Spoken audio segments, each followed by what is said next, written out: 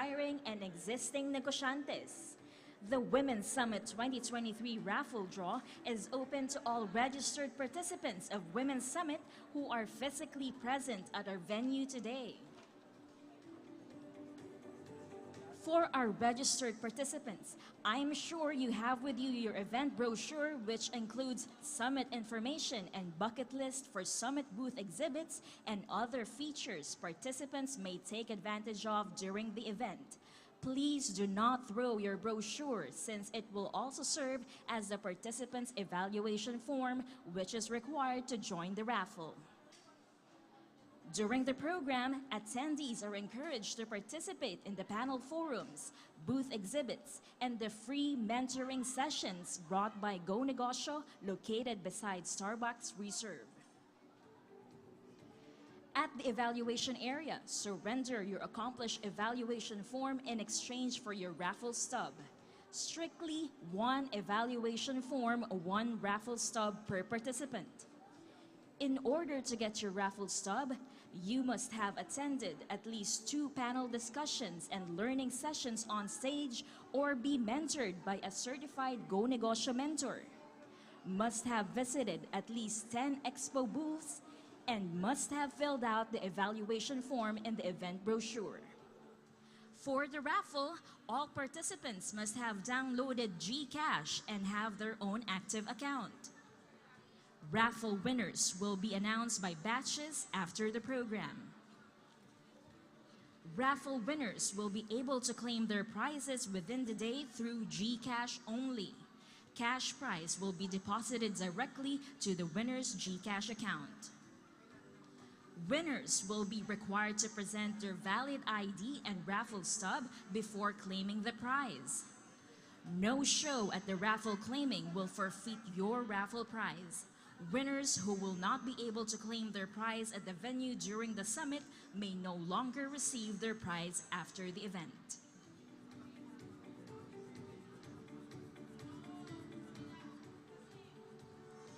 Para sa mga Go Negosyantes natin na nakatanggap na ng pandagdag puhunan mula sa ating mga paraffle, hindi na muna kayo maaaring manalo ulit sa loob ng 6 na buwan. Ito ay para mabigyan din ng pagkakataon ang ibang mga Go Negosyantes na patuloy na sumusubaybay sa mga programa ng Go Negosyo. Bukod sa pandagdag puhunan na ibibigay ng Go Negosyo, meron ding magandang balita ang Esquire Financing Incorporated. Makinig ng mabuti! Esquire Financing Incorporated, the country's #1 SME financing company, is offering an interest-free 50,000 peso loan for MSMEs like you who are growing their businesses. This offer is exclusive to attendees of Go Negosyo events. Head on over to Esquire's booth and apply now. Hindi lang yan, Glow Business is the Pinaypreneur's partner for digital solutions to ensure tuloy-tuloy na success for your negosyo. You can call the Glow Business Sales Hotline 121 to inquire about their products and services. At dahil full support ang Glow Business sa mga Pinaypreneurs, they will be giving out 1,000 GCash to 5 lucky winners. Just scan the QR code shown on screen or visit glb.co/IWM2023. Winners will be announced after the program.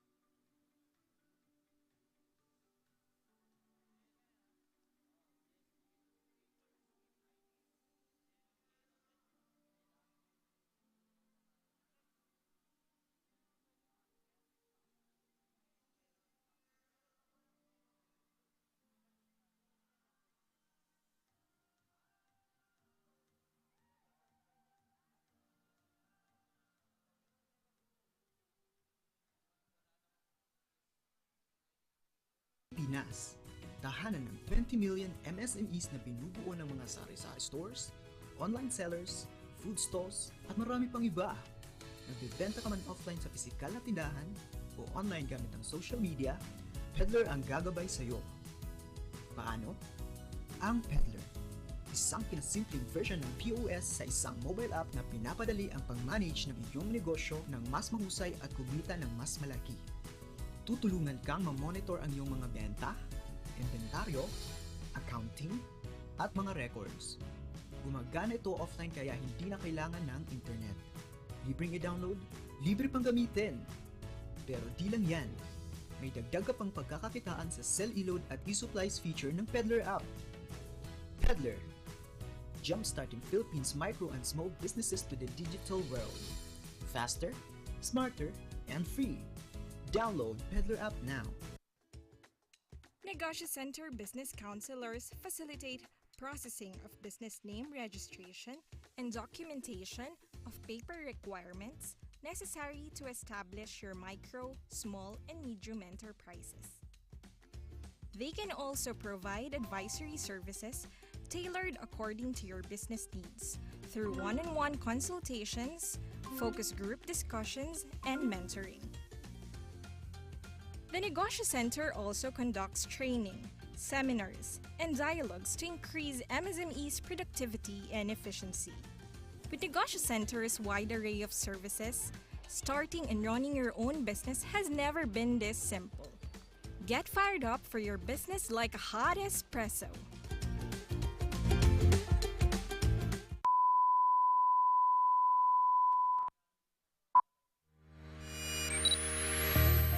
This is the Agricultural Training Institute.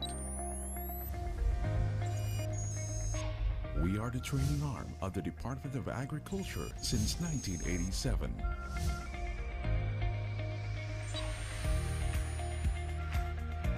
We are the premier institution managing the country's extension services. We uphold leadership in agricultural extension through our network of 16 training centers located at the heart of rural communities across the country. We equip extension workers, farmers, and other key players in agriculture with outcome-based knowledge and skills. Our services are anchored on 6 thematic platforms of our core functions.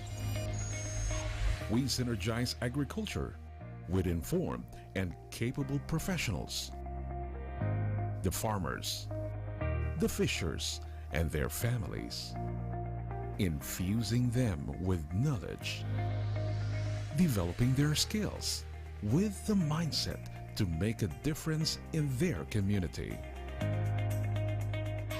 Our passion to serve finds fulfillment as we inform,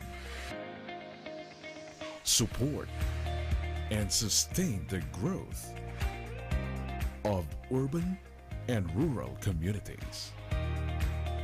We connect with partners in agriculture to uplift the human capital and hasten socio-economic progress.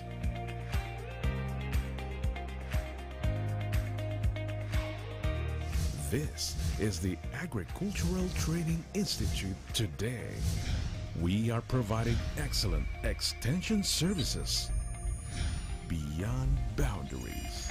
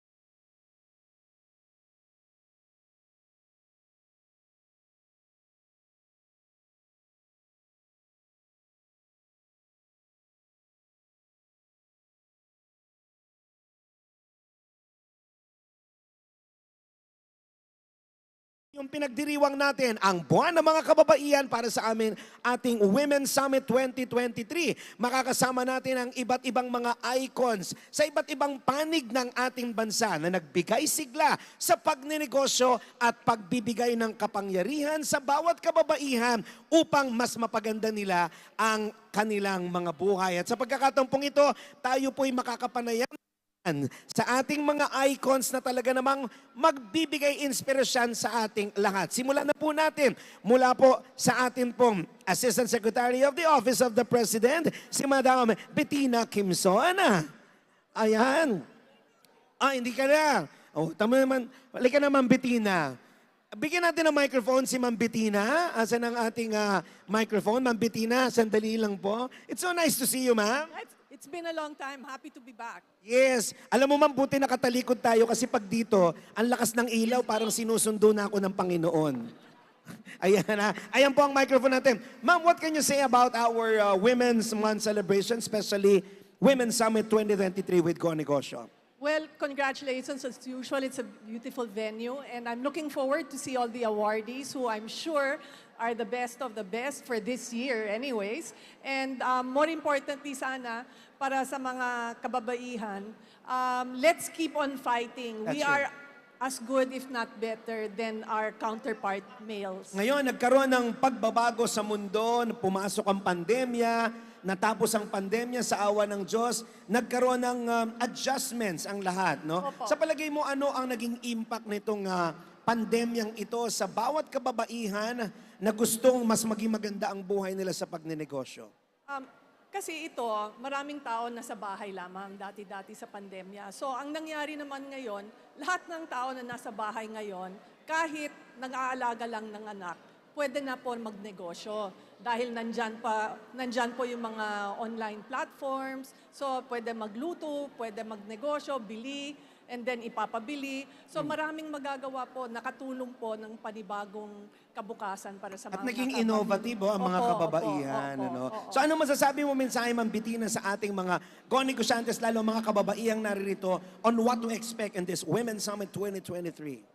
In this Women's Summit 2023, we're going to be seeing marami pong mga innovations na makukuha namin, matututuhan namin.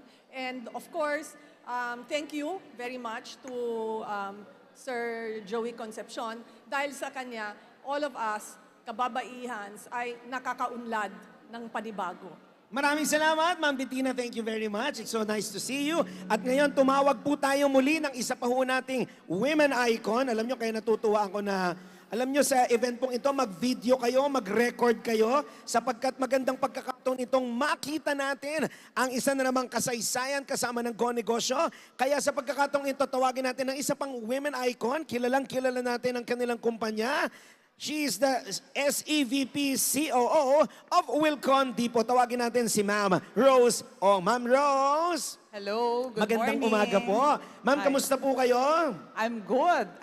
Rather, I'm great. You know, it's a great day Alam for mo, ma'am, women. sinong hindi makakakilala sa Wilcon Depot? Lahat doon ng mga bahay na pinagawa namin, doon ang galing ang mga materyales. Ang dami mo sigurong bahay na pinagawa. Ma'am, ano pong masasabi po ninyo sa araw na ito na tayo ay nagkasama-sama muli upang bigyang parangal kayong mga kababaihan at lahat ng mga nagsisikap sa pagninegosyo? Well, it's really a very, exciting day for, not only for women, but for everyone, kahit even sa mga kalalakihan. We all know the important role of women in moving the economy forward, di ba?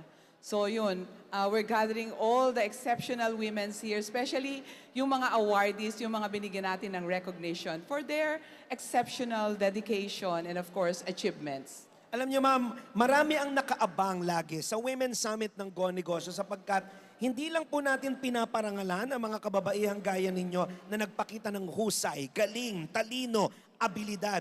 Kung hindi, maraming mga kabataang, mga kababaihan ngayon na pag nakikita kayo, gusto ko rin maging kagaya niya. Ano po ang maipapayo nyo sa mga young budding entrepreneurs na mga kababaihan, lalo na nahaharap sila sa mga pagsubok sa buhay? Okay. Siguro importante, always believe in yourself, and never stop learning. You just keep on learning. We have Go Negosyo, di ba? And of course, not only mentoring, but basically yung network mo. Yes, Diba? correct. Through Negosyo, you will widen your network. That's true. And wag kang matakot. Do not be afraid to take the risk. No? That's true. Because, you know, in all these challenges, especially during the pandemic, ang daming nag-shine, That's diba? true. Always try to, you know, adapt to any situation, whether Tama it's po. good, whether it's bad, no? So yun lang. Just believe in yourself. So, ibig sabihin po, walang tapon, di ba? Wala. Oo, lalo na sa ating mga So, kababaihan. naniniwala tayo na pag tayo nagtagumpay at nagtagumpay, ito ay ating triumph. Pero pag tayo ay di nagtagumpay, lessons naman ang nakuha natin. Learning lessons for all of us. Maraming takeaway sa Yes, buhay. correct. Dapat ipunin natin yon at yun ang magsisilbing gabay sa atin. Maraming salamat, Ma'am Rose Ong, and we'll see you more later. Salamat po, Thank you. and congratulations. At syempre, hindi ako pwedeng mawala na ma-interview ito, ang aking nawawalang ina. Asa na bang aking ama? Tawagin po natin si Ma'am Marisa Concepcion. Ma'am Marisa, ang pabuting may bahay. It's so nice to see you, ma'am. Yes, it's Thank been you for a having me. while. Ma'am, ano po ang nagpapa-excite sa inyo ngayon sa Women's Summit 2020? Kasi taon-taon magkakasama tayo. Yeah. Ano ba ang nakakaiba ngayon at sa palagay mong dapat abangan ng ating mga kaibigan? Well, sa mga nandito, of course, ang dami, no? Yes. So, it's very exciting to see everybody and really so with all the energy. You can feel the energy in the Yes, room. I that's can true, feel it. that's And true. everybody's just so happy to be together. I thank everybody for coming. Yes. And taking time for this women event. And I wish you all good success. Ma'am Marisa, For whatever nakakatuwa you ano, na nagbalik na tayo sa face-to-face events natin. Yeah, that's na so dati nice. online. Miss. Na-miss natin talaga kasi una ang hirap ng pagka-online. Yeah. Kaming mga komedyante, hindi namin alam kung natatawa kami o sarili na lang namin. But ma'am, this is in partnership with our good friends from the Embassy of the United States, Yes, right? yes. And we are having the ambassador later. Yes, yes. And majority of the icon women entrepreneurs will be with us today. Ma'am, what would be your advice to our young budding entrepreneurs na gustong, pag nakikita si Marisa Concepcion at saka ang iba pang mga kababaihan, gaya nila Maylene Abiba, ni Tita Mirna Yao, anong payo nyo sa ating mga kabataang kababaihan na maaring nawawala ng pag-asa, maraming pinagdadaanan sa buhay? Ma'am.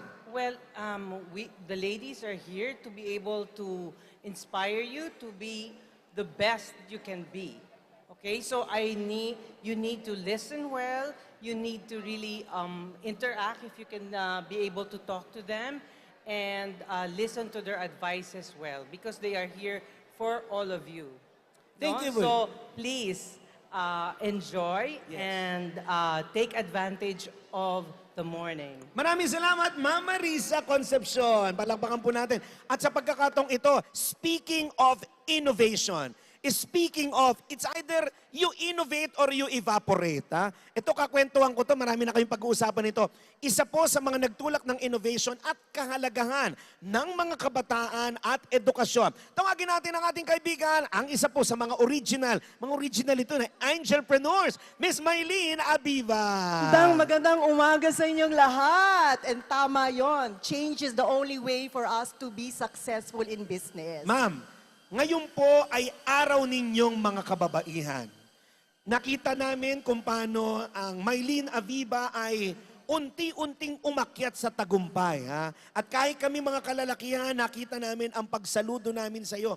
Ano ang sikreto ng tagumpay ng buhay para kay Maylene? Para sa akin, I would say na innovation is the key, as I said, for sustainability sa ating mga negosyo. And change is the only thing constant in business. Kaya ako po ay nag-umpisa po ng robotics program, so Yes. I am an advocate of women in STEM. And now for all our entrepreneurs, digitalization is the key as well for us to elevate and to scale, to especially for cross-border trade. Okay. Kamusta yung naging pagtanggap ng mga kababaihan in particular with this kind of program? Merong parang confidence, they lack confidence, a gap pa rin po sa ating mga kababaihan to really embrace technology.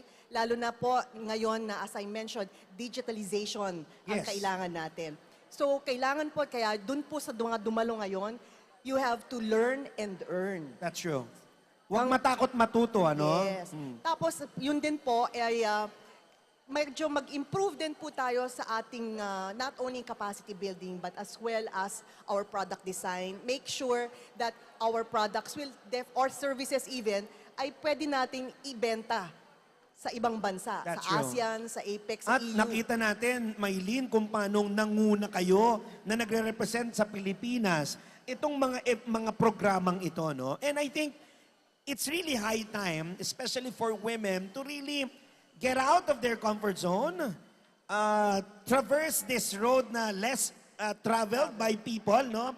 Ano ang pinaka-exciting mong gustong makita ngayong araw na ito? Ang pinaka-exciting ay, syempre, as a judge for the most inspiring Negosyo Filipino women is makita natin ang representation sa buong Pilipinas dahil ang mga winners natin, hindi po nagkataon po, ay represented po lahat. Luzon, Visayas at Mindanao. And there were 202 applicants and we will be showcasing po yung mga nanalo.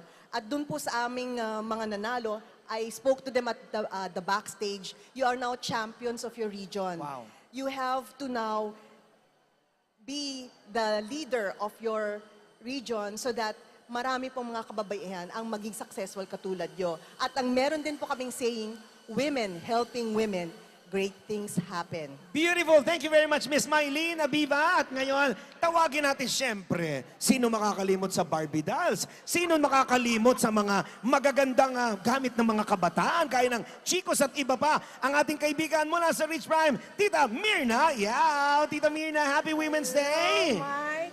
How are you?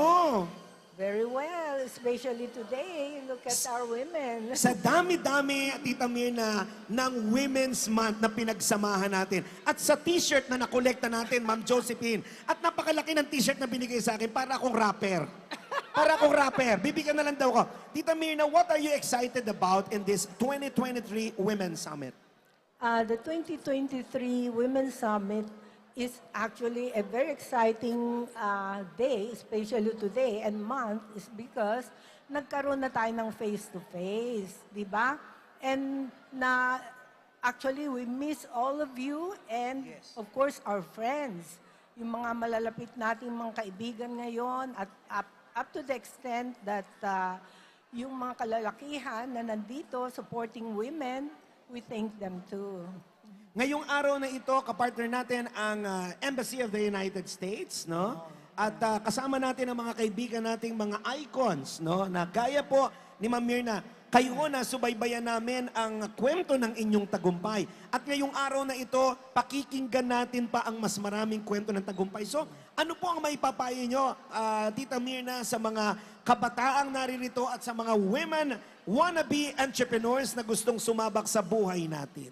Ang may papayo ko ngayong araw is that kailangan lahat tayo ay may pangarap, may vision. Kasi kung wala kayong pangarap, wala kayong mararating. Tapos, yung inyong pangarap, kailangan may direction, di ba? Hindi pwedeng nangarap ka, tapos iniwan mo na. Dapat mangarap ka, magkaroon ka ng direction. And the last, kailangan may action. Gumawa kayo, magtrabaho kayo, hindi pwede hanggang salita na lang. Tama. Diba? It's very, very important. Important is vision, direction, and action. Vision, direction, and action. Ma'am Mirna Yao, maraming salamat po and Happy Women's Day. It's so nice to see you. Kwentuhan tayo ulit dun sa coffee shop. At sa pagkakataong ito, walang George Winnicke pag wala itong babaeng ito. Si George Winnicke po, sa kasamaang palad ay matalik ko pong kaibigan. Ano po? Kaya tawagin na natin ang dahilan kaya may George Winnicke. Si Jenny Winnicke. Hey, friendship. Hello, friendship. Magandang umaga. Magandang umaga. Natutuwa naman ako na sa wakas, nagkita na rin tayo. Yes. Lahat ng pagpaplanong hindi natutuloy. Yes, Ni parang George tumangkad Winnicke. ka. Okay. At ni Secretary mo. Jenny, Yes. ngayong araw na ito, bibigyang pagpupugay, kababaihan, mga negosyante, mga gustong magnegosyo. Sa panahong ito na tayo ay pumapasok sa bagong hamon, sa mga araw-araw na pagbabago, ano sa palagay mo ang mahalagang parte ng isang kababaihan sa lipunan? Alam nyo, Michelangelo, no? Ang babae kasi, very nurturing yan eh. Very empathetic. So I would like to think na yun po ang edge. If you have a woman entrepreneur, if you have a woman leader, nafe-feel niya po ano ang pangangailangan ng mga tao, anong pangangailangan ng customer, at maibibigay niya yon. Okay?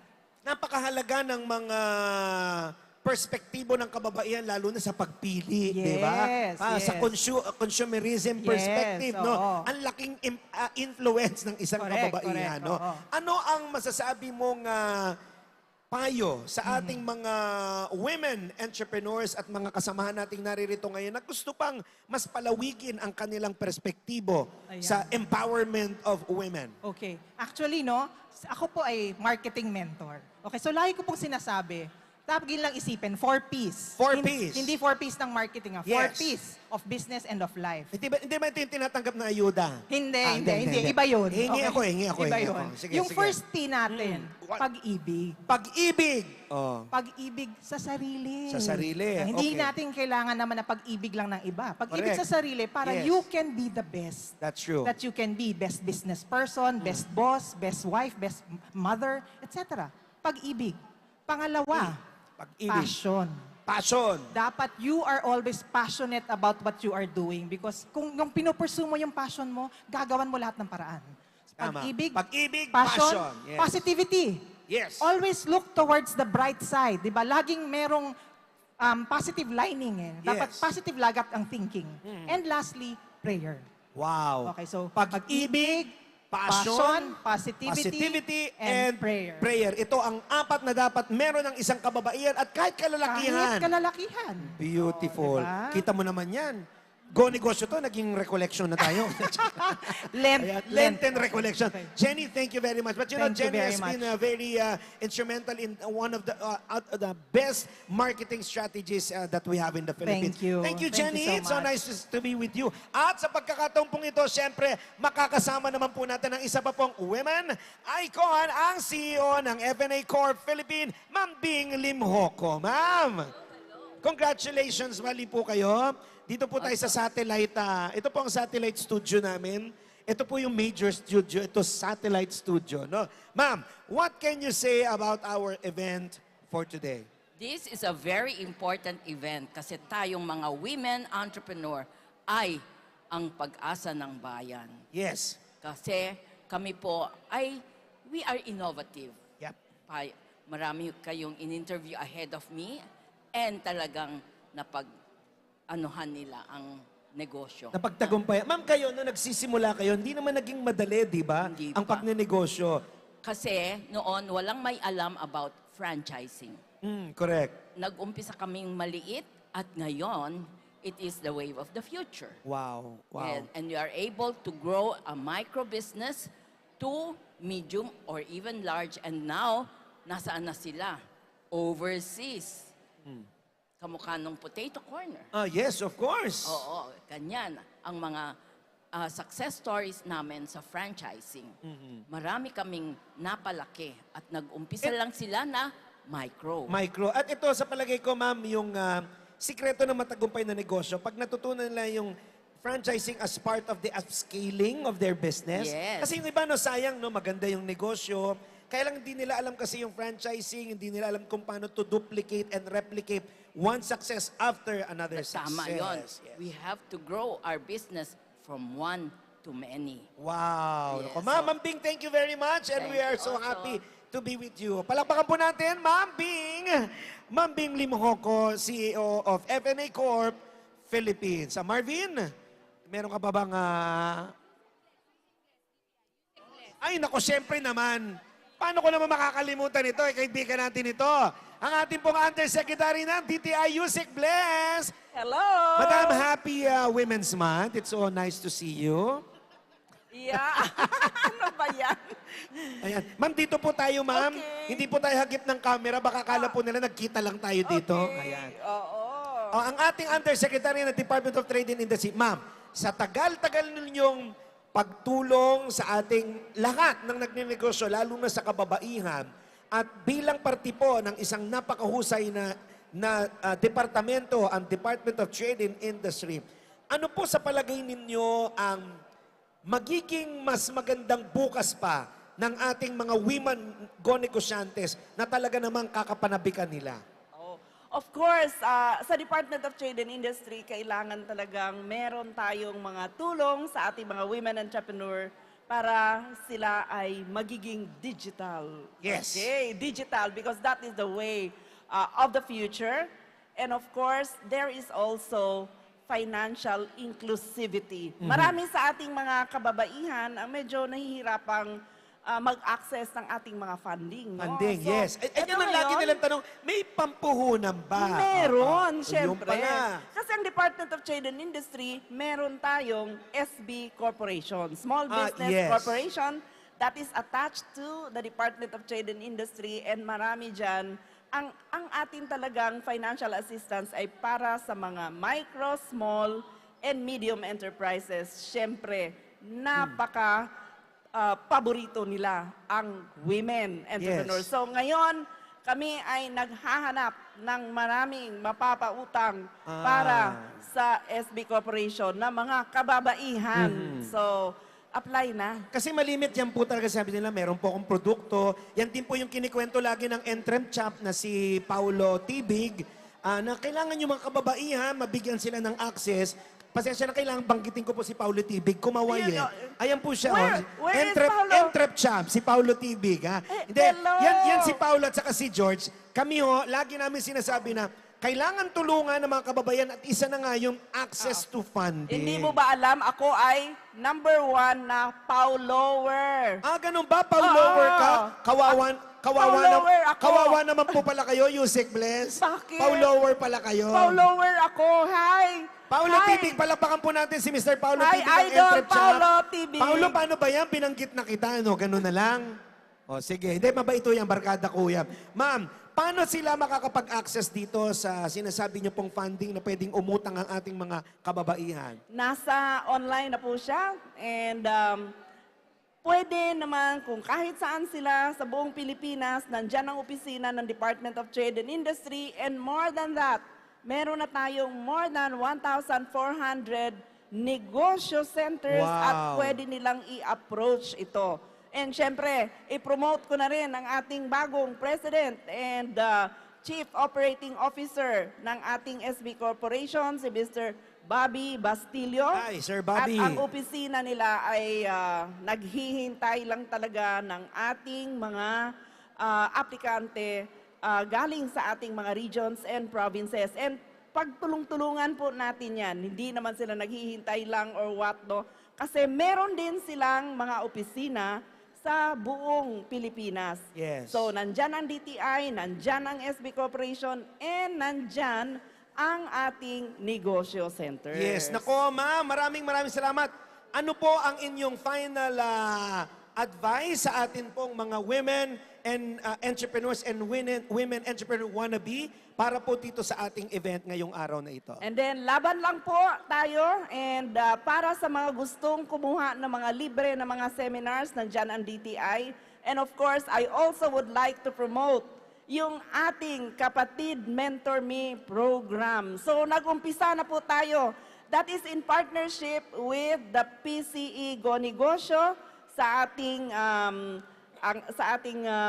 very active din and very supportive na si Mr. Joey Concepcion. Yes, at nakikita ko And na siya. nandyan na po ang aming Secretary of Trade and Industry, Secretary Fred Pascual. Secretary Palakpakan po Pascual, palakpakan natin. Ayan, nakikita. Maraming salamat, Yusek Bless. Thank you very much. Naku po, nakakatuwa po sapagkat ang ating po mga personalities ay nakikita na natin dito.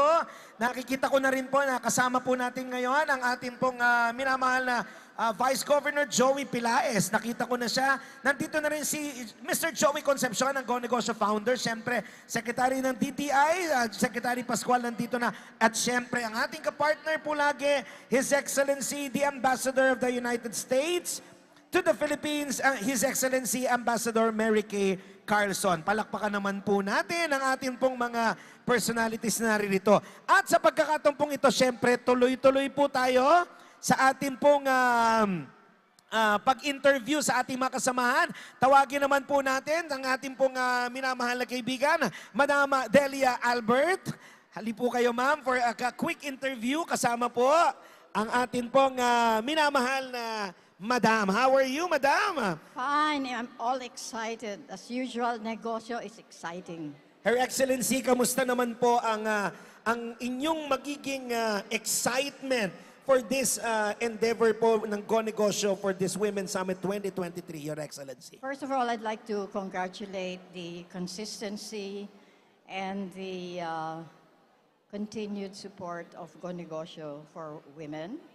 And it's not really just changing the idea of women empowerment, but this is a way to have people change the way they see women in business. They do very, very well.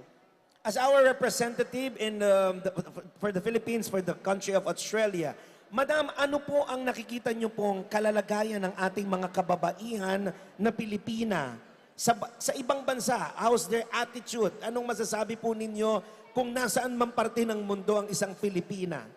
Filipino women overseas are doing very well. They work very, very hard. They have a very good reputation for being dedicated and loyal women, and I'm very proud of our women entrepreneurs as well. Next month, we will have the Global Summit of Women, where you have 1,000 women from around the world to gather together and connect. And we have a fantastic group of Filipino women to be attending the Global Summit of Women. And normally I chair the ministerial roundtable because they recognize that the Philippines is a good chair. Thank you, Madam Ambassador. Maraming salamat po, Her Excellency, Madam Ambassador Delia. Salamat po. Ayan po. Okay. Kita nyo naman hindi tayo nawawala ng mga i-interviewin natin dito. Kaya ako, masayang-masaya lagi si Michelangelo pag nakakasama po ako sa ating pong Women's Summit na talagang isang malaking karangang paglingkuran ang ating bayan sa pamamagitan ng Go Negosyo. At itong isang tatawagin ko, laging nakakasama namin to si Madam. No? Nag-pandemic na, magkasama pa rin tayo, Madam. Ha? Ayan. Tawagin natin ang ating kaibigan, isa sa mga kinikilalang women icon sa Go Negosyo at sa Pilipinas. Tawagin natin, Miss Marive Zamora. Madam, how are you? Tawagin na natin, mas maganda daw po, may kasama na kayo. Tawagin natin siyempre si Mama Karen Batumbakal and si Ma'am yes, Canela Sin. Ayan. Pasensya na, baka magkamali ako na. Madam, hali po kayo. Kita nyo naman po.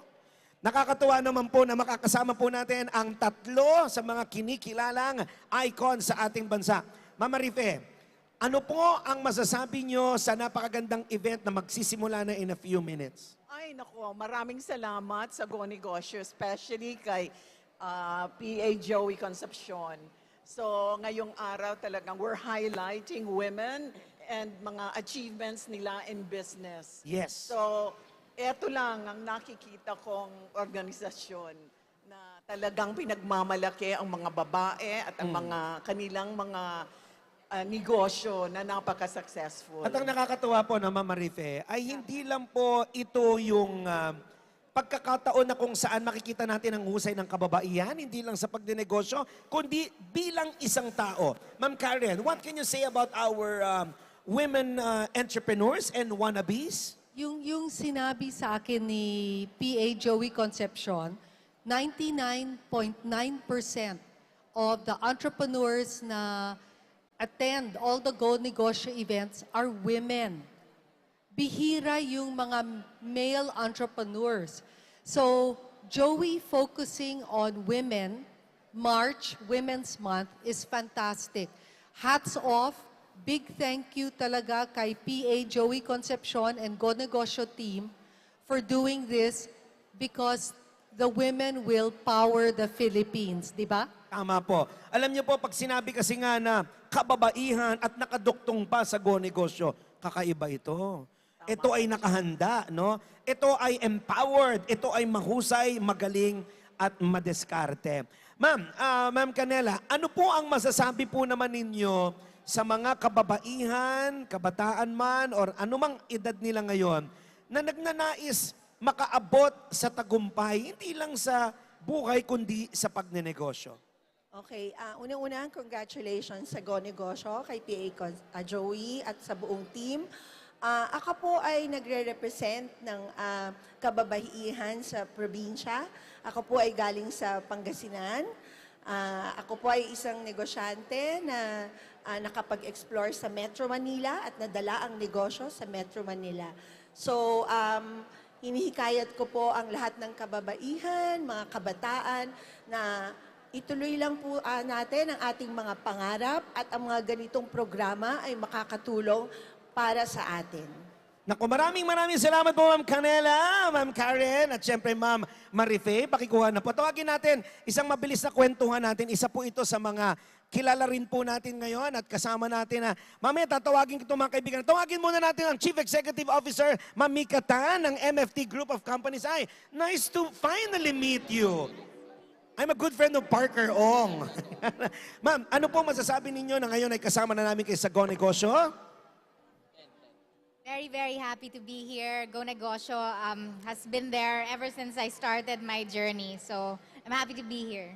Ma'am, ano po ang maipapayo po ninyo sa gaya po ninyo na kababaihan na nakaabot ng tagumpay? I'm sure hindi naman naging madali para sa inyo, no? Hindi naman, no? Kinikwento kayo sa akin ni Parker yung how your company started and noon ko pa kayo gustong interviewin sa TV show ko, but now, akin na lang ito, ha? Yes, sure, Mike. Ano po ang ginagawa ng inyong kumpanya? If I'm not mistaken, you are into financing, you are into financial management, Healthcare, food. Okay, so what do you do for women entrepreneurs?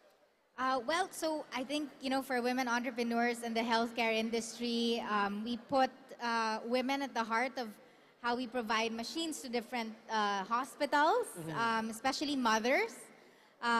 For our financing company, we also give them opportunity. We provide salary loans to thousands of employees, so emergency salary loans. And unang-una, ang nanay ang may alam dyan. Kapag may emergency, nanay o ang babae ang unang-unang magko-compute. Tama, diba, correct, tama. And then also food. So we're involved with Salad Stop in different parts of the world. La Lola, if you remember the churros brand. Yes, the churros. Like Sa inyo ba yun? Oh, wow, galing ha. O yan, abangan nyo po ha, itong MFT Group of Companies, kasama natin ngayon, ang Chief Executive Officer, Ms. Mika Tan. We'll have you more. Thank you you, very Mike. much. Thank you. Okay po, nako, maraming. Naku, acknowledge lang natin, nandito sila Ma'am Tessie. At syempre, lila kayo. Halika, mabilis na kwentuhan ito, mga kababaihan natin na ano eh. Oh, Ma'am Tessie at si Ma'am Elsa. Tita Elsie, kamusta na? Eto na. Lagi ako, si Tita Elsie po, lang sa Saudi Arabia. di mo na ako binalikan. Kasi nga na-busy ako. Si Tita Elsie po, sila lang naman po may-ari ng Citadines, Millennial sa Ortigas at saka Melaware. O, di ba? At syempre si Tita Tessie, ayan ha. O, maghangin na po tayo, Tita Tessie. And Ma'am Elsie sa ating mga kaibigan. I miss you too. Ayan. I'm glad to be back kasi dealing with my fellow women entrepreneur awardees, na-award na rin ako several years back. Of course. This is really another milestone for them and I'd want to support that really women entrepreneurs are to be elated and to be admired. Salamat po. Tita, what can you say? Good morning, everyone. Nandito po kami, suportahan ang Go Negosyo as mentor and nandito po ako para suportahan ang mga kababaihan, para empowerment as well, kung ano pwede nating itulong sa mga upcoming micro. Yun ang importante para sumunod sila sa yapak ng success, ng mga success story. Ayan, maraming salamat, Tita Elsie at Tita Tessie. Uy, kita tayo mamaya. Marami tayong pag-uusapan. Pandemya pa tayong hindi nakita-kita. Ayan, maraming salamat po sa inyo. Sa ilang sandali lamang po ay sisimulan na po natin ang ating Women's Summit 2023 presented by the Embassy of the United States at syempre ng Go Negosyo. At abang-abang lang kayo, marami kayong makikita, marami kayong maririnig, marami kayong matututunan upang ang bawat kababaihan ay makita ang tagumpay hindi lang sa buhay, kundi sa pagnenegosyo. Muli po ako po si Michelangelo. Maraming salamat. Standby lang.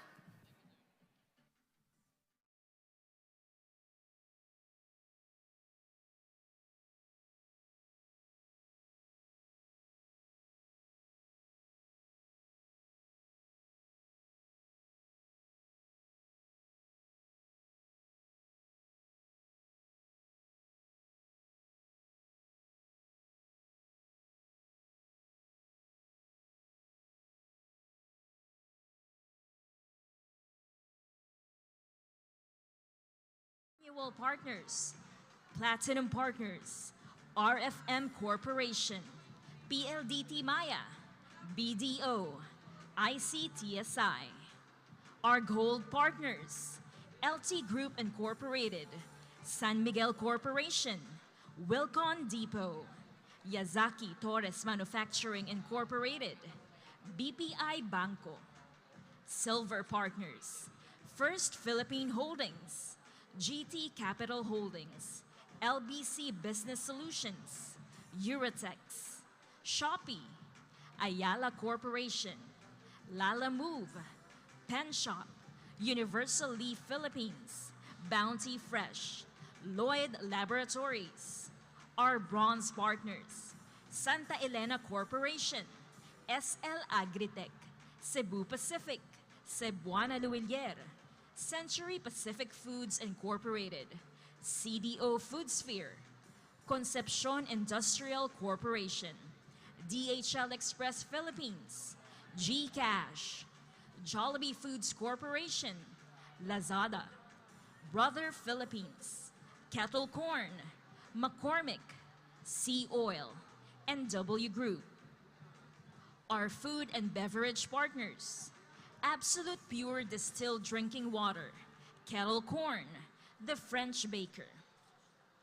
Our expo partners, Department of Trade and Industry, Department of Agriculture, Agricultural Training Institute, Philippine Franchise Association, PLDT Enterprise, BPI Banco, BDO Unibank, Wilcon Depot, Shopee, Cebuana Luwilier, Kettle Corn, McCormick, Esquire Financing, Kasaganaka Cooperative, Card MRI, Angkas, Peddler, Kaayo Modern Mindanao, Angkan, Jim Weaver, Cuento, Enoch Leatherware, Likhang Maragondon Native Products Trading, Tritos by Joey, Abundance Agritourism and Training Center Incorporated, Katari, Not a Daydream. Institution partners, Department of Trade and Industry, Department of Agriculture, Agricultural Training Institute, Philippine Franchise Association, Women Business Council, Philippine Women's Economic Network, Philippine Retailers Association, Philippine Marketing Association, International Council for Small Business, Association of Filipino Franchisers Incorporated, Philippine Association of Legitimate Service Contractors, Management Association of the Philippines, Digital Commerce Association of the Philippines, PropTech Consortium of the Philippines, Cinema Exhibitors Association of the Philippines, our school partners, National College of Science and Technology, Rizal Technological Institute, logistics partner, Lala Move, hotel accommodations partner, Hotel 101, our messaging partner, Rakuten Viber, our connectivity partner, Globe Business, and our venue partner, Ayala Malls, Manila Bay.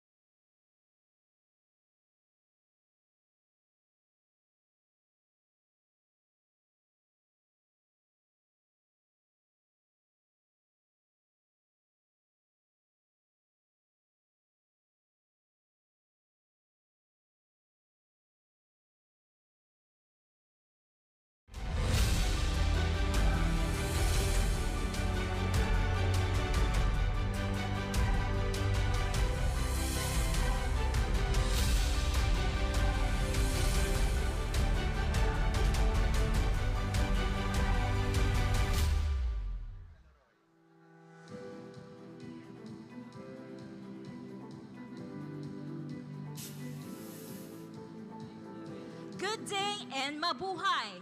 Welcome to Women Entrepreneurship Summit 2023. And to kick off our program, let's give a big hand to Sam O. Hello! Mabuhay at magandang umaga po sa inyong lahat. How are you all feeling today? Okay, we can use a little bit more energy than that, but we're getting started, so it's okay. Good morning, everybody. My name is Sam O, and it is my honor to welcome all of you to the biggest and most inclusive Women Entrepreneurship Summit organized by Go Negosyo and in partnership with the U.S. Embassy in the Philippines. Let's give them a big round of applause for making this exciting day possible. I'm so delighted to see all of you. How do you all look so fresh while running your own businesses? For all the women, our ladies in the audience today, let's give ourselves a big round of applause as well, because as you know, it is Women's Month, right? Happy Women's Month to all of you. We also have some lovely gentlemen who are joining us today, and you're all welcome. This is, again, an inclusive event, right? We're very happy that you're here. Anyway, I hope you're all as excited as I am, because we're gonna have a very eventful day filled with inspiration, learning, and insights from our distinguished guests and from the panel discussions that we have prepared for you. And of course, on top of that, we will also be awarding exceptional women entrepreneurs who have made significant achievements, positive impact to the society, and contributions to the economy through the business that they have created. Oh my goodness, they're gonna be so inspiring, and for us to learn their stories and all that. So hang in there for that. At bukod dyan, Go Negosyo together with the U.S. Embassy in the Philippines is giving away pandagdag puhunan sa inyong mga negosyo. Do you all have your evaluation forms? This is in the brochure that you received on your way in. So throughout the day, we encourage you to check out the booths that are outside. Please participate in the panel discussions that will be happening here on stage. And please take advantage of this opportunity to get mentored by certified Go Negosyo mentors who will be situated right there by Starbucks Reserve, okay? So if you do all of that, you can present your evaluation form later, which will entitle you to a raffle stub. We will remind you of all of this throughout the day, and make sure that you have the GCash app as well, because it will be deposited straight into your personal account. Okay, I know everyone is so excited to get the show started, kaya wag na nating patagalin pa to officially open the program. Let us welcome the President and Chief Executive Officer of Ayala Land Incorporated. Ladies and gentlemen, please help me welcome Mr. Bernard Vincent Bobby D. Thank you. Good morning, everyone. It is my pleasure to introduce our distinguished guests for today's event. First, we have Trade and Industry Secretary, Mr. Alfredo Pascual. U.S. Ambassador to the Philippines, Her Excellency Mary Kay Carlson. Founder and Go Negosyo and PSAC Lead for Jobs, Mr. Joey Concepcion. On behalf of Ayala Malls Manila Bay, we extend our warmest welcome to the 2023 Go Negosyo Women's Summit. We are honored to host this event that recognizes and supports exceptional and inspiring Filipino women entrepreneurs. As we celebrate International Women's Day this month of March, we recognize the importance of equality and inclusion. Advancing gender equality and other aspects of diversity are top priorities for us at Ayala Land. We hope that this summit will facilitate meaningful discussions that inspire the growth of MSMEs and Filipina entrepreneurs. We are delighted to join government representatives, personalities, and other key ecosystem stakeholders to better understand the opportunities and challenges that women entrepreneurs encounter today. Once again, welcome to the 2023 Go Negosyo Women's Summit. We wish you all a productive and fruitful day ahead. Thank you. Thank you so much, Sir Bobby, once again of Ayala Land. It is so comforting for us women to know that we have a partner, a solid partner in such a great company as Ayala Land. Thank you so much for that. We appreciate your support. And next, we have a message of support from the government. So let's give a round of applause to the Department of Trade and Industry Secretary Alfred Pascual, everyone. All right, he's making his way on stage. It's so empowering to know that, yes, we have partners in these different sectors. Hello, sir. Welcome. Let's give him a round of applause, everyone. Let me greet U.S. Ambassador to the Philippines, Mary Kay Carlson, Negosyo founder, Joey Concepcion. I don't think we have the mayor here yet. Esteemed guests, especially women entrepreneurs and champions who are with us today. A pleasant morning to all. This Negosyo Women's Summit is an opportunity for us to reflect on how far we have come to advance the needs and interests of Filipino women entrepreneurs. At present, women lead more than 300,000 businesses in the Philippines. They represent optimism about our country's recovery and growth. Initiatives like Negosyo are instrumental in explaining why and how we must keep supporting women engaged in business. Women play a crucial role in Philippine business. Their contributions are essential in driving economic progress and creating a more equitable society. According to research, female entrepreneurs create jobs faster than male counterparts. That requires a big hand.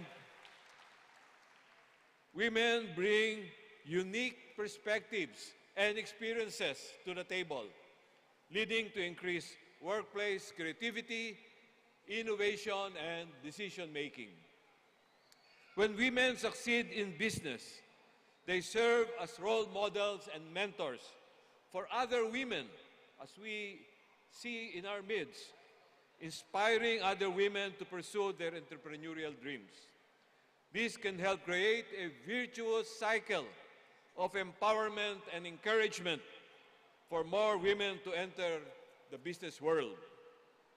Let me take a moment to acknowledge the strength and resilience of women entrepreneurs and business owners in the face of challenges. You, women entrepreneurs and business owners, are vital in driving our economic growth and creating opportunities for Filipino people.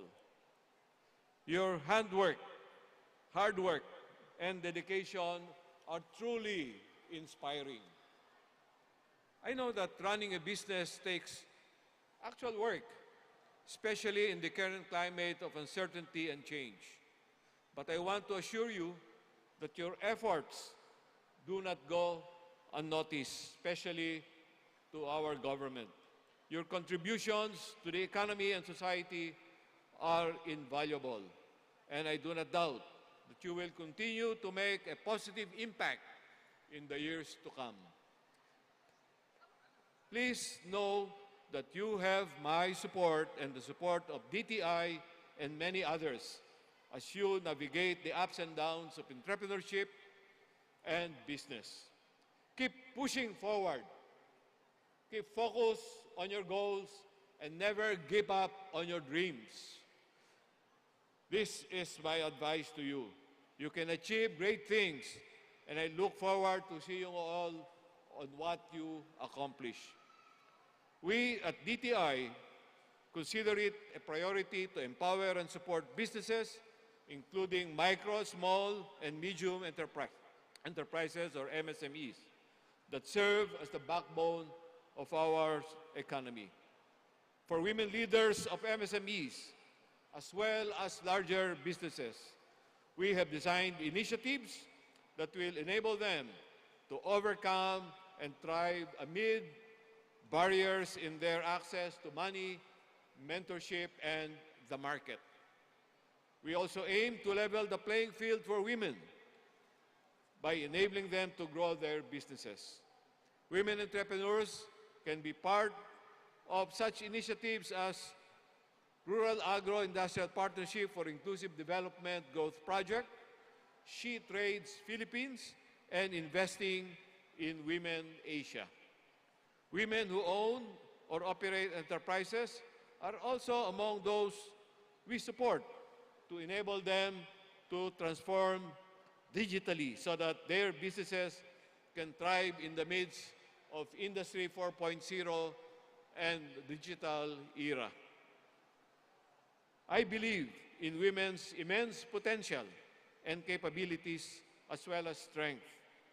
Negosyo's more than 200 women entrepreneur awardees and those we will recognize today are testament to what women can accomplish. Rest assured that we at DTI shall continue to support you as you contribute to nation building. Thank you. Mabuhay ang kababaihang negosyante. Thank you so much, Sir Fred. Wow, the words of encouragement we appreciate so much, and to know that DTI has our backs, women, gives us so much strength, right? So once again, thank you so much to Sir Fred. And now, please allow me to introduce to you the floor to the chair of the Go Negosyo Inspiring Filipina Awards Steering Committee, Senior Executive Vice President and Chief Operating Officer of Wilcon Depot and President of Philippine Retailers Association. She's here to give us a few words about this year's Inspiring Filipina Entrepreneur Awards. Please help me welcome Ms. Rosemary Bosch Ong.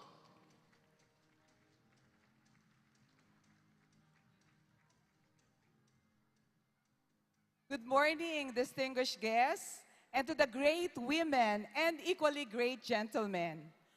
I'm honored to be standing before you today to celebrate the inspiring Filipina entrepreneurs who are driving the economy forward. First and foremost, I would like to acknowledge the VIPs who will be presenting the awards later. Mr. Joey Concepcion, the man responsible for this event, Go Negosyo founder and private sector advisory lead for jobs. Madam Luis Araneta Marcos, First Lady of the Philippines, Secretary Alfredo Pascual from the Department of Trade and Industry, and Her Excellency Ambassador Mary Kay Carlson, the U.S. Ambassador to the Philippines. I would also like to extend my appreciation to my esteemed co-judges, Ms. Jopin Romero, Yusek Bless Lantoya, Ms. Maylene Aviva, Engineer Merly Cruz, Director Remeline Recoter, and Ms. Sandy Montano. Your invaluable expertise and dedication to excellence has been instrumental in making the awarding possible. Since 2005, Go Negosyo has recognized over 200 exceptional Filipina entrepreneurs for their impactful role in the economy through the annual holding of the Inspiring Filipina Entrepreneurs Award. This year, we received over 200 applications, a record year indeed. The deliberation was not easy, as all the nominees were exceptional in their own right, and it was intense and passionate. I'm sure you will all agree. We are proud to have selected the most deserving awardees who will inspire and empower Filipinas to take the route toward entrepreneurship. So to all the awardees, my heartfelt congratulations. As a woman leader in Philippine retail and women's biz as well, I would like to share with you my advice for all aspiring and existing entrepreneurs. Let me share with you this advice. Continue to believe in yourself and build your strong network, build your network, and then at the same time, a strong business ethic. Seek out mentors through Go Negosyo and never stop learning. And of course, always take the risk. Do not be afraid of taking the risk and be adaptable to any situations. These key principles will definitely help all of you achieve success in any business venture. Once again, congratulations to all the awardees, and I wish you all continued success in your future endeavors. Good morning to everyone and have a good day. Thank you so much, Ms. Rosemary. We're so glad we didn't have the task of narrowing down something like 200 applicants, and we are so excited to see the turnout of this year's awards. And with that, ladies and gentlemen, we have now come to the highlight of today's morning program. This would be the awarding ceremony of Go Negosyo's Inspiring Filipina Entrepreneurs 2023. To formally start the awarding, may we request our esteemed award presenters to please take their seats on stage. And also to do the awarding presentation, I would like to turn over the floor to Go Negosyo's Senior Advisor and one of this year's judges, Ms. Josephine Romero. Please help me welcome her with a big round of applause, everyone. Much, Sam. Thank you very much. Good morning, everybody. Magandang umaga po. So, good morning to everyone, lalong-lalo na sa mga kapwa kong mga kababaihan. This awarding ceremony aims to recognize exceptional, empowered, and visionary women entrepreneurs that have made achievements and contributions to the economy through the businesses that they have created. This event will not be possible without the help of our program partner, the United States Embassy in the Philippines. We have our presenters here and ready to welcome you and give their messages. To give a special message from our program partner, let us all give a warm welcome to our U.S. Ambassador to the Philippines, Her Excellency, Ms. Mary Kay Carlson.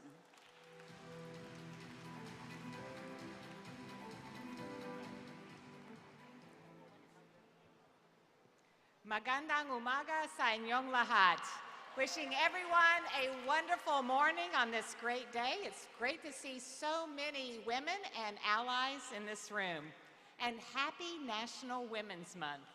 I am thrilled to be here with you to celebrate the many contributions that women entrepreneurs and business leaders are making to the Philippine economy. Thank you to the Go Negosyo team, led by founder Joey Concepcion, for the opportunity to join you today. It is also great to be here with Secretary Alfredo Pascual of the Department of Trade and Industry, and also with the Parañaque Mayor, Eric Olivares. But especially, I want to acknowledge how thrilled I am to share the stage today with the First Lady, Luis Araneta Marcos. Thank you for supporting this and so many other women-led initiatives in partnership with local governments and also with the U.S. Embassy. But perhaps best of all is to be here with all of you, all of the women entrepreneurs, the women who really make it happen, and the communities from which they come. Last August, soon after I arrived in the Philippines as ambassador, I joined President Marcos and the Go Negosyo team to celebrate the central role entrepreneurs play in the Philippines at the Micro, Small, and Medium Enterprises Summit right here in Manila. We were joined by over 500 small business owners and their mentors. One thing really stood out to me from that experience. To be an entrepreneur is to be an optimist. Your vision for the future and your willingness to invest in that vision are inspirational, and your optimism is contagious. The United States is honored to partner with the Philippines to support women in micro, small, and medium businesses so that your enterprises can continue to grow and propel the country's economic prosperity. One way that the U.S. Embassy supports Filipino businesswomen is through the Academy for Women Entrepreneurs, or AWE, which we launched in December 2020. Over the past 2 years, more than 300 Filipinas have graduated from AWE or AW, joining a group of alumni that includes 25,000 women from 100 countries who have received training and networking support to launch and scale their businesses. The Filipino alumni of this program are already operating and expanding their businesses with direct positive results for their incomes, their families, and their futures. Sineth Arias of Puerto Princesa is one of the first graduates of all Philippines. Seneth opened her travel agency in Palawan just 6 months before the COVID pandemic wreaked havoc on the travel and tourism industry. Seneth joined AW and used that program to adapt her business plan to continue to operate and even expand her operations. Recently at the AW Regional Summit in Kuala Lumpur, Seneth received the Outstanding Achievement Award for her exemplary business practices and significant contributions to empowering women. Now, a seasoned business owner, Seneth mentors other women as they start their own businesses. Programs like AW are a part of a broader U.S. commitment to the future of women here in the Philippines and around the world.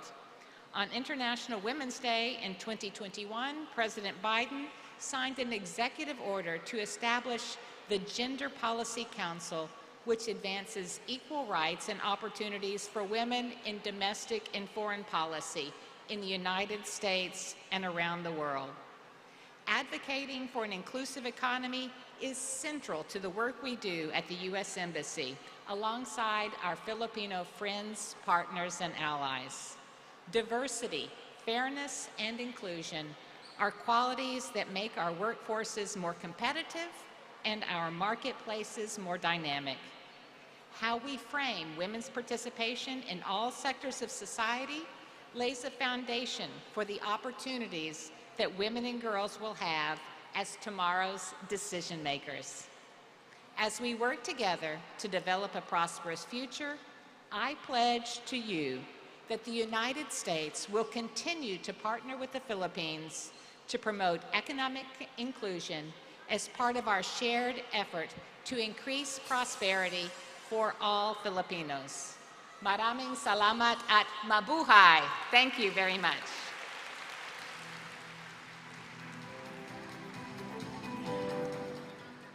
Thank you very much, Ambassador Carlson, and to the United States Embassy for your unending support to all the Go Negosyo programs and small business development. And now, ladies and gentlemen, allow me to give the floor to the man of the hour and the man behind all these initiatives, founder of Go Negosyo and Private Sector Advisory Council Lead for Job Generation, Mr. Joey Concepcion.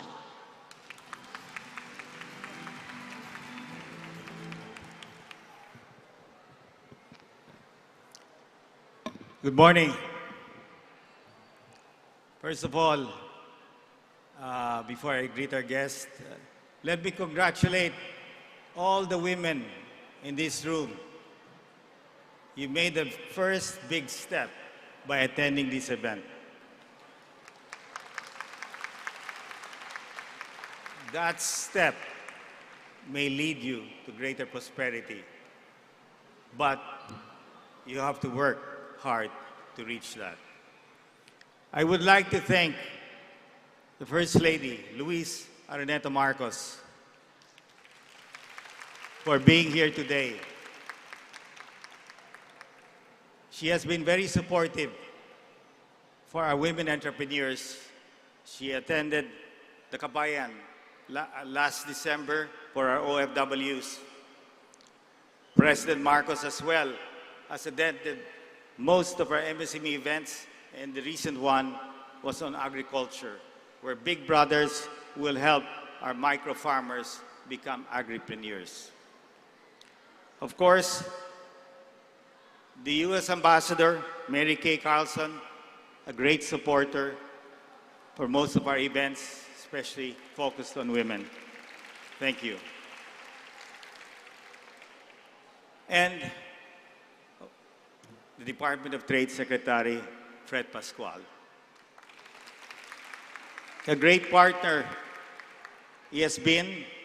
The entire agency of DTI has fully supported the efforts of what we have doing for the last 17 years. It's been a long journey, 17 years. And of course, I was 17 years younger. I'm turning 65. But then again, the passion to serve and help all of you women here is there because, as you see, our mentors, all in front, they are the ones who make that tremendous sacrifice to come to the different shopping centers and mentor many of you. These are our icon mentors. Today, as we celebrate Women's Month, it reminds me of my grandmother, who started a school, a bank, etc. And from that, produced the next generation of entrepreneurs. So you can see the power of mentorship, sometimes knowingly, sometimes subliminally. And we will do as much as we can to help all of you. Most micro entrepreneurs are women. I'd say almost 90+%. In all the events that we have attended, the 3M on Wheels, the recent one in Baguio, and there'll be so many more every other week, I see when I attend that, it brings me back to the days when we were struggling to become successful entrepreneurs. And I see that in many of our women entrepreneurs. And we get emotional because somehow that is the asset of a woman because of the family. I guess men like us, you know, are sort of a bit detached as compared to women, mothers who raise the family and want to ensure that the family does well economically. The sacrifices of many of our OFW women overseas is tremendous. They bring back the dollars that we need to continue for this country to grow. So I commend all of you, women here, who are working hard to keep your family happy. And again, our partners in government. Under this administration of President Marcos, we have and we will have one of the best years in this presidency where real partnership is happening between the public and the private sector. And that, to me, is essential. Government cannot save you alone. The private sector cannot do it alone. But maybe together, we, the public sector and the private sector, will be able to help our struggling micro-entrepreneurs move up the chain. We all suffered in the pandemic. Tremendous numbers of people passed away. But the pandemic did something to many of us that maybe you don't know. How many people here today have a debit card, which we call an e-wallet, GCash or PayMaya? Last week, we were in Baguio. And my wife, who loves to shop, goes to the palengke. And nobody receives cash. Everything is transferred to GCash or PayMaya. What is that? To me, that is the biggest game changer. George here and of Angkas knows that. The moment more Filipinos are able to transact through the e-wallet, in America, where every American had a credit card. And that's why you have the digital platforms booming. What was lacking here is we had the platforms, but people were paying in cash. Because of the pandemic, the government said contactless. It forced everybody to get an e-wallet. And that is going to be the beginning for our MSMEs. You will also see influencers. We have brought a lot of influencers, and in all our events, we will be bringing more influencers. Because I know all of you can bring your products online. The digital platforms are there. The cashless payments are already there with so many Filipinos with GCash. What is lacking is marketing. So the talent of these influencers, from children to teenagers to adults to seniors becoming influencers, we will teach you on how to become an influencer so that then you just don't put your product on the platform, you start to market your own products. That was not present in the past. That is going to be present today. Yes, we have superstars, we get endorsements from the stars, but as you see, the trend is changing. The public wants to see real people like you who are endorsers. So I believe that this is the greatest moment for our MSMEs. Yes, big business is there. And my call to big business, it's lonely at the top. 99% of the Filipino entrepreneurs are poor. We must include them in our value chain.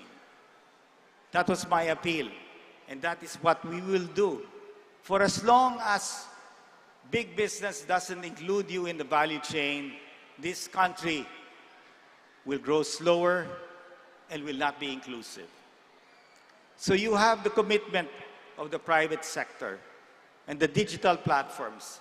We must make the Philippines an inclusive country whereby every Filipino out there will have the chance to succeed as an entrepreneur and improve the lives of their families.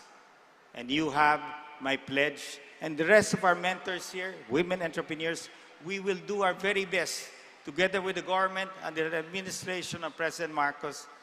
This will happen. Today, we will award 15 entrepreneurs. Great stories. And I'm glad that the First Lady mentioned to me that the President will be giving a generous puhunan to many of those who will be chosen as entrepreneurs. So I'd like to thank the First Lady and the President for that. Again, we will help you. But in the end, it is your passion and your perseverance that will take you to the finish line. Thank you.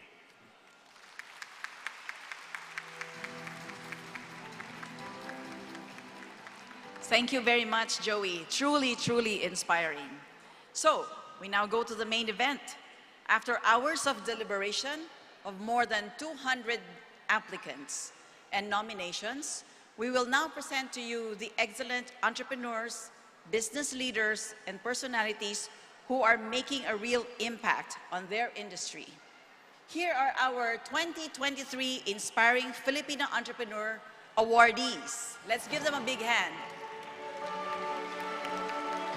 For inclusive business, for her efforts in reviving and preserving the Bukidnon Tagolwanen tribe's cultural identity through weaving intricately handcrafted mats that enabled lumad families to achieve economic independence, the founder of Tagolwanen Women Weavers Association Enterprise, Miss Lorilinda Bella Marte.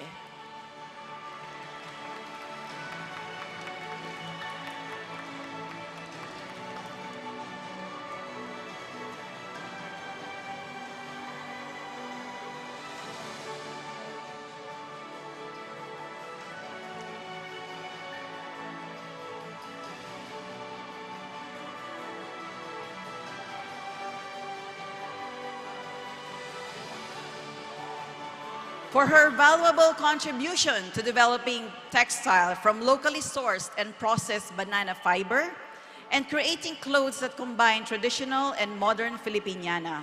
We welcome the founder of House of Musa, Ms. Gleisel Joy Su, for Woman Innovator Recognition.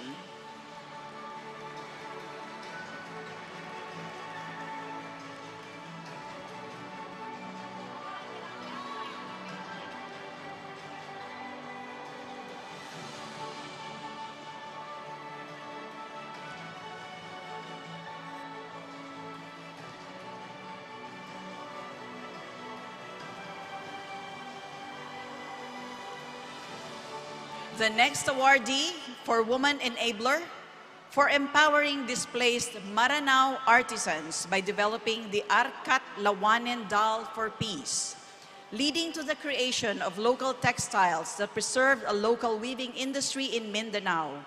Here is the founding chairperson of Arkat Lawanen, Ms. Ameline Madale Limbona Al-Haj.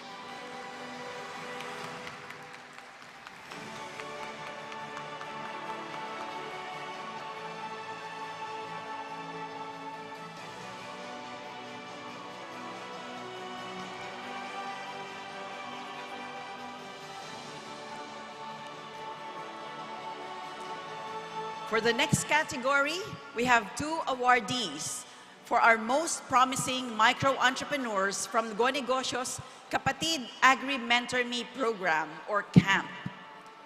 First, for her valuable contribution to the out-of-school youth by providing free access to their learning site for agriculture and innovating the production of herbs into processed tea and spices, here is the president of Abundance Agritourism and Training Center, Ms. Evelyn de Guzman Breguera.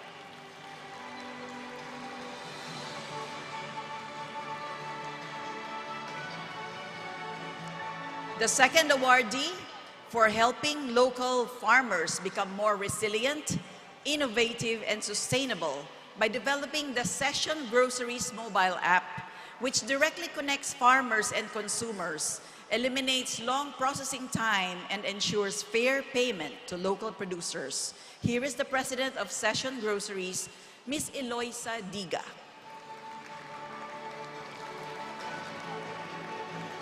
The next category is our most promising micro-entrepreneurs from Negosyo's Kapatid Mentor Me program, or KMME, together with the Department of Trade and Industry. The first awardee is for her commitment to producing quality, affordable meals by starting a food cart franchising business that is accessible to aspiring entrepreneurs. The Chief Executive Officer of Carpio and Kempis Food Hub, Ms. Liza Dane Kempis.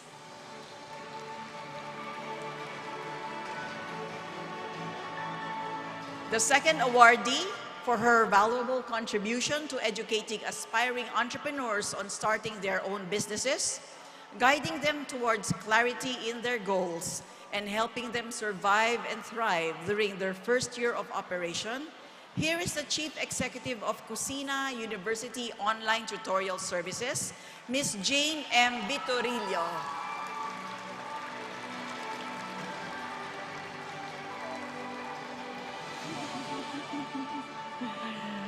Our next category is Inspiring Filipina Entrepreneur.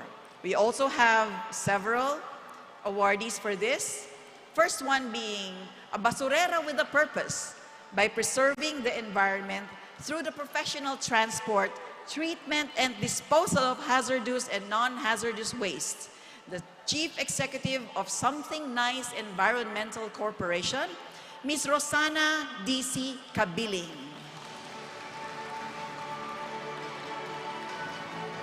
The next one, for her dedication to building a Filipino fashion brand that generates local employment by offering a variety of locally made apparel, here is the Chief Creative Officer of Bio Manila Inc., Ms. Ana Marie R. Lagon.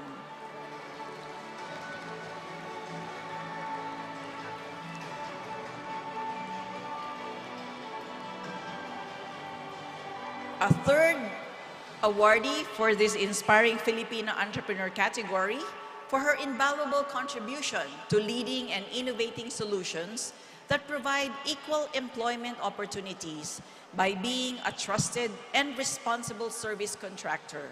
Here is the President of SPD Jobs, Inc., Ms. Sara De La Roya Mateo.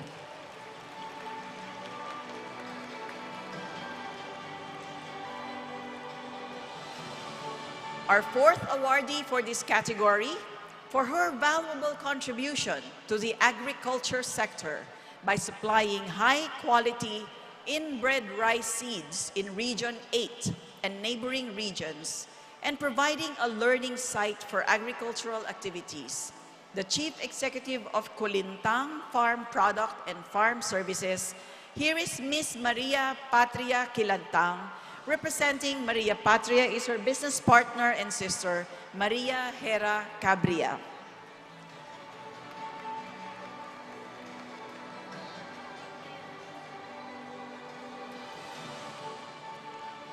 Now, for the Young Entrepreneur Excellence Award, we have several awardees. The first one, for her valuable contribution in producing a business plan that serves quality sandwiches and repurposes used jeepneys into food trucks, thereby offering an affordable franchise business for jeepney owners impacted by the Jeepney Modernization Plan.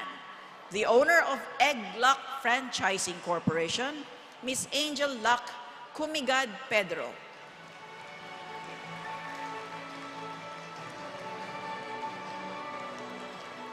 For her valuable contribution to innovating better, affordable, and scalable homes using modular designs and sustainable materials of engineered bamboo, here is the Chief Operating Officer of Kubo Modular, Ms. Zara Saranjani.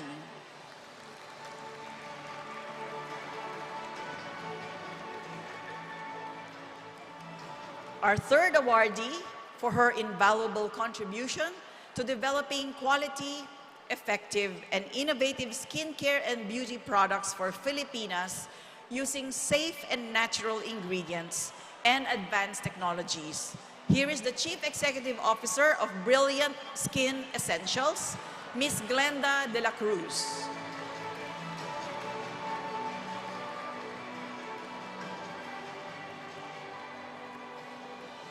And of course, the fourth awardee for her invaluable contribution to the health and well-being of companion animals by offering all-natural, locally sourced and handmade treats that are free from harmful chemicals and synthetic additives. The founders of Pied Frenchie Inc., Tritos by Joey, Miss Jessie Ann Villamil, and Miss Marilette Alcobendas.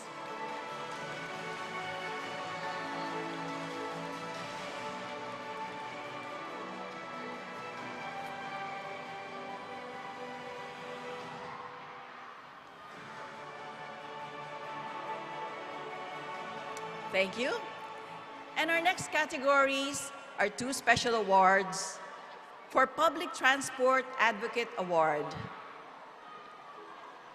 Her valuable contribution to innovation and technology by establishing the ride-hailing and delivery service app Angkas and advocating for safety regulations on motorcycle taxis makes her an awardee for the Public Transport Advocate Award. Here is the founder of Angkas, Ms. Angeline Tam.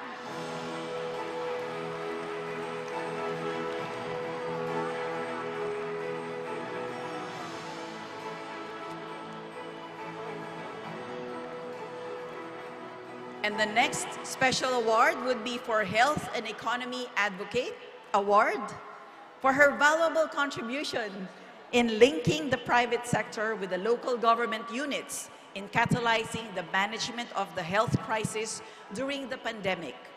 From Lifecore Biointegrative Inc., Ms. Caroline Tanchay. Representing Caroline today is her cousin, Ms. Sally Ong.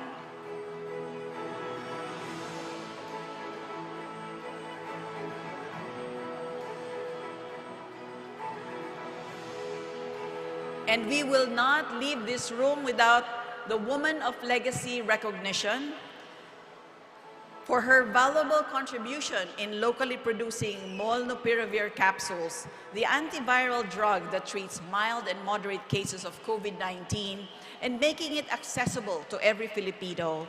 The chairman of the board of Lloyd Laboratories, Ms. Zenaida Balahadia, is recognized. Representing her today are Dick Balahadia and Ms. Marife Balahadia.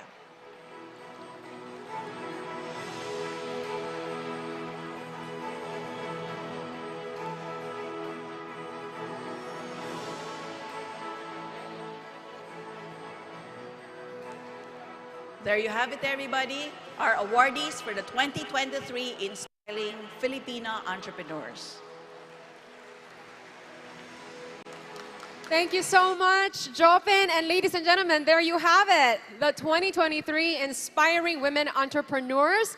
We'd like to request all of our awardees to please join us back on stage so we can take a group photo.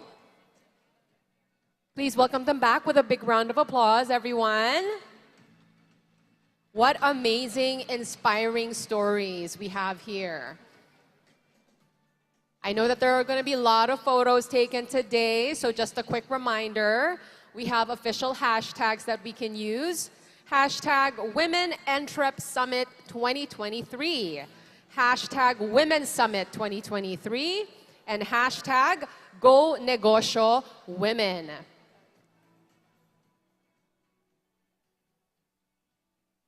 Let's not forget to tag us too. We have our official accounts on Facebook at Go Negosyo Official and at Let's Go Negosyo on TikTok and Instagram. We'd love to see all of your photos throughout the day.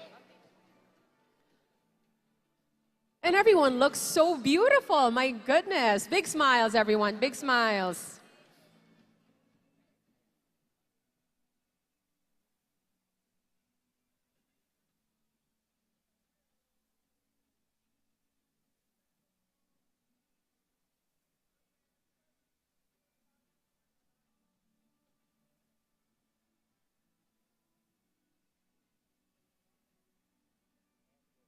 And now, we'd like to call on stage our esteemed judges for this year's Women Entrepreneurs Awarding to join the photo opportunity, please.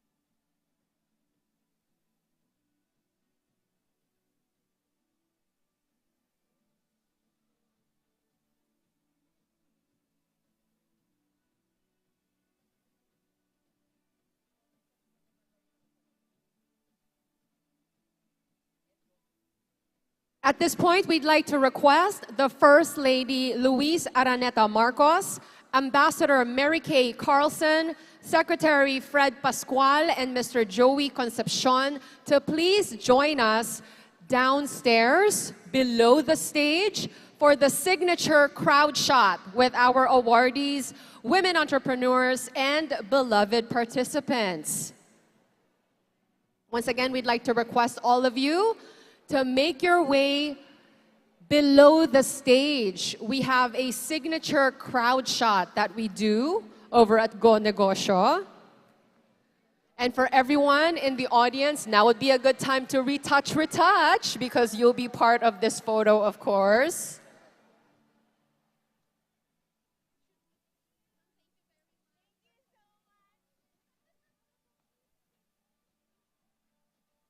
Yes, photographers on stage, please. Photographers on stage.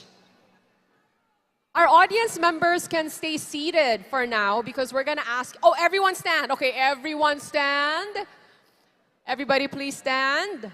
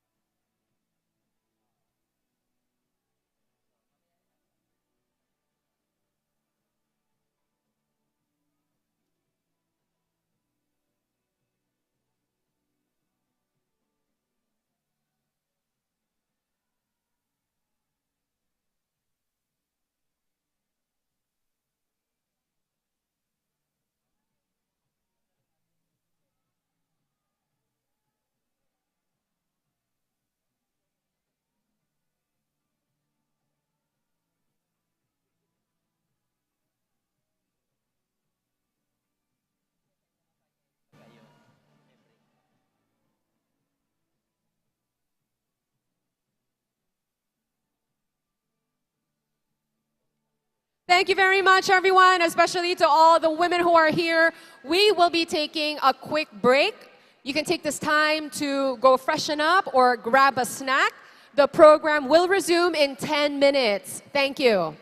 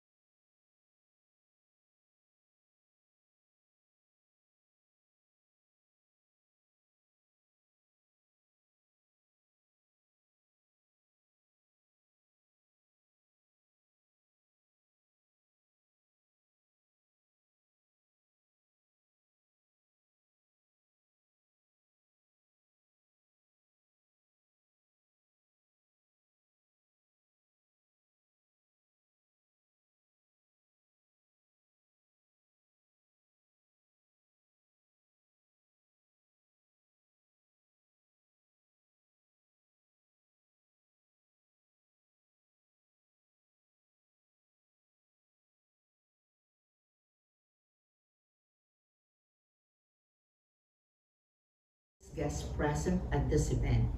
We have the founder of Negosyo, Joey Concepcion, who had been instrumental in recognizing and supporting the achievement of Filipino entrepreneurs.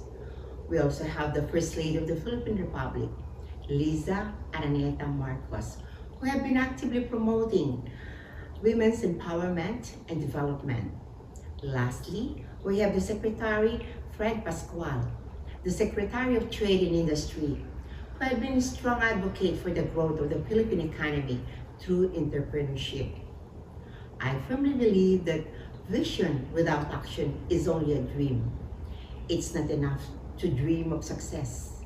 You must have to take action and work hard toward achieving your goals. This is the essence of entrepreneurship. It's about turning your dreams into reality by taking calculated risks, being innovative, and capture opportunities. But let's be honest, entrepreneurship is not an easy journey. My husband and I had experienced a lot of failures, but we never gave up. As a woman entrepreneur, it is important to balance family and business. This is a fine balance that we need to do so we can be successful in business and also a good family life. In the process of growing, there's a lot of obstacles that you will encountering. You need to remain persistent, learn from the mistake that you have made, and have the courage to continue and move forward. Believe in yourself and your vision. This unwavering belief is what will keep us all going. Therefore, I encourage all of you to be persistent and resilient in your business journey. Don't let failure discourage you. Instead, use them as an opportunity to learn, grow, and become better. Trust your instincts and stay focused on your goals. In conclusion, I want to remind you all that entrepreneurship is not just about making money. It's about creating something meaningful, contributing to society, and inspiring others to pursue their dreams. So let's continue to support and uplift each other as women entrepreneurs. And let us work together toward building a better future for ourselves and for our country. Thank you for this award, and congratulations to all other awardees.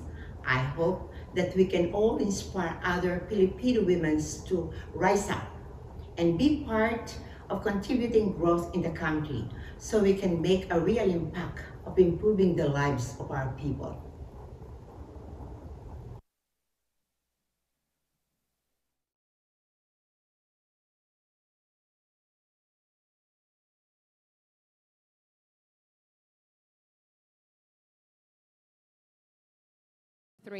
My name is Sam O, and I am your host for this next segment. We are now opening up the second part of today's program, which will be a series of exciting panel discussions featuring top women entrepreneurs, industry captains, personalities, and fellow advocates of inspiring and enabling the micro, small, and medium enterprises, or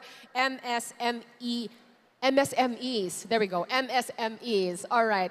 Before we begin, though, congratulations to all of our women awardees. And we also want to thank all of our honorable guests for being with us today. Are you ready for the next segment, everyone? So, yes, for all of you who have walked away to, freshen up and grab a snack, please come back because we have a very, very exciting discussion ahead. And also, I just want to remind all of you about the raffle prizes that we're giving away today. You have to have your evaluation form, which is in your brochure, which was given to you when you walked in. Please go and explore the booths. Mamaya ha, mamaya po, after our discussions. And then you have to be part of at least 2 panel discussions. And then you have to have been mentored by a Negosyo certified mentor.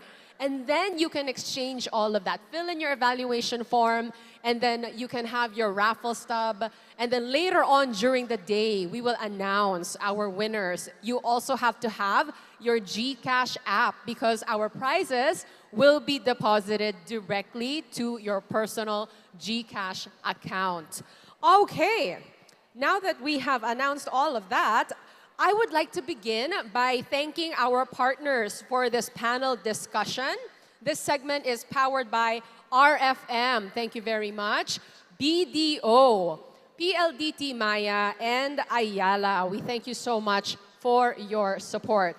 All right, ladies and gentlemen, these are exciting times. We have seen the rise of digitalization, electronic wallets, digital apps, and other technologies, especially during the pandemic. And women too, we have adapted so well in using technology to our advantage and everyday lifestyle as a tool of doing business, expressing ourselves, creating social impact, and in this continuous march of progress, how must we women equip ourselves to keep up with this pace? I'm sure you're all asking if you're interested in this tech space, right?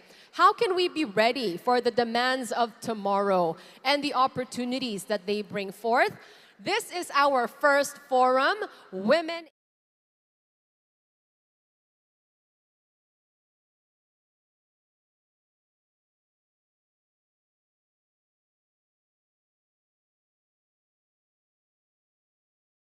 of Angkas, Miss Angeline Tam, ladies and gentlemen, who also received an award today. Congratulations. Have a seat, yes. Also with us is Vice President for Marketing over at Kumu. She's also the co-founder of She Talks Asia, Miss Victoria Herrera. Palakpakan naman tayo dyan, ladies and gentlemen. Joining us next, the head of Globe Business MSME Group, Miss Stella Christine Dizon.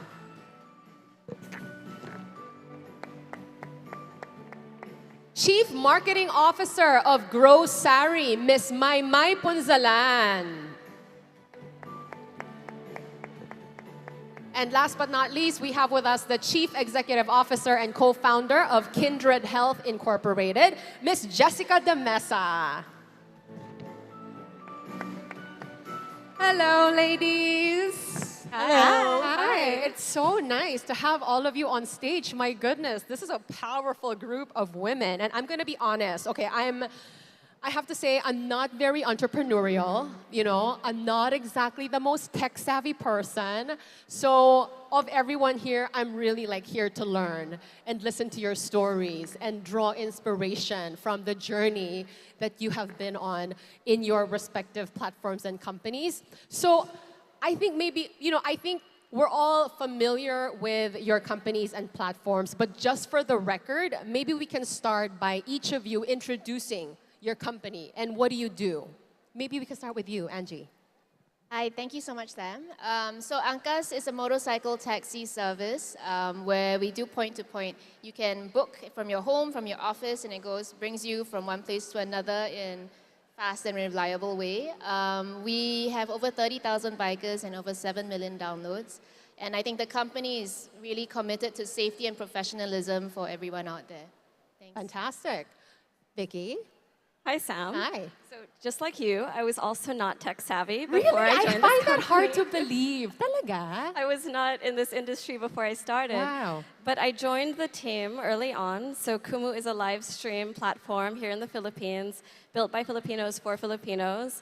In the span of 5 years, we were able to reach over 55 countries because, Filipinos are global.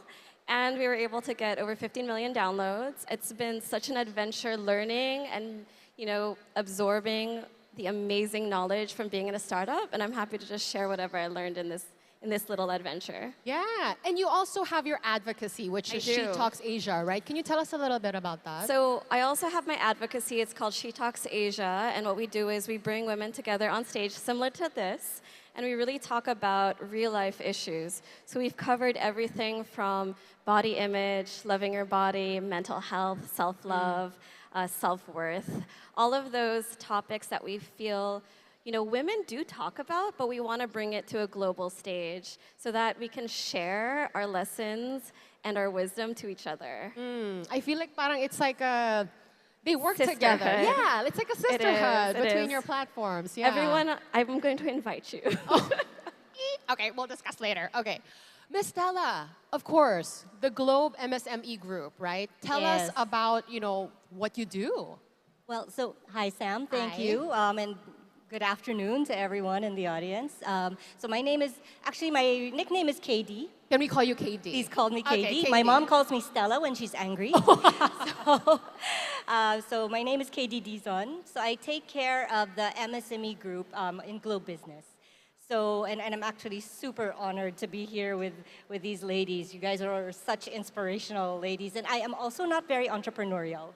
So because, I'm in a corporation that's Globe, and I think, Globe is something I guess a lot of people would be familiar with. Maybe not Globe Business for MSMEs, because this is really the arm of Globe that is here to empower the MSMEs or the Filipino entrepreneurs. We've made it our mission to really bring digital transformation to them so it helps them not just survive, but to thrive as well.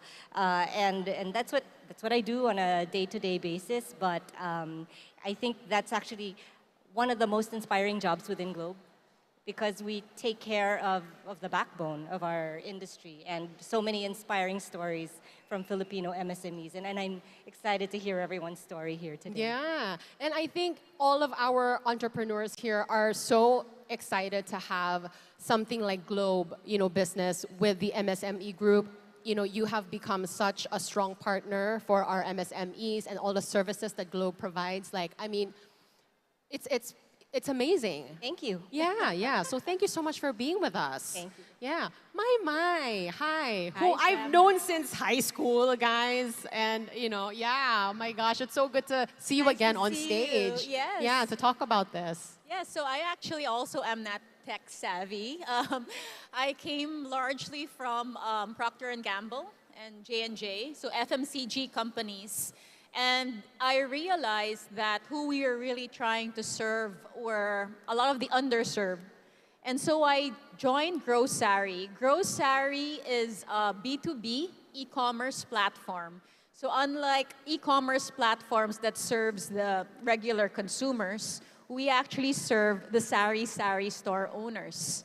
And there are about 1 million sari store owners out there. And they are basically running their business as an extension of their home. And we realized that they did not have access to affordable goods. It was very inconvenient for them to have to go and probably take a tricycle to the nearest supermarket and buy their goods at end consumer prices, and therefore not be able to maximize the profit they would make from their business. And so Grocery is really there. We provide them a bunch of SKUs. We have 700 plus SKUs they can order. We deliver it to them for free. For free? Yes, for free. And with very little minimum order of just 500 pesos. Oh, abot kayang halaga. Abot kaya. And what's amazing is that, we've been able to demonstrate that a lot of these traditional stores are now able to adapt to digitalization, ordering through an app, and availing of all the other business they can do through the app, like telco, and all their cash-ins, bills payments. They become mini bayad centers as well for their own community. That is amazing. And I love the name, Grocery. Oh, it's the cutest thing. Oh my gosh. It's a grocery. It's yeah, Grocery. I'm so tickled by it. Okay, and Jess. Hi. Kindred Health. Tell us about this. Yeah. Well, Kindred is an all-in-one destination for women's health. It's about time that we have clinics that are dedicated to women.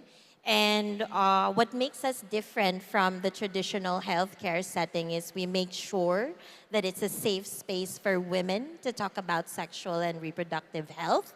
And aside from the education piece and increasing awareness around women's health topics, we also provide the services, whether it's virtually or in person. We just launched our first clinic in Taguig, first physical clinic in Taguig a few months ago. Congratulations. Let's give her a round of applause, ladies and gentlemen. That's great. Thank you. And what we're trying to do is to elevate the idea of a doctor's visit because, when you're feeling something, let's say it's PCOS, polycystic ovarian syndrome, or infertility, or any other common health concern of women, it's already scary. So we don't want them to feel intimidated. when going to the doctor. We want them to want to see a specialist so they can take better charge of their health. But yeah, we like many of you, I didn't start in tech. I was actually formerly a registered nurse. I worked in private and public hospitals and clinics around the Philippines, but I got absorbed into the startup world for the past decade in e-commerce as well.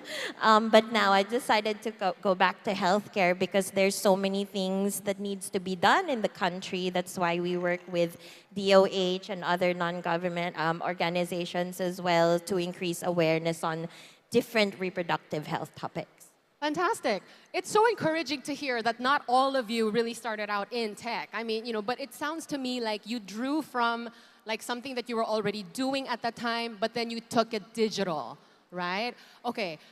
My next question, I think you kind of touched on this already a little bit, but I was wondering was there an experience in your life that made you want to address this thing that your company addresses, or what is it trying to solve? What happened that put you on this path, and how is your company doing that exactly? Yeah, so I think in my previous job, we always tried to sell products to sari store owners. And we were trying to tell them that, hey, this is good value for you. And in that experience, we realized that they don't quite understand exactly how they make money. They didn't quite understand what profit really meant versus daily sales.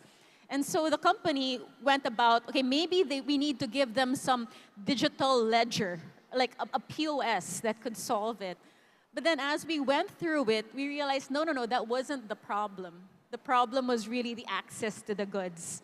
So it was just really more of that, just the daily encounters with these store owners and realizing how much help they needed and how much digital tools could really address their problems, as well as really enabling fixing the whole supply chain. To be able to do that, tech would be the solution to drive the efficiencies. So it's not so much that tech is the app. Tech actually is the backbone of the operation itself. And that's where we derive all the efficiencies to solve the problem. Okay, wow. Angie, what about you? What are you, trying to address and solve, and how is Angkas doing that? I think for us, we're really just trying to resolve one thing, right? So when I first came to the Philippines, I could not believe that people were going to work happy after spending 2 to 3 hours in traffic one way. Angie's from Singapore, by the way, guys. Okay, yeah. Right, and I think, to me, we really wanted to help people get from one place to another faster, and that was our sole goal.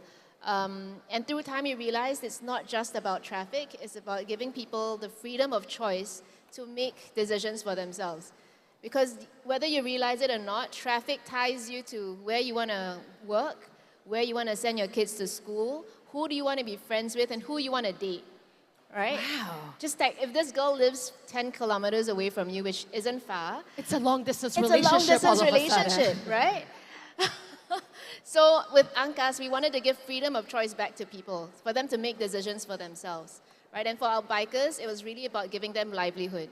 When we first started Angkas, nobody believed that the business was going to work, right? Because they thought like, oh, drivers are pasaway, you cannot run this safely. Customers will think it's too dangerous, nobody want to ride. So even my customers who used to ride us 3 times a day or 2 times a day, we were like, can you please tell your friends about this awesome service that you love? And they're like, no, I can't. If I put it on social media, my parents, my grandmother will never let me hear the end of it. What, because they thought it was dangerous, to get on a motorcycle? motorcycle? Yeah, and badui, dangerous. Badui? Yeah, badui as well, right? So we really had to change a lot of mindsets. And we've shown that with our professional drivers. I fail 70% of all my applicants. Wow. Yeah, because I really want to make sure that the drivers we put on the roads are professional and safe, and they can treat their customers well. So I think with that, Angkas is very safe. We're here to stay, and we want to build communities to support Filipinos, to support their families, and to become stronger as a country. Wow, Yeah. and that's so insightful, because really when you think about, a transportation, ride-hailing app or whatever, you really just think of it as getting from point A to point B, but there are really a lot more underlying, deeper Yes, it's issues. all about the people, right? So my bikers, they love to do CSR.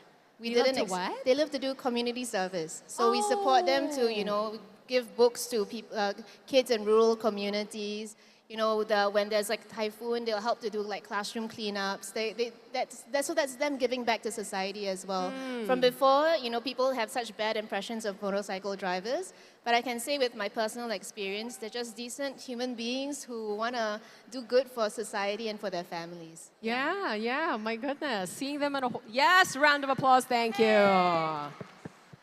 Thank you, guys. Yeah. Vicky, tell us about, what you are trying to address with Kumu. What are you trying to solve?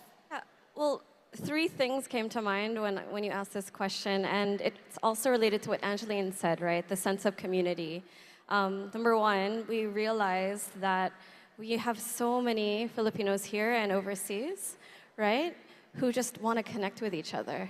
So a lot of it was just establishing a sense of community. Imagine a global Filipino community on one app, right? And they can have conversations, especially if you live overseas. It can be so lonely. And you're looking, I remember when I was living overseas, I would look for the restaurant that served kare-kare. I'm looking for something that connects me to home.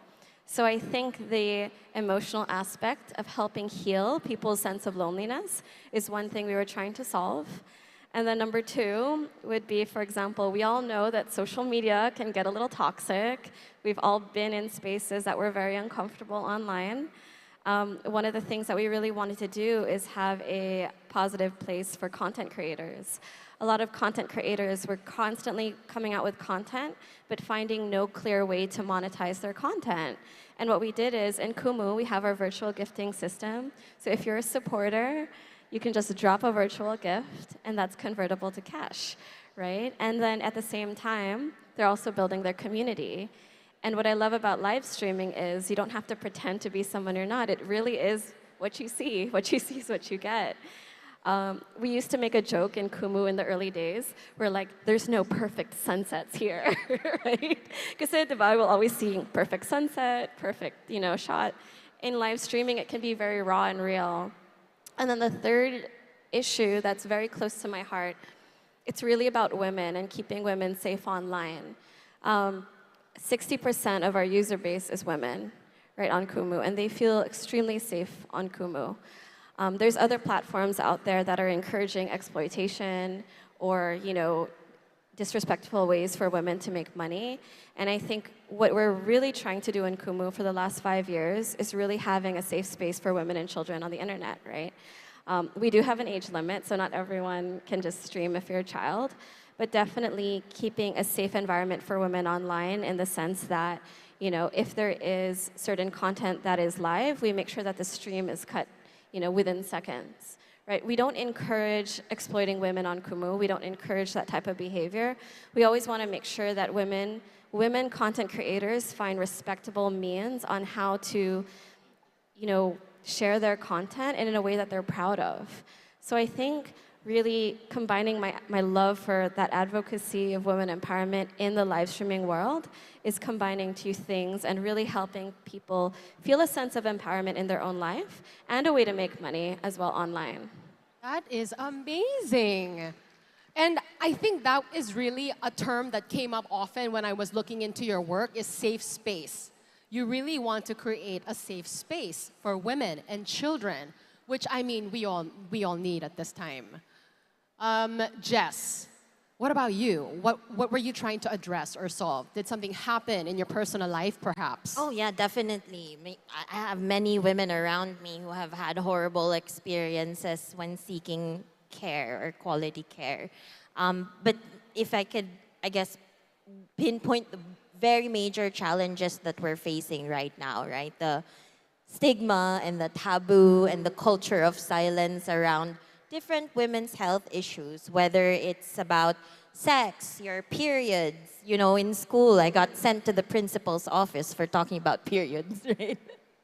It was very backwards before. Did you go to school in the 50s or something? Oh, yeah. No, 90s. 90s? Yeah, but even until now, because we're working with universities and schools also to educate them around different topics. But there's still some censorship somehow, like they still control what we're going to say in those talks.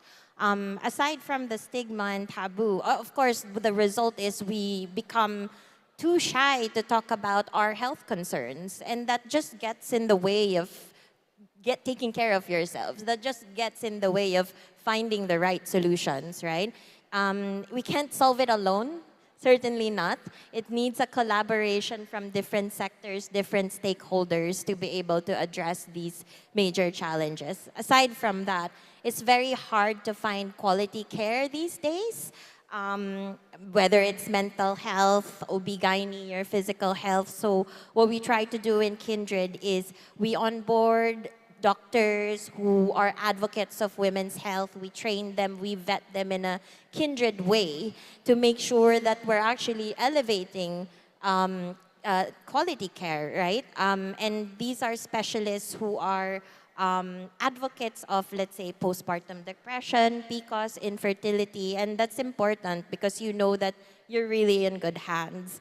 At the same time, one of the major challenges is that innovation has lagged behind here in the country when it comes to health.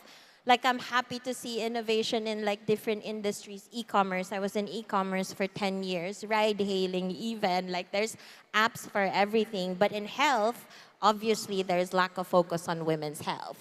The health apps that we have now, the very few, I'm glad they're innovating, but it's more a generalist approach. As women, I guess what most of us don't understand is we spend our entire lives understanding our bodies, and the changes throughout every life stage is vast and immense, from puberty to getting pregnant or trying to get pregnant to menopause. Not many women know that you can alleviate your symptoms for menopause. So what we're trying to do is help normalize these topics, help them navigate healthcare. It doesn't have to be scary, and provide the right services that is very personalized for you. Because healthcare is, you can't Google or WebMD your symptoms. You can't? No, I'm just kidding. please do not. Ask your Really? doctor, ask your specialist, ask a kindred specialist if you're a woman, because there's so much misinformation on the internet and unverified information. It always has to be science-based, evidence-based, and doctor-backed. I believe you, and that's really good advice. And I find it so impressive that, you know, all of you are quite young and you're in very varied fields, you know, doing what you're doing. KD, as you know, someone from Globe offering services to these MSMEs, right? If people in the audience right now, they also have this brewing idea inside of them that they want to take to a platform so that they can also offer, you know, these much needed services to women and just everyone else, really. What would be the services that you would first recommend to like a newbie who's looking into entering tech that Globe offers? So, first of all, thank you for thinking that we're all young. Same here. That's very kind of you. But for those that actually just want to get started, or even if they're growing their businesses already, within Globe Business, we actually have a slew of offers that are cutting across whether you're a growing stage, or you're just starting, or even if you're winding down your business, because that's how we look at the whole life cycle of the MSMEs, because we want to be very inclusive and have something for everyone. I think what we're seeing is, let's say, the challenge of most new businesses, the ones that are just starting, is really to expand their market reach, or just really get more customers to know about them, and to patronize what it is they have. Because a lot of the things that they are bringing to the market, you know, they're from their heart, right? And as I listen to the women here, that's really just how it feels. And that's what we want to be able to help. So it's really services that help put their products and services out to the market. We have things like platforms that, there's this thing called M360 where it helps you be able to communicate more directly with your customers. There's also services that we partner with 917 Ventures, and it's called Kapitan, and this one also helps with digital marketing, because we've spoken to several of our customers. So what we realize is that they don't really know yet how to market themselves. So I remember we were talking to this one school, And then they were just saying, so I was asking, how do you get new students? Because they were really struggling during the pandemic. And what I found so inspiring from them is they themselves put their own money in the school to be able to keep it running. And so I go, how do you market yourselves? They go, oh, we create like a poster and we ask our students to just post it on their Facebook. That's the extent of marketing that they know. So that's what we want to be able to help them with so that they can have a wider reach. So that's one of the things we're trying to solve. I think the other thing that we are trying to solve for our customers is really to help make their operations a lot more efficient. Because I think there is always a lack of time, especially for the women who play so many multiple roles in the business and in life. So we were just having a chat in the back earlier about how, it's like saying, so for an entrepreneur, is it really like that? Doesn't it consumes you? It's all consuming. Oh, we'll get into that later. I want to know how you all balance all this, actually. Yeah, and so there's really no, there's hardly enough time. So we want to make the operations much more efficient for them through automation or platforms that help collaboration and productivity so that they actually have time to think through how to grow their businesses more or to be able to spend the time for the other facets in their life that they need to give attention to. So that's the second. And I think the third one is really upgrading your business skills. So I guess when you're starting off, you don't really know where to start, or you're not very business savvy or technologically savvy. Small businesses will not have an IT department. They will not even have an IT person. So what we want to be able to do in Globe Business is not just give the products and services for the automation, but to really try to handhold and give value by helping them grow their business and understanding their pain points. It's not just about selling them a product. We want to help the businesses grow. We want to be in that journey with them. So that's what we're currently looking at. Those are the three main things, I'd say. That is so heartwarming because, Globe obviously is a mega company, but for a mega company to want to hold my hand, a micro, small, medium enterprise, like that is so comforting. Personally, I'm kind of late to the Gcash train, which is like the most basic of the basic, right? But late to the train, I cannot remember my life before Gcash. Like, what was I doing? I don't even remember. Anyway, so while KD was talking, the ladies were nodding in agreement. Obviously, they have gone through, these different stages of a business that is growing, right? How has that process been? What was the challenging part? And, or maybe it was not that difficult to grow your business. What has it been like for you? Start with me? Yeah. Okay.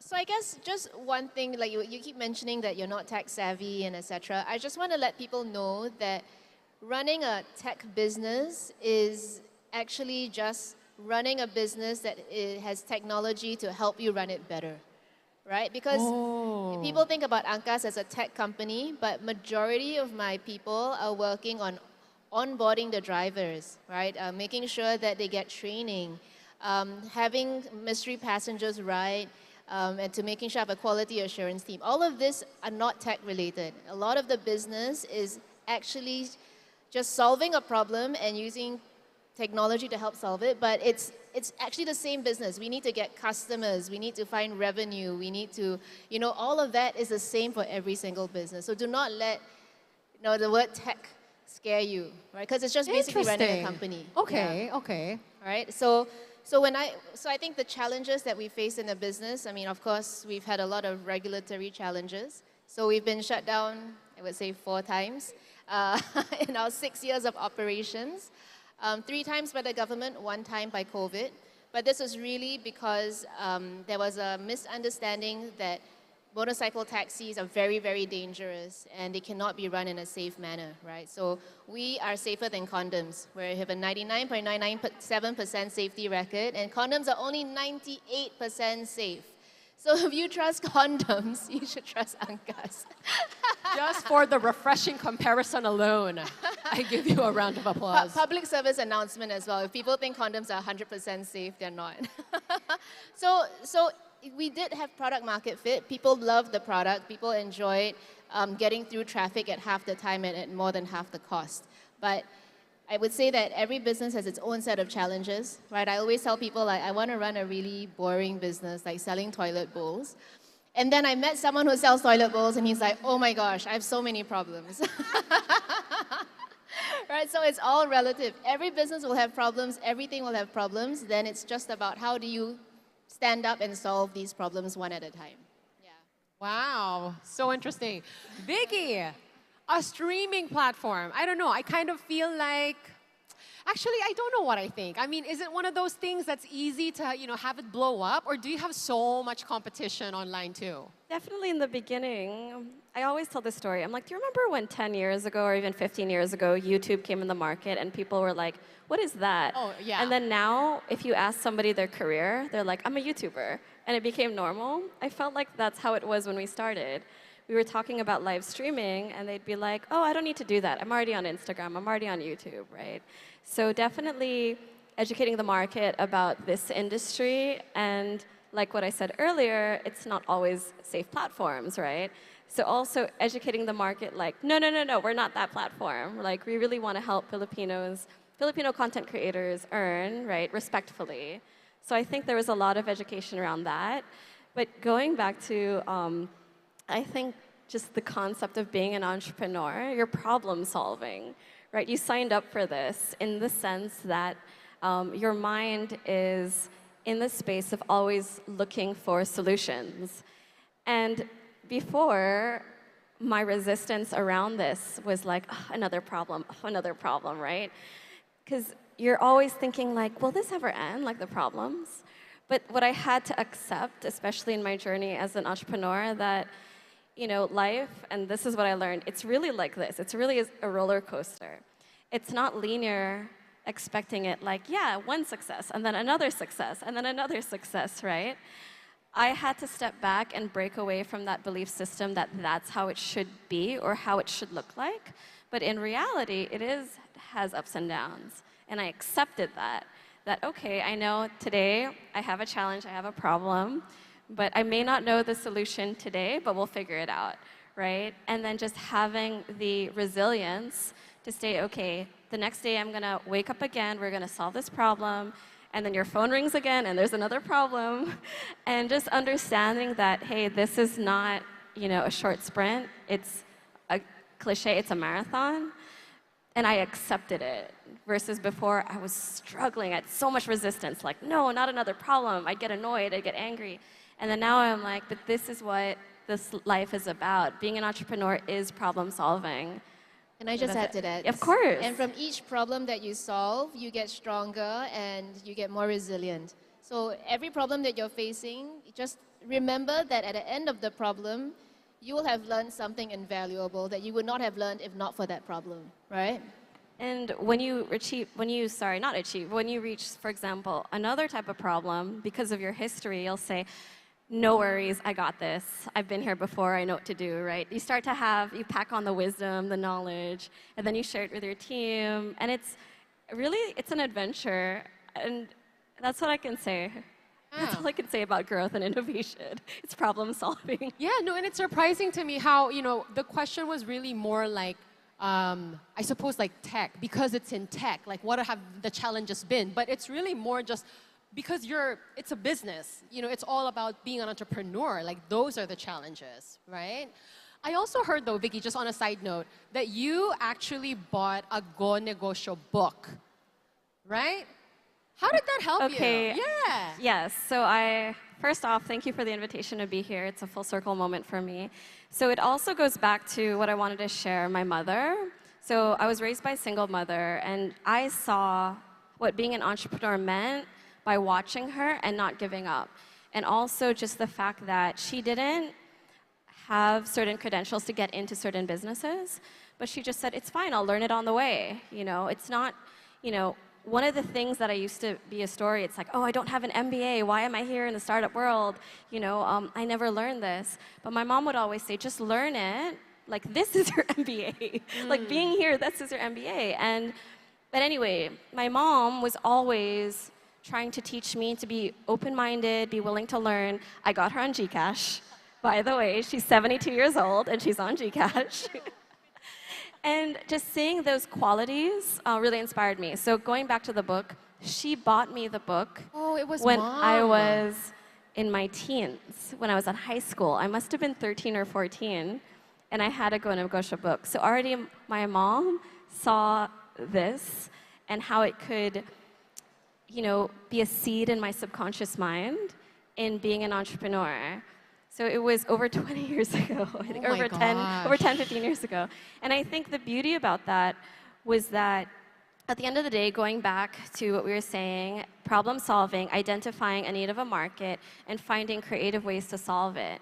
And every year, business processes could change. There could be a new, new program out in the market to help entrepreneurs, or a new process, or a new law. We don't know, right? But the resilience to solve the problem daily based off of your learning and your passion for it is just the key right now that I'm also learning being in it. I just can't get over the fact that you held a book when you were 13, 14, and now you're speaking at a summit. It's crazy. It is. And what's amazing, I remember it was stories of entrepreneurs and how they got through it. Oh my gosh. And I think looking back, just understanding, and what I love is we're sharing our stories here. The power of storytelling and sharing your stories can inspire like the next generation to learn from it, right? So I just remember, being a teenager and hearing like, oh, okay, I didn't think I was going to be an entrepreneur when I was a teenager, right? I didn't think this would be my life. If you asked me before, you're going to be in a tech company, I'd be like, no way. Yeah. There's no way. But you don't know where life's going to take you, and you don't know what seeds are planted 10, 15 years ago that just sprout at the right time. Yeah, well, we're happy you're here. I'm happy I'm here too. Yeah. Mai, what's your story with Grow Sari? I mean, was there any resistance at all from the Sari store owners? Because I don't know, I kind of feel like maybe they got, they're comfortable with the way things were being done, diba? Definitely. It was really hard for us to teach them how to order in an app. They're very used to traditional ways, either a distributor agent comes to them or they go and buy the goods themselves. But eventually with the pandemic, we couldn't send our field agents. So now how are they going to access their goods? And then that's when they started to realize maybe I can use the app. But of course, how to use the app. And that's where we had to really break down all the problems in terms of the funnel, right? They keep forgetting their login or their MPINs all the time. I do too. And I was like, okay, we can send you an OTP. Oh, but there's no signal in our area. How are you going to solve the OTP issue, right? So, okay, they don't have signal, but they may have Wi-Fi. Maybe there's another way. Maybe we can reach them through Facebook Messenger. So you had to kind of like break down every single step of the way in terms of addressing how to properly onboard your user, how to educate them on all the different products, because maybe at one point they got used to ordering just certain parts of the products, like certain part of the categories, but they're scared to try other things. They're scared to try bills payment, or they're scared to try remittance. And that's when you realize, okay, maybe it's not so much just educating and making them read all this text in the app, right? The reality is the best influencers are people like them. So we recognized, hey, we don't need big celebrities. We don't have money for that. But the Sari store owners are actually influencers among their own circle as well. That's so cute. And so we then realized the importance of creating these ambassadors among the Sari store owners, and they are proud. They're very proud of their business, and they would love to share tips of how they grew their business, like the tips and hacks they figured out along the way. And we created this huge group of like Sari store owners, and they actually ended up doing our job better, really, in terms of educating all the fellow Sari store owners. But as I said, there are just so many problems that we had to start cracking bit by bit. And sometimes you don't know where to start, what problem to solve first, right?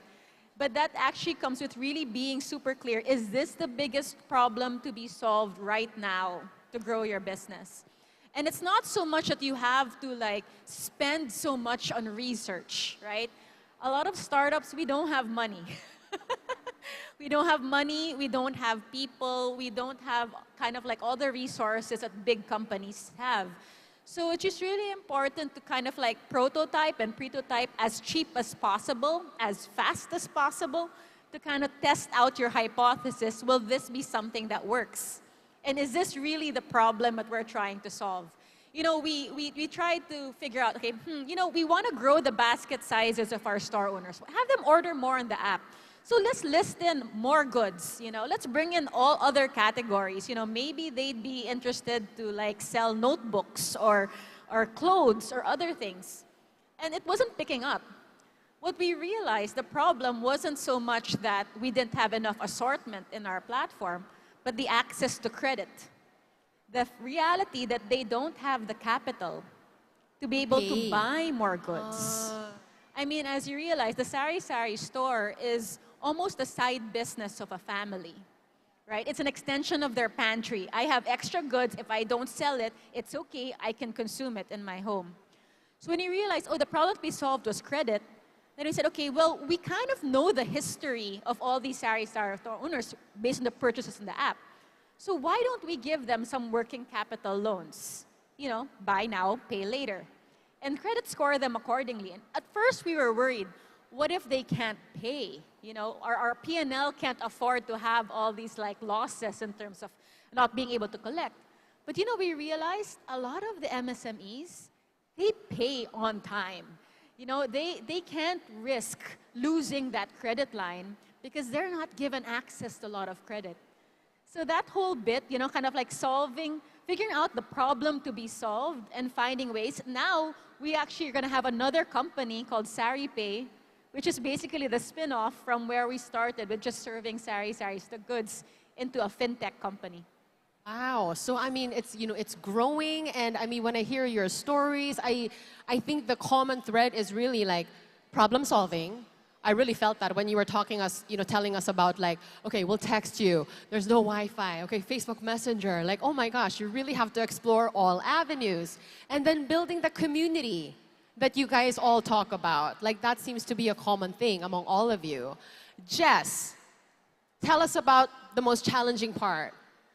Gosh, well, at the beginning when I started my tech journey, it was quite challenging. I mean, I started with an entry-level role as an assistant and learned along the way. But it was challenging because I didn't even have a business education background. I was a nurse.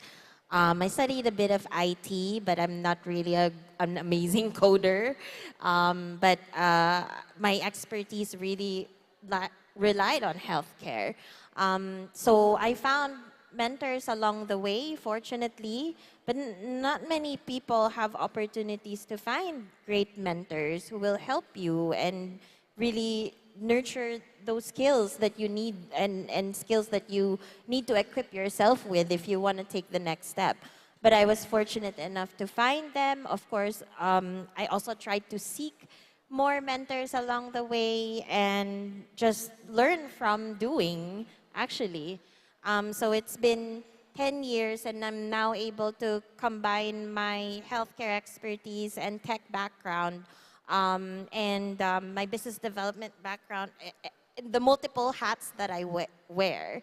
It's quite challenging these days to set up a business because one, there's lack of talent, especially in the tech sector. Here in the Philippines, they go outside after they graduate or gain experience. I'm actually one of those. I was a OFW for 8 years as well. Welcome back. So I'm a returnee.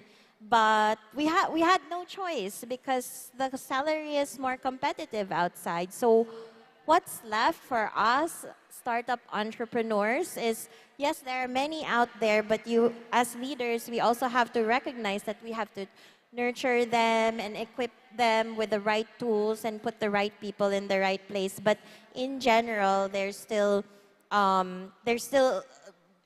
lack of talent in general. So that's quite challenging because in tech startups, you don't have a big budget. You will always have a small team compared to more traditional companies with thousands of headcounts, which means your team needs to be lean and mean, and they have to be the right talent. So I think that's it's not just in healthcare, but I think it's true across different industries. KD, as you heard everyone's story and how they have grown and the challenges that they have faced, as someone who is representing Globe Business and the MSME group specifically, what are your thoughts and what would you like to say to all the entrepreneurs here who are thinking of starting their own?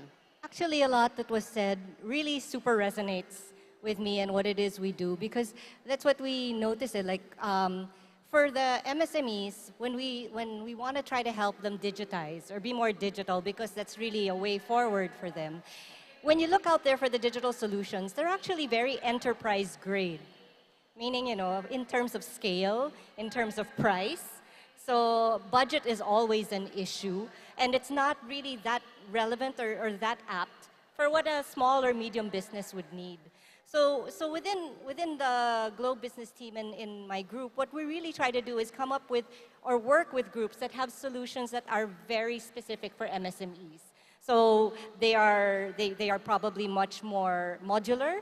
So you can't buy the whole shebang right away, because that's what an enterprise can do, but you can't. You don't even know exactly what you need yet. So you try to work with groups that help us create solutions that are more pinge, I guess, if you could, as a term. And the other thing we know is that they also don't really have maybe the business skills yet. So apart from the hand-holding that we try to do, we also have a lot of platforms where they can learn more. So we have this platform called Globe Business Academy. We also have a platform called Globe Upstart, which is a loyalty program. But in these two platforms, so in Globe Business Academy, we actually have a lot of learning material. So video guides for how to do businesses. There's a lot of helpful articles. There's white papers. There's use cases. And so this is available for people to be able to learn more and upskill themselves. Wow. In Upstart, we also have sessions where they can do networking. Because sometimes it's really, who you get to talk to. You build networks. Sure. Just in the back earlier, there's people already working out, possible synergies, already. right? Oh my So when you put a bunch of goodness, women they're fast. together, you're really gonna talk a lot. But so that's one of the things. So networking is important. Mentorship programs. So I was hearing that earlier. We also try to put mentorship programs together for them, as well as business consultations. So we realize, and I think it was mentioned earlier, technology is not the end-all and be-all answer. It is an enabler. But it's really there to support thinking through problems and solutions. And it's a backbone, but it's really about problem solving and then the people that are behind it. So you really have to work with the people, particularly for small and medium businesses. I mean, very different with enterprise. I guess they just look for, what's the most competent solution out there, or something with shiny bells and whistles. But I think for Globe Business, we would not be doing our job if we are not working with our customers instead of just selling to our customers. Okay, I hope everyone's taking notes, because we have so many resources that we can tap into with Globe Business. Okay, let's take things a little more personal now. We talked about the platform, the company, the journey. For everyone listening here, interested in entering this kind of realm, what do you think, what qualities do you think you have that really helps in this kind of industry? And I know we keep saying, it's really not, tech. It's really, we're entrepreneurs. The tech is a factor in it. But let's look at the tech angle. Are there qualities that you have that are helpful specifically in a business that is geared toward tech? Do you feel like?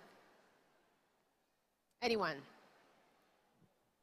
I think we were just discussing in the back just now that when people say tech, it doesn't mean you need to know how to code. It doesn't mean you need to know the technology, because these are all concepts, right? And anyone can learn concepts. So it's not difficult. You just need to have an open mind and really just dive into it, right? So, personally, I think what has helped in tech is really knowing that whatever is relevant today and what I do today may not be relevant tomorrow. So for me, it's always looking for a better way of doing something. I'm not tied to the idea of like, okay, because I've perfected this way of doing things for the last 1 year, this must be the way going forward. So the willingness to always disrupt yourself and what you do, and to optimize and always say like, okay, I may be the boss, but then this guy coming here might have a better idea than me. So I'm open to listen to it and just apply it to see whether it works or not. So I think that for me is the most important thing in tech, that things can change very quickly. You need to be able to adapt and be willing to be open to it. Yeah. Very good advice, yeah. Vicky? Mai, did you want to go? No, I was just going to say, sorry, like being a woman actually does help. The fact that, I mean, I don't want to say women are different from men, but there are certain things really that maybe come Women are different from men. in only some aspects. Okay, what I'm trying to say though is that, you know, we tend to, sometimes we try to solve a problem. There are two ways to address it. Either, you know, you go on your left brain rational side, or as women, I would like to think we kind of go with a bit more empathy to try to understand the problem, to understand the customer experience, and really be with the customer. Kind of like, okay, what are you going through? What are your issues? How can I help you? And approach it in a more listening manner versus coming up immediately, oh, you need to do the 1, 2, 3, you know, that kind of thing. And I think that's what comes a lot maybe more natural to us girls. The other is we're quite creative also, right? And a bit resourceful and kind of like finding alternative approaches to solving a problem. And sometimes, you know, a lot of the solutions, and I think it's also being Pinoy, you know, parang madiskarte tayo eh. Parang kahit ano, baka pwede yan, di ba? So, and we're willing to try it and test it. So I think, yeah, as a combination of the use of empathy and intuition, at the same time, creativity and resourcefulness, which would make for a good entrepreneur, regardless in tech or not in tech. Yeah, yeah. Vicky? What they said. Gaya. Really agree with, even wrote notes so I wouldn't forget. The beginner state of mind, I think that definitely helped me throughout the past 5 years of being in this company, and even in some projects before. Saying, okay, I don't know how to do this, but how can I learn? And finding resources to learn, whether it's the internet, Google, YouTube, university. Finding podcasts are also great. Coming to talks like this is amazing. So filling up my mind to understand, okay, the self-awareness, like what do I know that I don't know? Because a lot of the times you don't know that you don't know it, right? So it's like, okay, what do I not know about this business? Or even about being a leader or running a team or operations, right? Like, what do I not know and how can I learn? I think that really helped me. I think another thing is humility, right? There's a lot of things. I used to also work in entertainment and fashion, right? Just understanding how, you know, ego works, understanding it's important to be humble, especially with more success you have. It's not the time to, for example, if you have a team, right? Your team is with you. They don't serve you. They're with you. You work with them. And you're in the trenches together to solve a problem. And I think having that as well as a leader, understanding that my team is everything to me. And they're the smartest team that I believe in, right? That's one of the things as well. So along with empathy, it is empathy, yes, for your customer and also with your team, right? Understanding, hey, if I'm asking, you know, my team to do things, I also want to understand how is their mental health that day? How are they offline as well? What do they not understand about this project? How can I fill the gaps in their knowledge as well? And being that type of leader to make sure that we all win together and it's not, you know, the me show, right? Because it's easy for our heads to get inflated, but also staying humble and grounded and knowing that this is a team effort and we all cross the finish line together. I think that keeps the sense of morale up.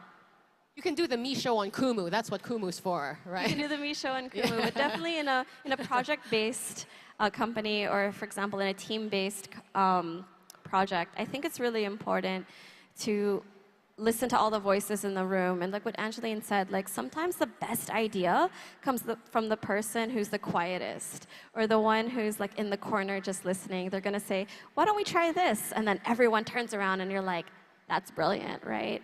And I think just having those qualities of listening, open-mindedness to learning, and allowing everyone to speak, I think those were also a lot of lessons I learned in the last 5 years of saying, maybe I don't know everything, but it's good to learn from everyone. Yeah, fantastic. Jess or KD, anyone? Yeah, I mean, 100% agree with Vicky, and just wanted to build on that as well. I think most people think our womanly traits of being gentle, nurturing, and empathic are typically perceived as weak or maybe less valuable than what our male colleagues have, but I see that as our strength. So I just wanted to, that's a very favorite topic of mine. And I also just wanted to say that qualities like being bold and brave and knowing what you really want to get into and just dive into it and see everything as an opportunity will always open doors for you. Most of the time, I'm like a yes person. At times, of course, like I have to balance out work and life, which is admittedly quite difficult these days because we've been super dedicated to our own companies, but you also definitely need to make time for yourself. But just being bold enough to take the next step. At the same time, in our team, we always have to remind ourselves not to be so precious about our ideas, not to be so stuck on it. I think, yeah, that resonated with me, what Angeline said, like that sometimes what is true now or what is great now might not be the future or the near future. So you always have to constantly improve and continuously look for ways to iterate your products. I mean, this is just generally like life advice at this point, you know? It's not even business advice. Like, this is awesome. That's because it's a women's talk. Right? Oh, we love the men too. We do. Okay. KD. Well, I think, you know, as women, women I think are really jack of all trades. They are able to multitask and juggle so many things, and which is why I think we're so good at problem solving. Like at home, you're the chef, you're the plumber, you're the electrician, you're doing everything, and then at work you're doing the same thing as well. So I think, you know, that's a trait that is really very helpful when you're doing a business. But I think the other thing that is helpful is courage. So I think women are really quite courageous. It's innate in us, the things that women go through. It really takes a lot of courage. And I think that what needs to be brought into doing a business is that courage, and particularly for technology. What I see for maybe the smaller businesses is there's a bit of hesitation to digitize or be more digital. And because you're really the one juggling so many things, you need a little bit of help, I think, to be able to get a little bit more time for yourself or for whatever it is you want to do. You put it back into the business, etc. So automation helps, you know, operational efficiency helps, and that's brought in by technology. And sometimes where I think in the smaller businesses where they are is that they are a little bit afraid. Technology is scary, right? Yeah, it's a little intimidating, I think. So it's important to be brave and take that step.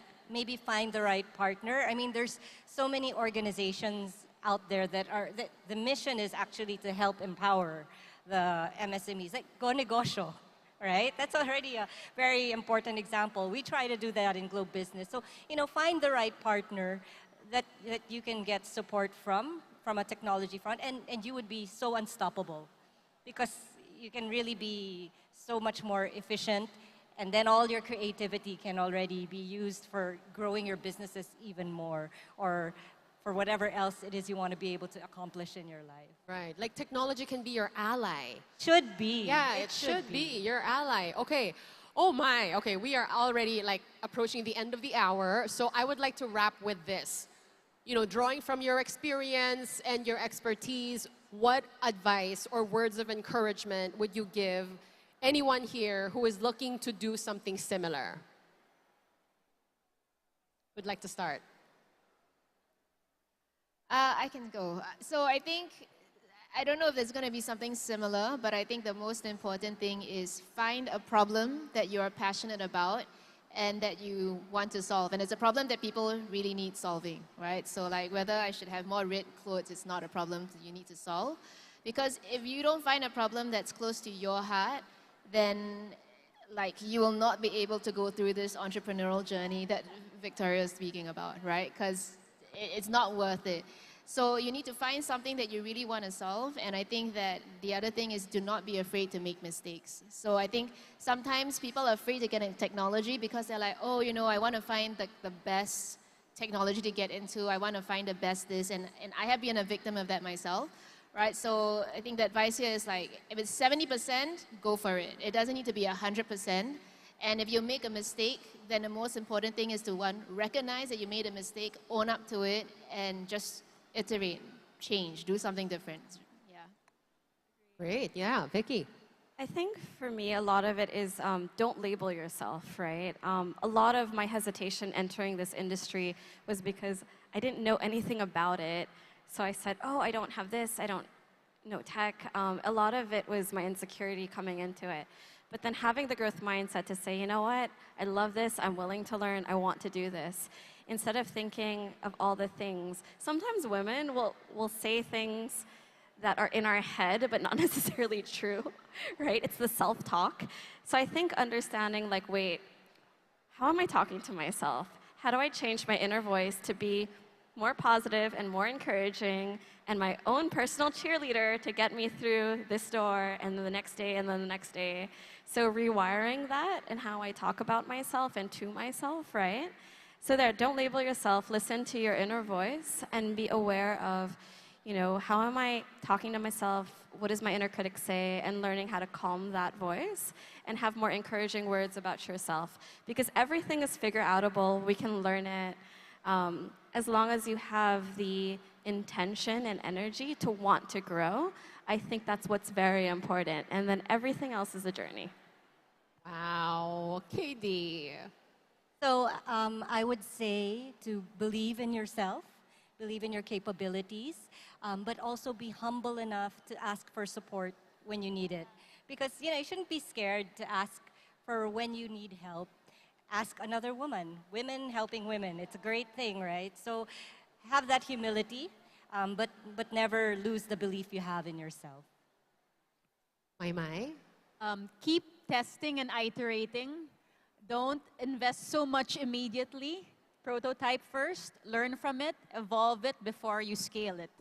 And then the other thing really is that not all problems are so unique. I'm sure people have had the same problem as you. Look for those other similar businesses that probably had the same problem and how they solved it. Not all the best inspiration is just here in the Philippines. I'm sure there's a lot of businesses also out there in other countries.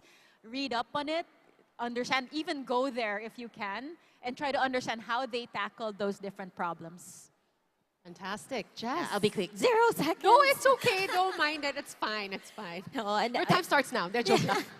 No, if you're an entrepreneur, if you want to be an entrepreneur but don't know where to start, I think I would love to encourage our Filipino entrepreneurs to look at problems of our country that still need addressing. And if it's a sector that has a lot of gaps, then the opportunities are there.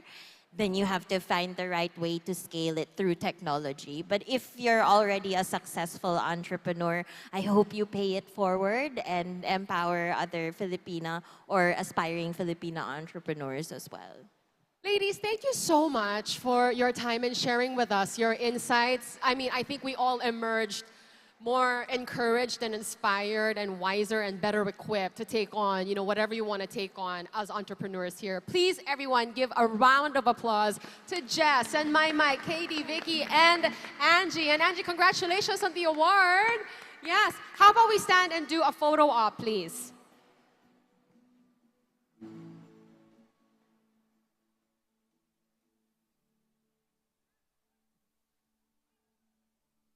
I would like to join the photo as well.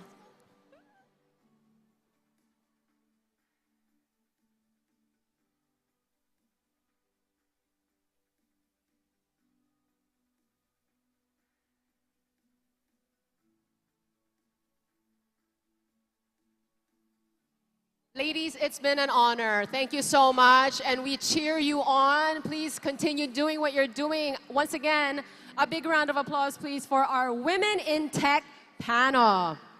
Fantastic, amazing women. All right, so that was only our first panel discussion. We have another one coming up, but before we get to that, I would like to call on stage the founder and chief operations officer of the Ivy Group, which we're all familiar with, none other than Dr. Ivy Aguilar-Teo. Hi, Doc. Where are you? Oh, there she is.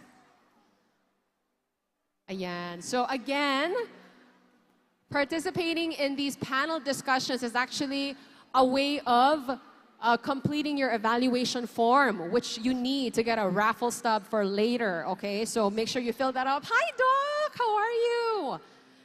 Please welcome her with a round of applause to Doc Ivy, ladies and gentlemen. Hi. Hello, hi. You look amazing, which of course is not surprising. Thank you so much. Thank you for being here with us in the Women's Summit. Yes, thanks for having me here. I'm so honored to be around our women entrepreneurs here, and I'm a proud Filipina entrepreneur. And how is, the business? How is the clinic?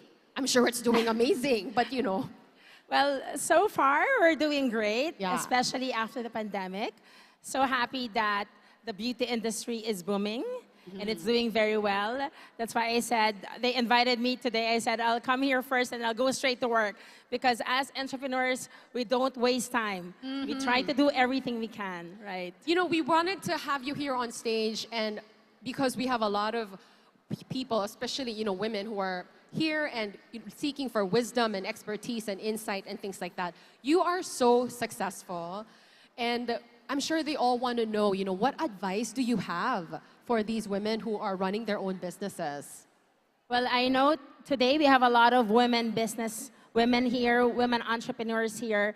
My advice is it's really hard work. I feel that in life it's really 90% hard work, 10% luck. So if you're not lucky, at least you have hard work, right? Second of all, it's important that we really don't allow challenges or problems to set us back. We really have to be able to face all these problems and challenges. And, I think it's important that we ask for help. We're not alone. There will always be people there to support us and help us. We have to work with a team because we cannot solve problems on our own. And of course, it's also important for us to be very hands-on. We have to be involved with everything because if you don't, you might miss out on opportunities. And lastly, I always feel that as entrepreneurs, we should always try to give back, right? It's important to give back, to share wisdom to other entrepreneurs, or to have a social responsibility. Because first and foremost, actually, I'm a doctor. And I'm just learning to be an entrepreneur on the job. So it's not, I have no experience or I never studied business. So it's really learning on the job. And so I feel I'm learning from other people as well. I'm inspired by other women entrepreneurs out there. But we should also be an instrument to inspire others. At the same time, let's try to give back. That's why, as a doctor, I put up a mission. We have a foundation called Beauty Beyond Borders, where we give back. We do missions, beauty, wellness, medical, and surgical. And that's one way of really sharing our blessings to others. My God, that is wonderful, Doc. Let's give her a round of applause. I love that. I love that. And it is so amazing to me because even the ladies who are here for the panel discussion, a lot of them were saying that I really don't have any experience, in the business side of things. Like, I took something that I love doing and went with it, and look at all of you. You're all so successful. Thank you so much for sharing that with us and for the encouragement. Any last words? Well, thanks for having me here, and to all the women entrepreneurs out there, keep doing a good job, and we are all here to support each other. Thank you. Thank you so much. Thank you. Once again, everyone, Dr. Ivy Aguilar-Teo. Thank you. Anyway is fine. All right. I think we're ready now for our second panel discussion. Before we proceed to that, I'd love to turn you over to our lovely host for our next session. Ladies and gentlemen, please welcome the beautiful Miss Isa Litton. Hello, Sammy! Magandang hapon po sa ating lahat! Kamusta kayo? Okay pa? Happy Women's Month! Can everyone say that together? 1, 2, 3. Ayan, buwan natin ng mga kababaihan. And of course, thank you very, very much to Go Negosyo for having me. And I believe I will be in charge of 2 panels this afternoon. Kaya simulan na natin. Unang-una pag-uusapan, beauty and biz. This segment is powered by LT Group Inc., San Miguel.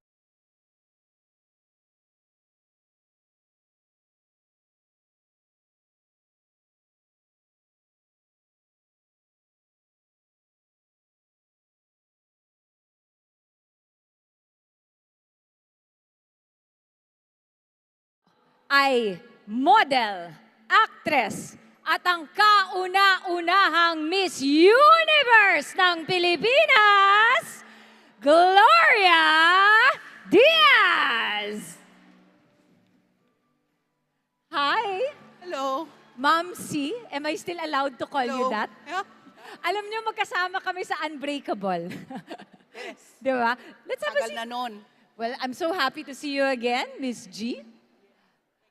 How are you? Let's check your mic. I think it works. So, okay, beauty and biz. And when it comes to beauty, you consider yourself an expert on that? No, I'm not an expert when it comes to beauty.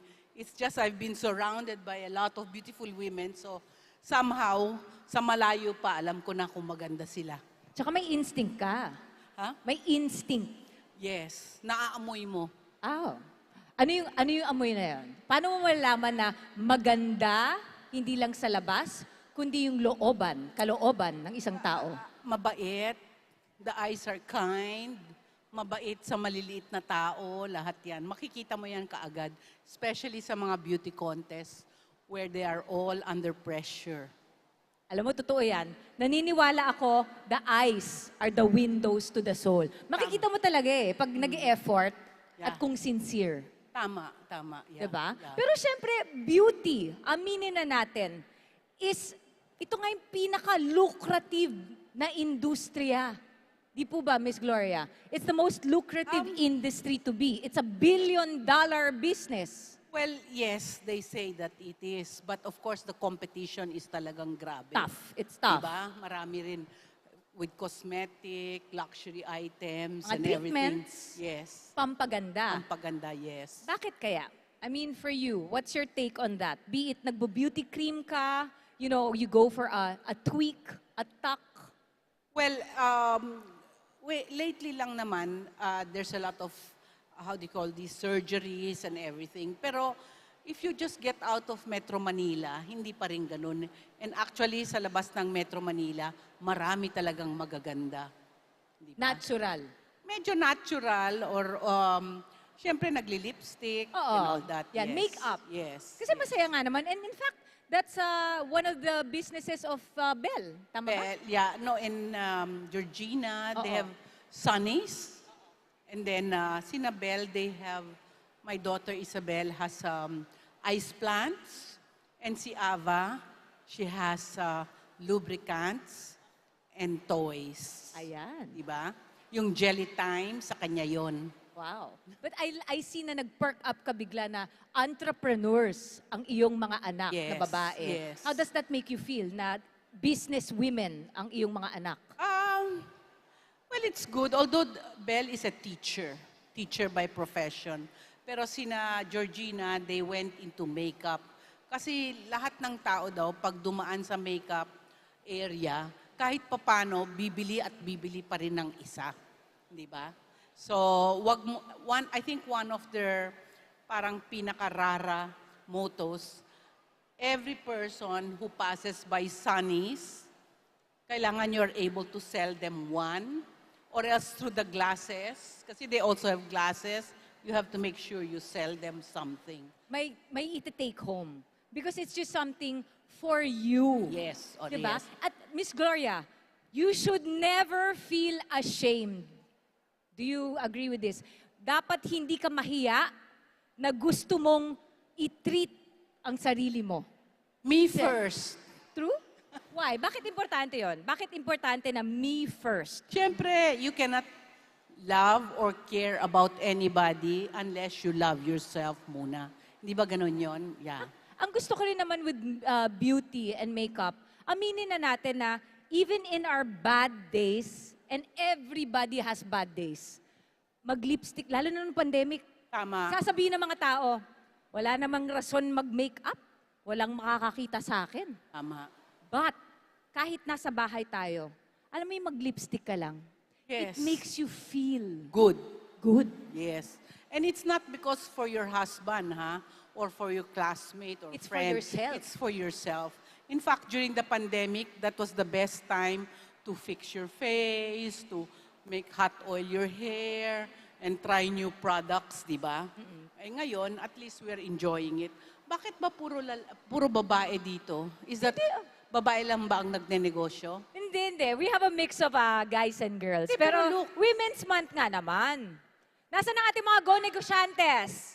Babae o lalaki? Ay, marami oh. Ay, puro babae. Actually, from here, parang puro babae ang nakikita ko eh. Tanungin na lang natin, lahat sila may sunny lipstick. Okay. O, di ba? Bumili daw kayo. Bumili kayo. And jelly time. Ay, matry nga yun. Sige, ayan. That's me time also. Pero, Miss Gloria, balancing beauty, business, hindi madali. Well, beauty naman takes second place when you have business, especially pag nagmamadali. Like with my daughters, pag sinabi nila, okay, we have to go. Hala, lipstick lang pang konti, okay na. I mean, hindi mo naman kailangan maging the epitome of, maraming mas bagets dyan, di ba? Let them be the ones naturally beautiful. Okay. Yan. So, okay lang, you know. They have to make negosyo. Everybody. In fact, my daughter Ava, I think she was only 8 years old. Nagbebenta na yan ng mangga, ng onions, kung ano sa class. Hindi ko napansin na lahat pala ng mangga ko sa bahay, yung onions, hinahakot niya, ibinebenta sa klase. So, okay lang. Pati sandwich niya, binebenta.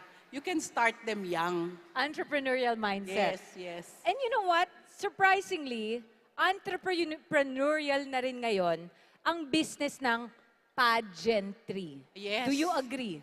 Yes, very much. It's a very, business. It's not only a business, it's supposed to be a money-making thing. Talagang you cannot hold a pageant kung walang commercials at walang mga big business people who will support it. And Diba? that's also something for the candidates that they want to go into it because no matter what, kahit candidates ka nga, they have a name. They have a They get a name, name, and yes. pinakitang may kaya sila. Tama, Of course, yeah. wag nating tatanggalin na yung crown, once you get the title, big deal yon. Pero big deal din na nakapasa ka eh. Well, more important is what you will do after. Well, that's true. Kung pwede mong gamitin yung crown and as a one step forward to business, to whatever. Whereas for myself, of course, I joined movies. And it was good. It's very good. But I think even that, you still need to have some sort of a business idea. Hindi ka pwedeng pasok ng pasok.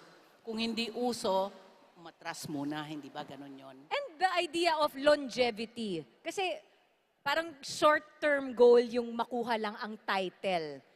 What do you do with it after is a big deal also. Kasi ngayon, hindi lang nagsistay sa maganda ka lang. It's now, may purpose ka ba? Di ba? I mean, during Pia's time, confidently beautiful with a heart. Ngayon, transformational leadership na ang team ng Miss Universe. Pero sometimes lately, ang nangyayari sa mga pageant, parang you ride with the trend. But the whole thing is usually, you have to stand out usually. Hindi naman porket lahat naglalakad ng lava walk ka rin, hindi ba? No. So you have to somehow stand out and be yourself, be your unique self. If you're going to be selling makeup, if you're going to be selling services, like you set up a spa or whatever, kailangan medyo naiba. And your advocacy nga, whatever it is you want to stand Yes. for. Pero yung mga advocacy yan, very often sa pageant, they always ask you, what is your advocacy? You have to not aim so high, just yung katamtaman lang, magpakatotoo Oo, ka. ano talaga yung pinaglalaban mo? Pinaglalaban mo. Let's say, okay, hindi na ako gagamit ng plastic. Okay. Hindi na ako magtatapon ng whatever, hindi ba? Kasi sometimes when you say women empowerment, okay lang yun, pero women empowerment in what way? Yes. Negosyo? Yes. What? Do you Morality? teach? Oo, do you teach? Or Do something? you give outreach So, programs? you cannot just use salad words. Or catchphrase. Yeah, mga- Kasi yun yung naririnig nila ngayon. Sabihin mo sustainability. Yeah. Sabihin mo ganyan, biglang tanungin ka, how? Yun, Ay, wala yun. na. Dapat may, mahaba. I wonder if you remember this. Nung judge ka, I forget what year, 2009 ba? Ang tanong mo, if you were to pick beauty, ano yun? If you were to pick, mas gugustuhin mo bang maganda but not too smart? Yeah. You remember that? Or smart but not too maganda? No, I said, would you rather, something like that. Pero, smart or beautiful? yeah. But with my kids, I used to play games with them. And I asked Belle, she was mga 13, Belle, would you rather marry a fat guy na very rich or a thin guy na very poor? Sabi niya sa akin, fat guy na very rich. Sabi ko, you're so materialistic naman. Sabi niya, it's easier to get thin for that fat guy than to get rich for that guwapo guy. May logic nga naman. So imagine, that's the culture, di ba? Madali lang to get thin, but hard to get rich. There you go. But again, it's the reasoning behind it. Yes, That just brings home the point. If you're gonna stand for something, lalong-lalo na sa stage ng pageantry, where all eyes are on you, that split second, lalo na pag question and answer portion, hindi mo madidisguise kung hindi ka nagpapakatotoo eh. Pero ako naman, on the other hand, pagpagandahan, sa akin yung dito, yung brains, dapat less. Hindi naman kailangan matalino, hindi naman naghahanap tayo ng mga teachers or ganito. Basta sa akin, kung maganda, wholesome, mabait, marunong naman ng magsalita. Marunong magdala. Magdala. Kasi sometimes what happens now, we focus too much, yung masyadong matalino. Hindi ba? Kailangan taman-tama lang, wag over. Kasi sometimes masyadong matalino, mamaya they become rebellious naman in the pageant. Kasi in the pageant, you're like an ambassador. Hindi pwede yung masyadong magaling. That's a different set of skills. Yes. Na you want to be collaborative. That's the word, and you are willing to do what the pageant wants you to do. Because overall, every title has a theme as well. Kaya nga may Earth, diba? Universe, World, mga ganyan. May mga kanya-kanya silang... And that's why beauty is for all. If you think about it. Yes. Diba? Yes. Speaking of beauty is for all, teka, may surprise tayo. Ladies and gentlemen, joining us, speaking of beauty, all the way from Agusan del Norte, she is actually a Miss Universe candidate this year. Maka-hi nga tayo and let's get her thoughts. Miss Hannah Zarzoso! Hi! Hi. Hi. Hi. Such an honor to meet you. Hi. Hello. Hi. Ganda niya. Ayan namata na. From the Miss Universe herself. Hello, good afternoon. Yan. You're competing in the Miss Universe? Yes. I'm from Cabadbaran City, province of Agusan del Norte.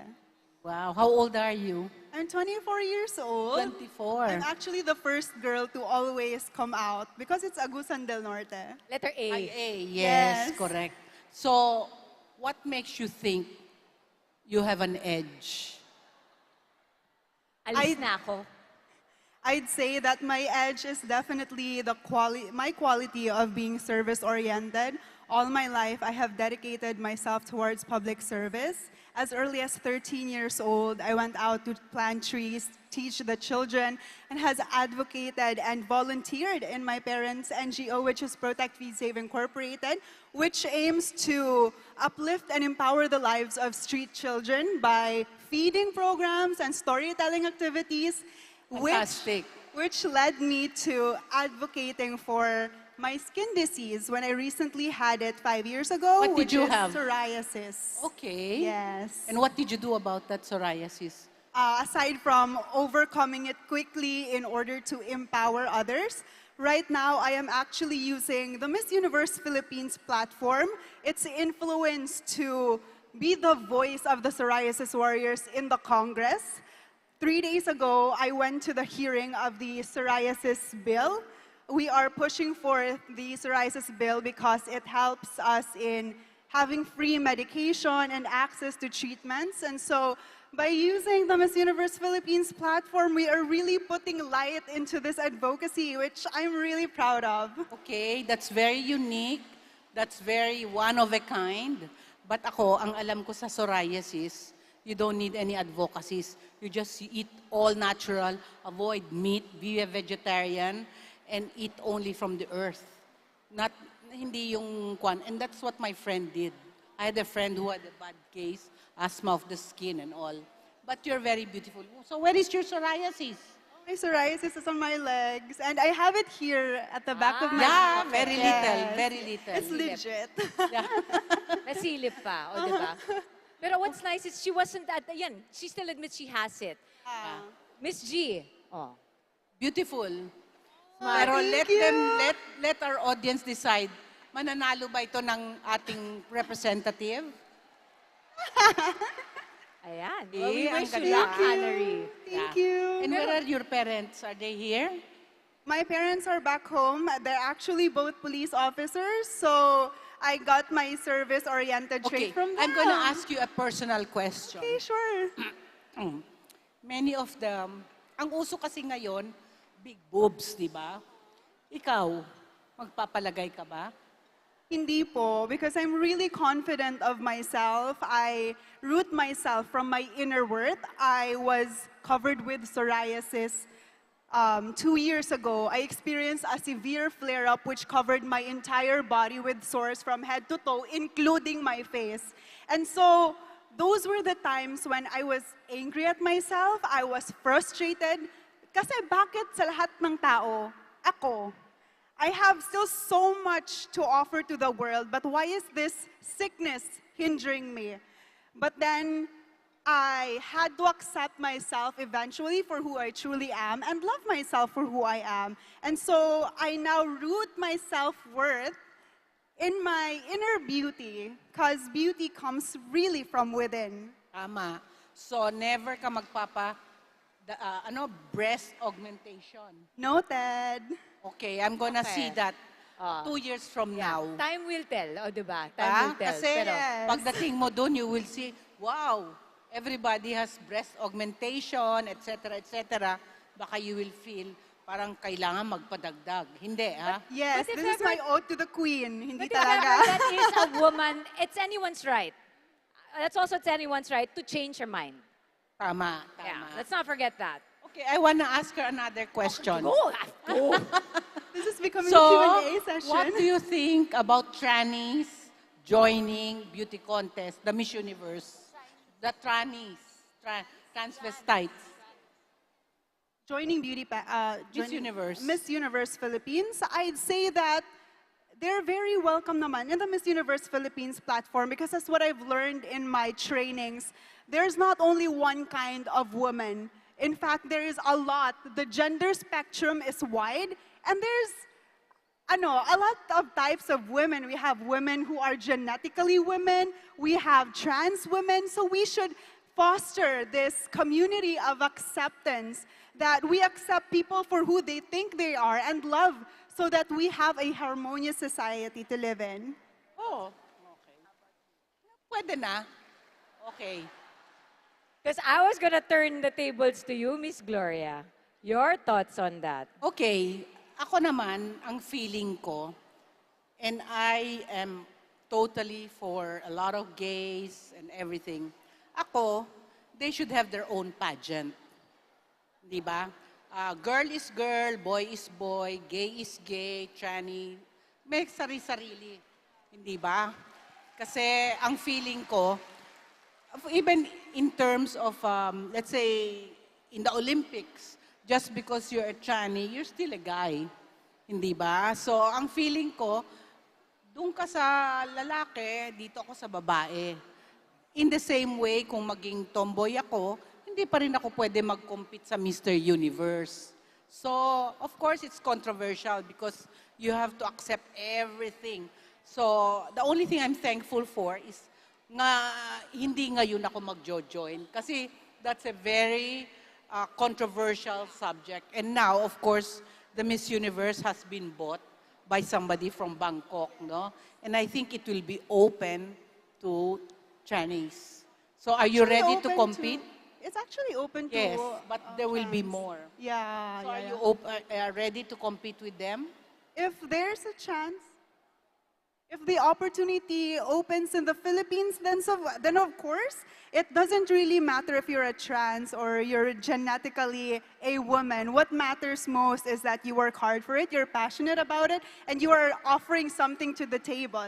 Well, where I'm coming from is that this is a stage for everyone to be heard. And that's what just happened. This is where we can respect each other's opinions. Correct. And that is why we talk about it. This is beauty and business transparent. Give them a round of applause. Sa bagay, I was a judge in si Reyna. Ang daming magaganda ron. Maganda pa sa Miss Philippines. So, mahirap yan ha, mahirap na kalaban. Well, let's bring it back to business naman. Okay, from pageantry and beauty, she has a business. What is your business? My business is a cafe, not the coffee one, but milk teas, kasi yan yung patok sa mga bagets. Oh, milk tea. And what's nice is when you actually up the beauty in whatever platform you can, lalo nga na ngayon, na digitalization, di ba? It picks up anything you do that's related to beauty, mag-i-improve ang business. Where Correct? is your coffee shop? It's in Cabadbaran City, Agusan del Norte. Agusan. What is the name? It's Nami Cafe. Nami Yes. meaning? Parang Nami Hours? milk tea, hindi. Ano siya, it's actually name of, yung nickname ko, tsaka nickname ng friend ko. Kasi we started it together. Oh, my daughter also has a milk tea called Frank's. Oh, I love Frank's. Yeah. I That's love Frank's. Isabel's thing. Oh, congratulations. How did your beauty, like when you won, it helped your business? Yeah, it helped a lot in terms of marketing. Kasi I really believe in the fact that your business reflects to who you are as a person. So if you have the integrity, people would want to trust you. Business is all about trust. It's all about ensuring your customers that you give out quality products, and with the trust and integrity that you show to pageantry, that you show on stage, that would eventually reflect to your business. There you go. And that's why beauty is never just skin deep. Let beauty inspire you to keep moving forward, to keep being a good person, and fuel you in your business Hindi ba Dave endeavors. is saying, beauty is not only skin deep, but ugliness is to the bone. Ah, that's so true. Huwag never natin papapuntahin sa ating mga buto ang ugliness. Well, totoo naman yun. With that, can we please give a round of applause for Gloria Diaz and Hannery Zarzoso. Can we have a group photo? Picture naman tayo dito, everybody. Okay. Let's step forward. Good luck in the Miss Universe Philippines. Everybody smile.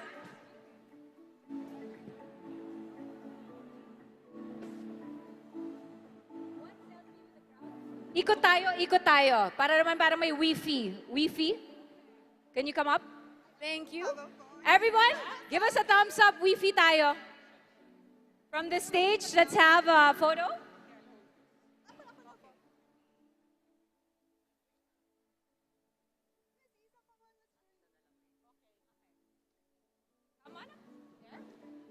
Yan, kita lahat. Everybody smile!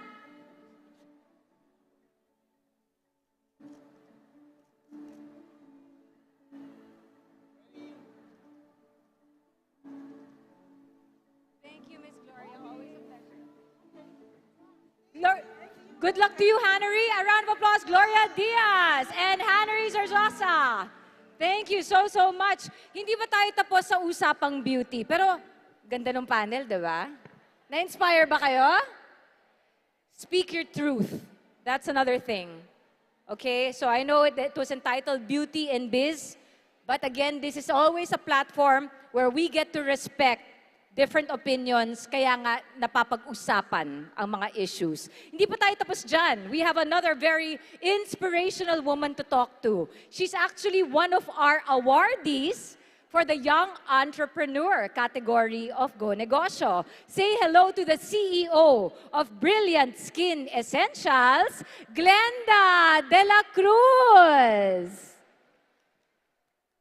Hi, Glenda. Alam niyo ba, galing siyang Dubai. Diretso dito sa ating Go Negosyo Women's Summit event.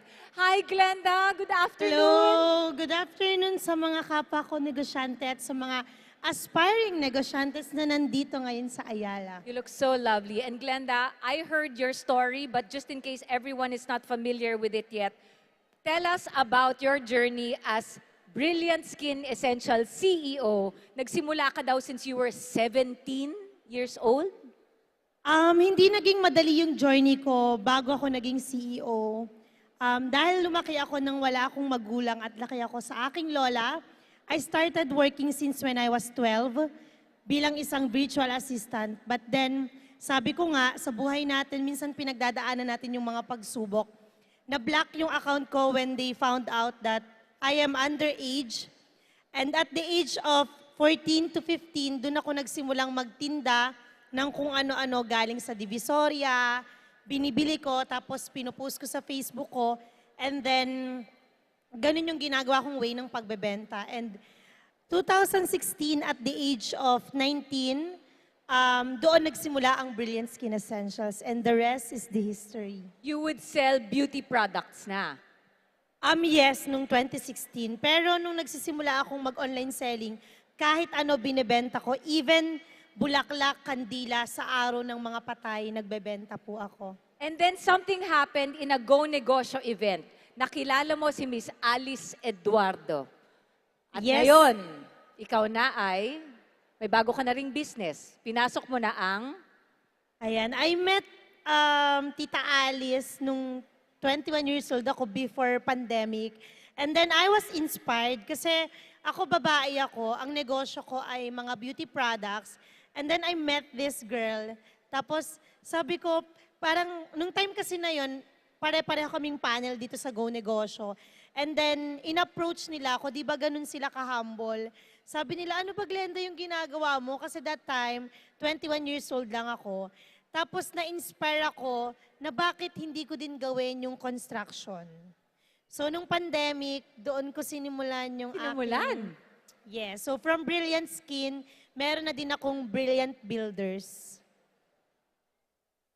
And that takes her all over the world. If I may share, meron ka na ngayong bahay sa US, iba pa mga business, all starting because she started as early as 12 years old.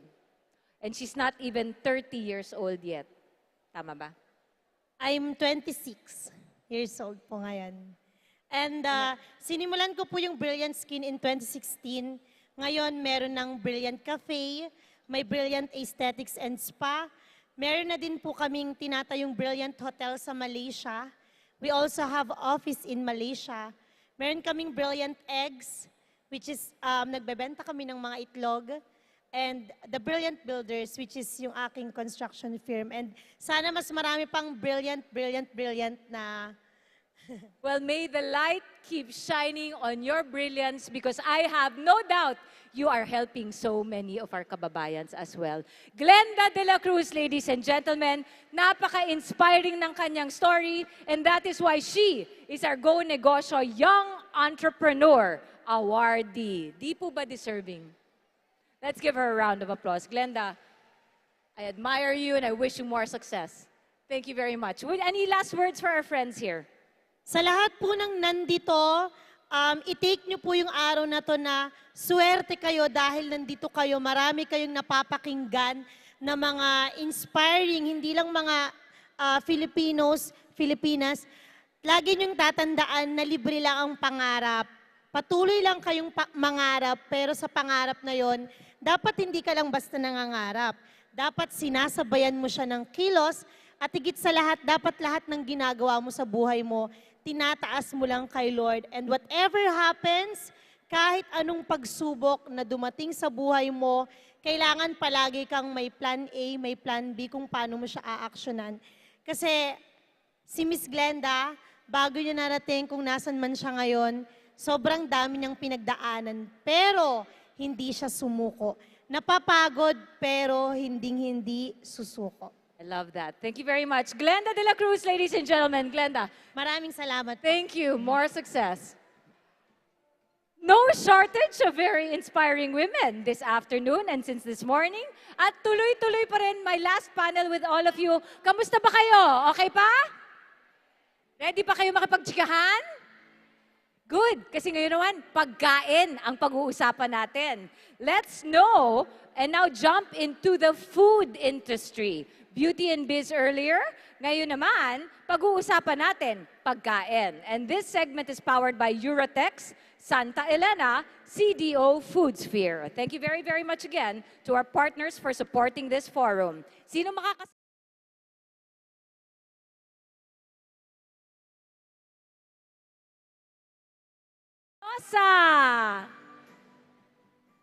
Hi, Ms. Hello Rika. po. Hindi ako pinalad sa beauty pageant. Sa food na lang tayo. No, that's not true. Beautiful. You are beautiful and colorful. Ms. Rika, when did you start? I started 2006. May 22, 2006. I still remember. Nagtutulak po ako ng card sa gilid ng Lasal. As in, kalye. Sa morning, sa afternoon, babalik ko yung aking mahirap, may araw, may ulan. Then 2000... Buong araw kasi kung isipin mo, bacon, pang umaga lang. Breakfast food yun. No, all day breakfast siya. Okay. I have tapa, I have tocino, I have everything with egg. Okay. Pero sinaing siya, hindi siya sinangag. Kasi that's the baksilog, that's bacon, sinaing, and egg. Sinaing? Yes. Okay, got it. Gusto ko lang liwanagin sa Ayun, mga para nagtatanong. Para clear. And so yun nga, nagtutulak ka outside the Lasal community. Yes, 2015, nagkaroon ako ng second branch sa UST. Sino naman nagtutulak doon kung ikaw nasa Lasal? Actually, wala na siya.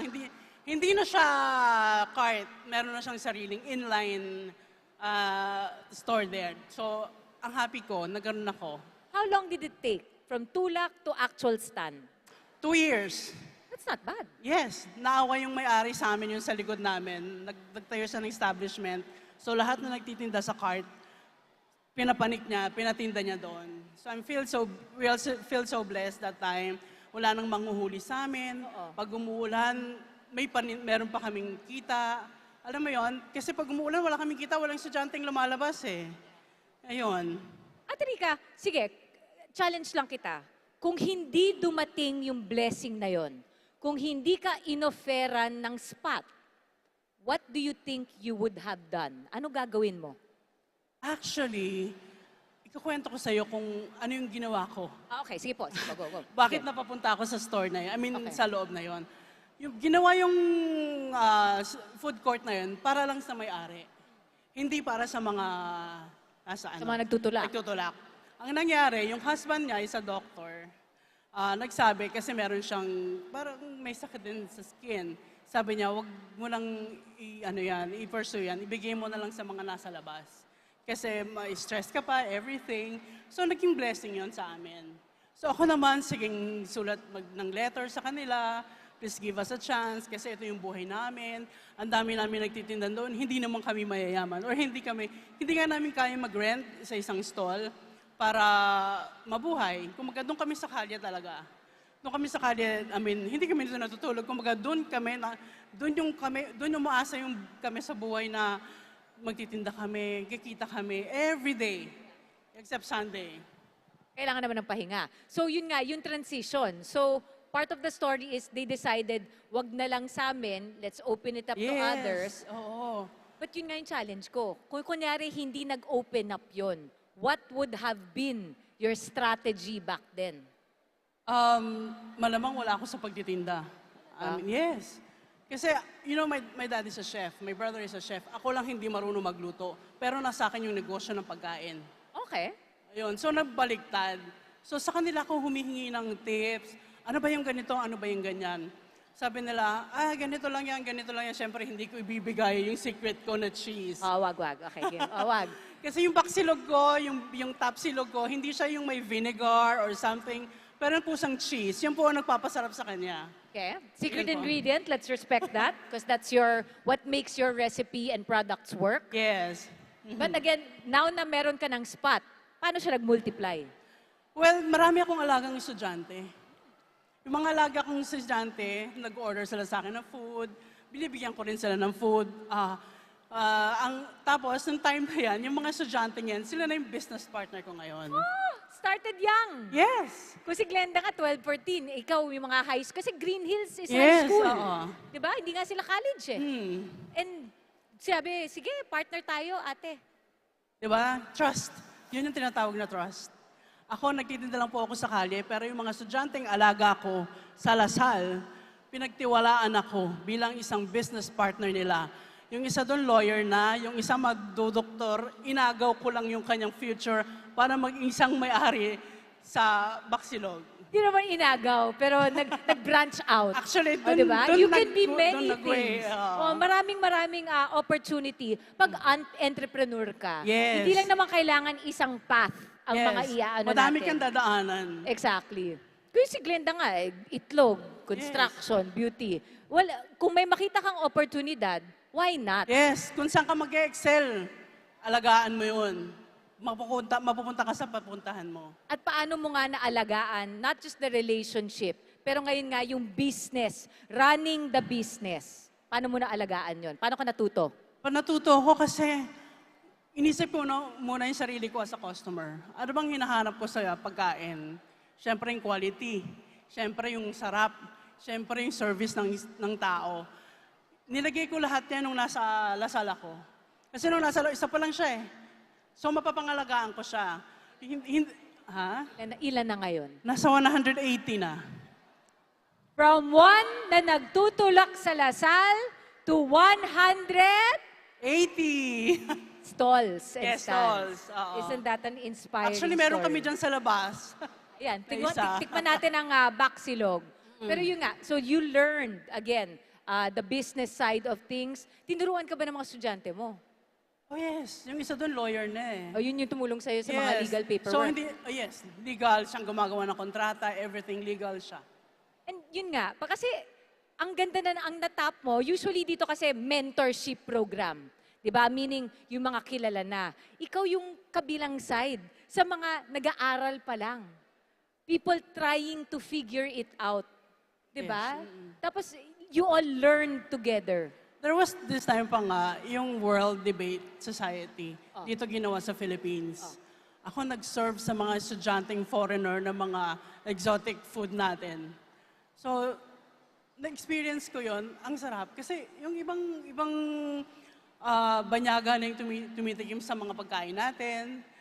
At sa Lasal din ginawa to. Imagine mo, nandun ako sa cart namin, dun sa pwesto namin, madaling araw pa lang, kasi may mahabang upuan doon. Pinagdidikit ko lang yun. Doon ako humihiga para magpahinga. Yung karton ng Zesto, yun ang unan ko. So the following morning, magde-deliver ako ng, yung mga organizer ng debate, magde-deliver ako sa Sofitel. Yes. Oo. I think what you have besides blessings and opportunity, ang galing mong makisama sa tao. Ay, yun ang number one na Kasi pag sasabihin ng entrepreneur, minsan kailangan may produkto ka, math ka, 'di ba? Management. Sa'yo naging pakikisama. Ngayon hindi masyado nasi-stress 'yun eh. In doing business. Yung communication skills, kumbaga, yes, building trust. Meron pang isang time na from Binild siya, malayo ang Binild sa Maine. Pumunta siya dito. Ate, sabi niya gano'n, bumili siya ng food. Natapon yung food na binili niya. Oh. So, tanggal ko, linis kagad. Pinalinis ko. Nagpaluto ulit ako. Hindi ko na pinagbayad sa kanya. Binigay ko sa kanya. The following week, dumating siya kasama yung buong, buong block nila. Imagine mo, yung small gesture lang na gano'n, papanik sa'yo ng marami. Diba? Maliit lang na bagay. Malaki para sa kanila. Again, there is this, wag lang business na income, profit. Yes, yun ang ginagawa ko eh. Meron kami, Wag lang yun, dapat. May mga give back program kami, especially this pandemic. Lahat yan binibigyan namin. Pag may nagsabi sa akin, Ate Rica, meron kaming ganito, meron kaming ganyan. Especially sa mga frontliners. Doon kami nangunguna talaga. Kasi hindi namin, especially ako, kasi ang pagkain hindi ko pinagdadamot. Lalo na kasi nag-umpisa sa bahay. Ang parents ko hindi madamot sa pagkain. So, na-adapt ko yun. Ano ko rin sa mga kasama ko, sa mga staff namin, sa commissary namin, lahat yun. Spoiled nga sila sa amin actually. I wonder, Ate Rica, is it because innate yung gusto mong maging nurturing? Kasi Women's Summit tayo eh. Women's Summit. Hindi ka nahihirapan nung nagtutulak ka sa kalye? You know, babae, hanggang gabi ka. Hanggang anong oras ka ba? Sa labas? 7. Dismissal naman. Dismissal time. Not too late. Mm-hmm. 'Di ba? Pero yung pagkababae, pagkaalaga sa mga bata na naging business partner mo, tingin mo innate lang yun sa kababaihan? Hindi naman? Feeling ko. Feel? Yes. Okay. Kasi ang babae, hindi lang isang role ang ginagampanan sa buhay. Magulang ka, anak ka, nagnenegosyo ka, namimigay ka ng pagkain. Alam mo yun, kusang lumalabas sa'yo, hindi ko naman, kasi humble naman ako. I feel so humble in everything I do. Nagbibigay ako. Alam mo yun, nag-start ako 34, wala pa akong anak, wala pa akong, ngayon, nabuntis ako ng 40 years old. Imagine 40 years old, that's miracle na, di ba? I got pregnant at 40, 41 ang anak ako, 51 na ako, 9 years old pa lang yung anak ko. Imagine, inaalagaan ko siya at the same time, nagninegosyo ako. Pag pumapasok siya, Mama, aalis ka? But yes, kailangan kong umalis. Sabi nga niya sa akin, Mama, what did you do sa school nung time? Sabi ko, I paid your tuition. Sabi ko, bakit may tuition? Sabi niya gano'n. Hindi niya alam na may tuition fee siya. Tinuturuan mo pa? Sabi niya, kasi ganito, nagtatrabaho ko para magbayad ng tuition mo. Sabi niya, yung public ba may tuition? Sabi ko, wala. Pwede Mama, public na lang ako. Kasi ayaw na niya akong umalis ng bahay, huwag na ako magtrabaho. Imagine, naiisip na yon kasi hindi kami palagi magkasama. Pero nung baby siya, every meeting na inaatinan ko, kasama ko siya, iniiwan ko lang siya sa sasakyan. Kasi breastfeed siya until 5 years old. Yes. Imagine, nag-aaral siya. Ang recess niya, pupunta siya sa akin, tataas lang niya yung damit ko. Yun ang recess niya. Well, it just goes to show you really are nurturing, Ate Rica. Yes. Bago ka man nagkaroon ng sarili mong anak. Mhm. So let's not forget again, business is not just the numbers, it's not just the brick and mortar. Business means kailangan makisama tayo and to take care. This Yes. natural inclination to take care of people. Kasi babalik din sa'yo yan. Exactly. Wonderful. Any last words for our audience here today, Ate Dun Rica? sa gustong magkaroon ng negosyo, mag-umpisa na kayo ngayon. Siyempre sa negosyo. Don't wait. Yes, don't wait. Kailan pa kayo pag huli na, di ba? Lahat ng negosyo may failures. Mahaba. Pag may success yan, diretso na kagad yan. Yung failures na nangyayari sa inyo, gawin yung inspirasyon para makarating kayo sa pupuntahan ninyo. Matuto kayo. Yes. Failures will teach you. Yes. You always trust the process. Namnamin nyo. At namnamin natin, punta tayong Baksilog! Yes! Punta kayo dun mamaya. May Yes. discount ba? Of course! Narinig. Narinig nyo na. May discount just for today. Yes. Ayun. Sabihin nyo, taga-Go Negosyo kayo at nakinig kayo Yes. kay Ate Rica Penelosa. Picture tayo, Ate Rica. Come Yes. everybody, a round of applause for Ate Rica Penelosa from Baksilog. Smile po.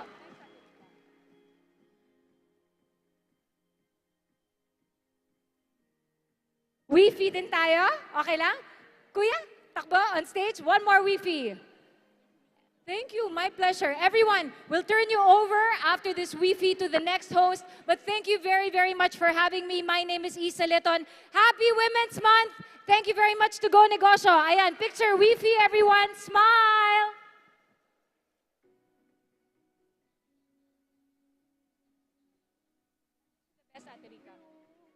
Thank you so much. All right, I'm going to turn over the stage now to your next host. Everybody, she happens to be the founder and president of Executive Genesis Services Incorporated and president of Philippine Association of Legitimate Service Contractors, or PALSCON.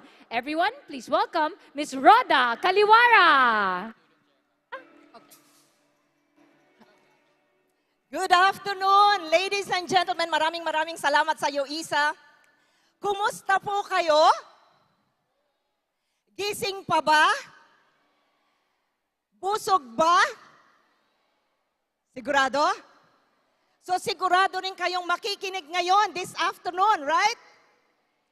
Samahan niyo ko, ha? Wag na wag kayong matutulog, all right? All right, ladies and gentlemen, before anything else, to commemorate this women's event, let's know more about our winners from this morning.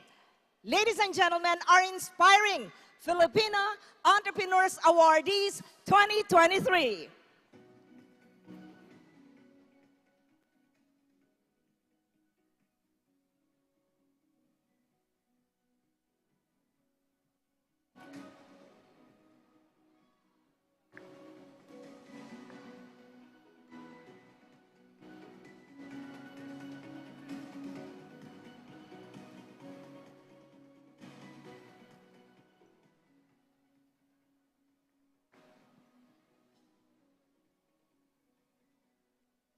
Mga kahanga-hangang kwento ng kasipagan, katatagan at kahusayan ang maririnig natin ngayong hapon dahil makakasama natin, makakapanayam at makakakwentuhan natin ang mga magagaling na women entrepreneurs. Sila po ang mga inspiring Filipinas. Palakpakan po natin sila.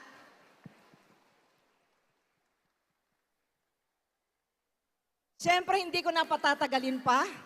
Excited ako. Alam ko, excited na rin kayo. Tama? Wala akong naririnig. Bigyan niyo ako ng thumbs up kung excited na kayo.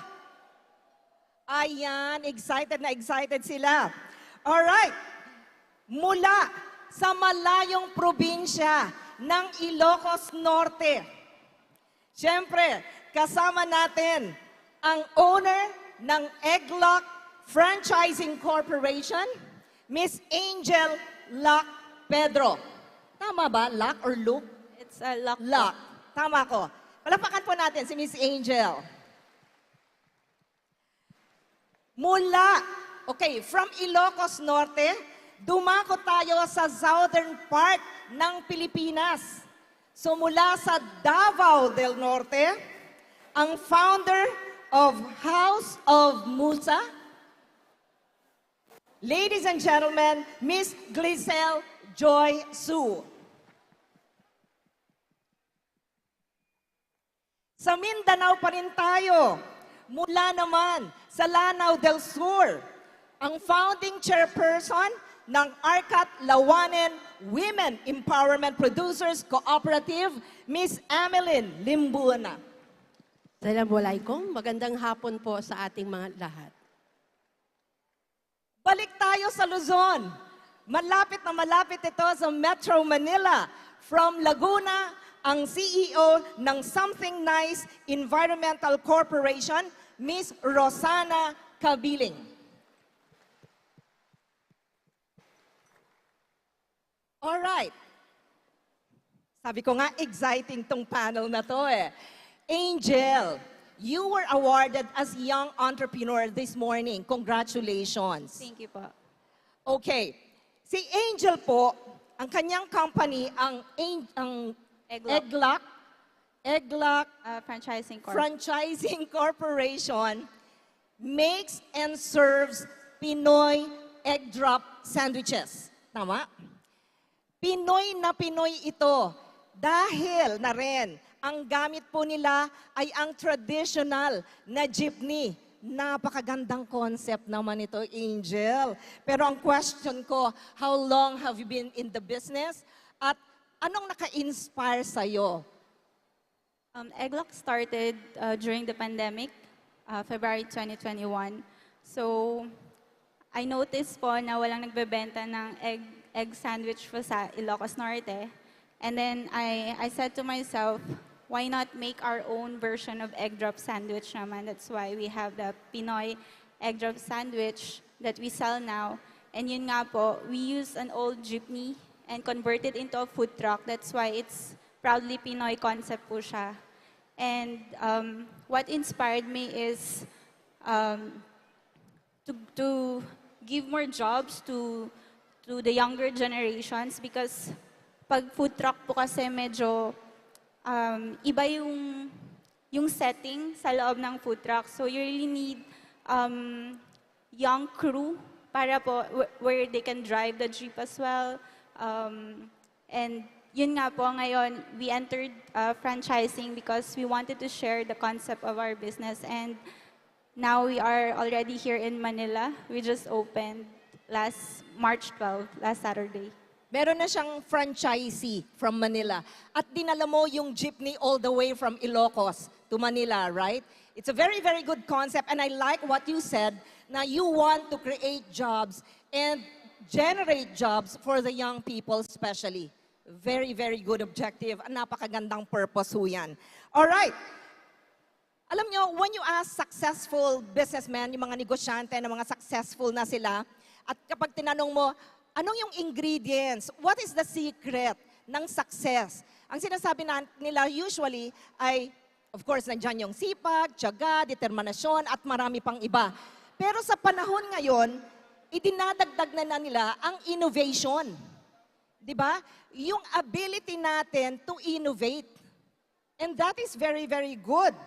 Ngayon, si Glycel, dinala na siya ng produkto niya sa iba't ibang panig ng Pilipina. Ay, hindi lang sa Pilipinas ha, pati sa iba pang mga bansa. In fact, this coming September, this year, okay? 2023 po yan. Si Glycel po at ang kanyang House of Musa will be in the fashion capital of the world. At saan yon? Paris. O diba, nakapag-stock ako sa House of Musa FB page. Alright. Pero Glycel, paano mo nakamtan ang lahat ng mga meron ka ngayon?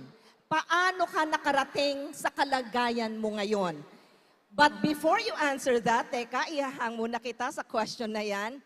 Please tell us a bit of your story. Magandang hapon sa inyong lahat.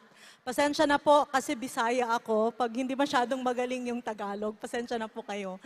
So, ako po pala ay isang certified public accountant na nagpa-practice ako for 22 years. Hindi ako masyadong masaya sa aking trabaho. Yung asawa ko naman, meron din siyang business. We are a retailer of IT products, yung mga laptop, computers, mga Acer concept store sa Davao region. Ngayon, yun bang gusto mong i-follow yung passion mo? So, nag-start ako to follow my passion kasi nung kabataan ko pa, mahilig talaga ako sa fashion. Hindi yung nagpapagan. Gusto kong gumawa ng mga damit, ng mga classmates ko. Dati noon pa, ang gusto ko bihisan, yung mga classmates ko. So ngayon, when I reached 42, nag-enroll ako sa fashion design. And then, supposedly, mag-graduate na sana ako in 2020. That was during the pandemic. But it never happened kasi nag-worldwide lockdown nung March 2020. So, supposedly sana, yung gagamitin kong damit or fabric, itong suot ko ngayon sa Philippine Gala dito sa Manila, ay hindi natuloy. Pero sa tulong ng Department of Trade and Industry, sila yung nag-umpisa na mag-train ng fabric. This is made of banana fiber kasi ang Davao del Norte is the banana capital of the Philippines. Nag-train sila sa iba't ibang sektor ng aming probinsya. Ang una kong napuntahan is ang provincial jail kung saan yung mga preso doon sa loob nagwi-weave ng fabric. Hanggang sa pinagpa-weave ko sila. And ang ending, pinangalanan ko siyang Musa because Musa is the scientific name of banana. Kaso lang hindi natuloy. Ang dami nang na-weave na fabric ng mga prisoners pero nag-lockdown. But hindi ako sumuko dahil I found the beauty of the pandemic na pwede pala nating ibenta ang ating mga produkto online. And also, nag-enroll ako sa digital marketing kasi pwede nang mag-enroll sa ibang bansa. Walang course dito ng digital marketing, pero meron sa ibang bansa. So I enrolled. Lahat ng natunan ko sa digital marketing, in-apply ko dito sa Musa. During the pandemic, sino namang bibili ng damit? Wala tayong mga events. But there are people buying clothes from other countries na sa isip-isip ko, parang hindi sila naapektuhan ng pandemic. Bakit sila bili ng bili and why is it na meron pa rin silang mga activities doon? Tapos kami dito, wala. So yun, ang umpisa. Hanggang sa, dahil sa digital marketing pa rin, nakita ng isang producer sa New York ang aking ginawang video kung saan pinakita ko lahat kung paano ginagawa ang Musa coming from the cooperatives na gumagamit ng nagbibigay sa akin ng mga fiber na banana hanggang sa mga prisoners in the jail. Nakita nila and they invited me to New York Fashion Week. Kahit Omicron, pumunta ako ng Amerika just to showcase this para magiging taniyag siya sa Amerika. And praise God, this last February, pangatlong New York Fashion Week na po. So that was the beauty of digital marketing. Ang galing, ano? Ang galing. Di ba, Glisel, no? Yung mga itinatapon na mga banana stems, yun yung kinuha mo at merong collaboration na nangyari. Tama? Yes po. Those are waste banana fiber. Kasi pag cut mo yung banana na yan, for export na yung banana. Pero, waste na yan siya lahat. So yung fiber ng trunk, yun ang ginamit natin in collaboration sa mga cooperatives natin sa Davao del Norte. So right now, 3 jail institutions sa Davao del Norte ang nagwi-weave ng Musa fabric. I started with 20 prisoners. Now we are 300. We have 300 prisoners weaving.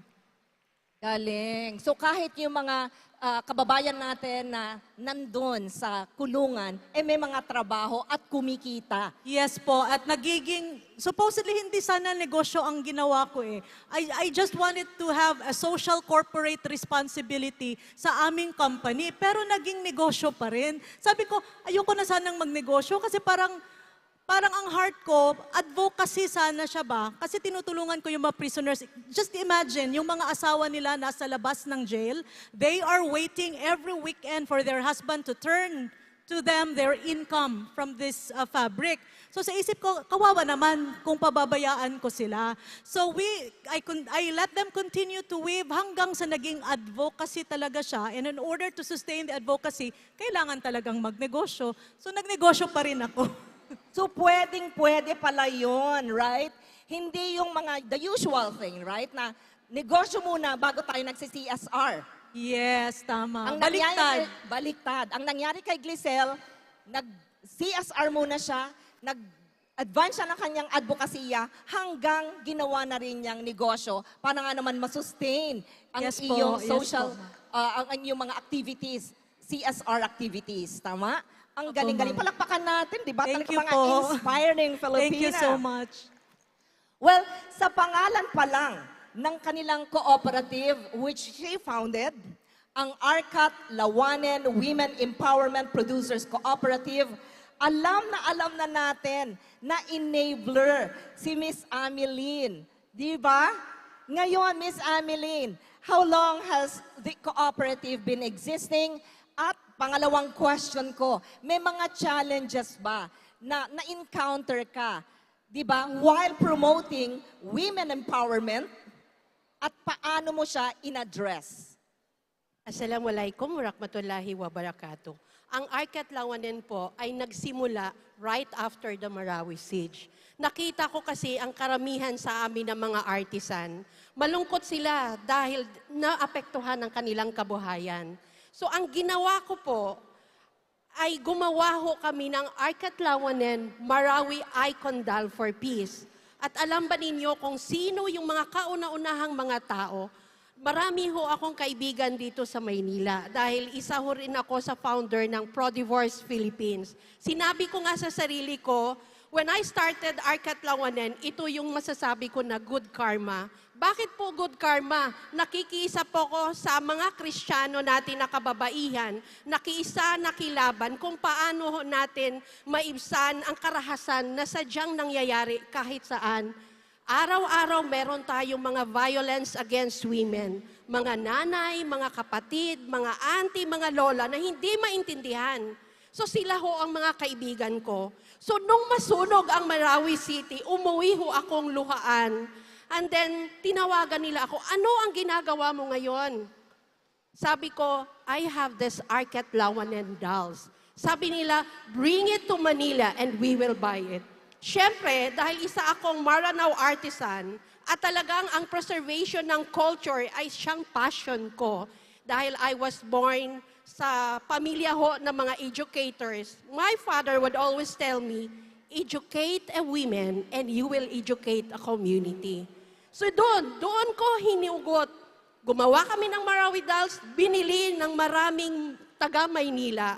And then doon nagsimula, bumili ho kami ng thread, gumawa ho kami ng backstrap looms kung saan unti-unting nabuhay ang sinasabi natin na weaving industry, local weaving textiles doon sa Marawi City.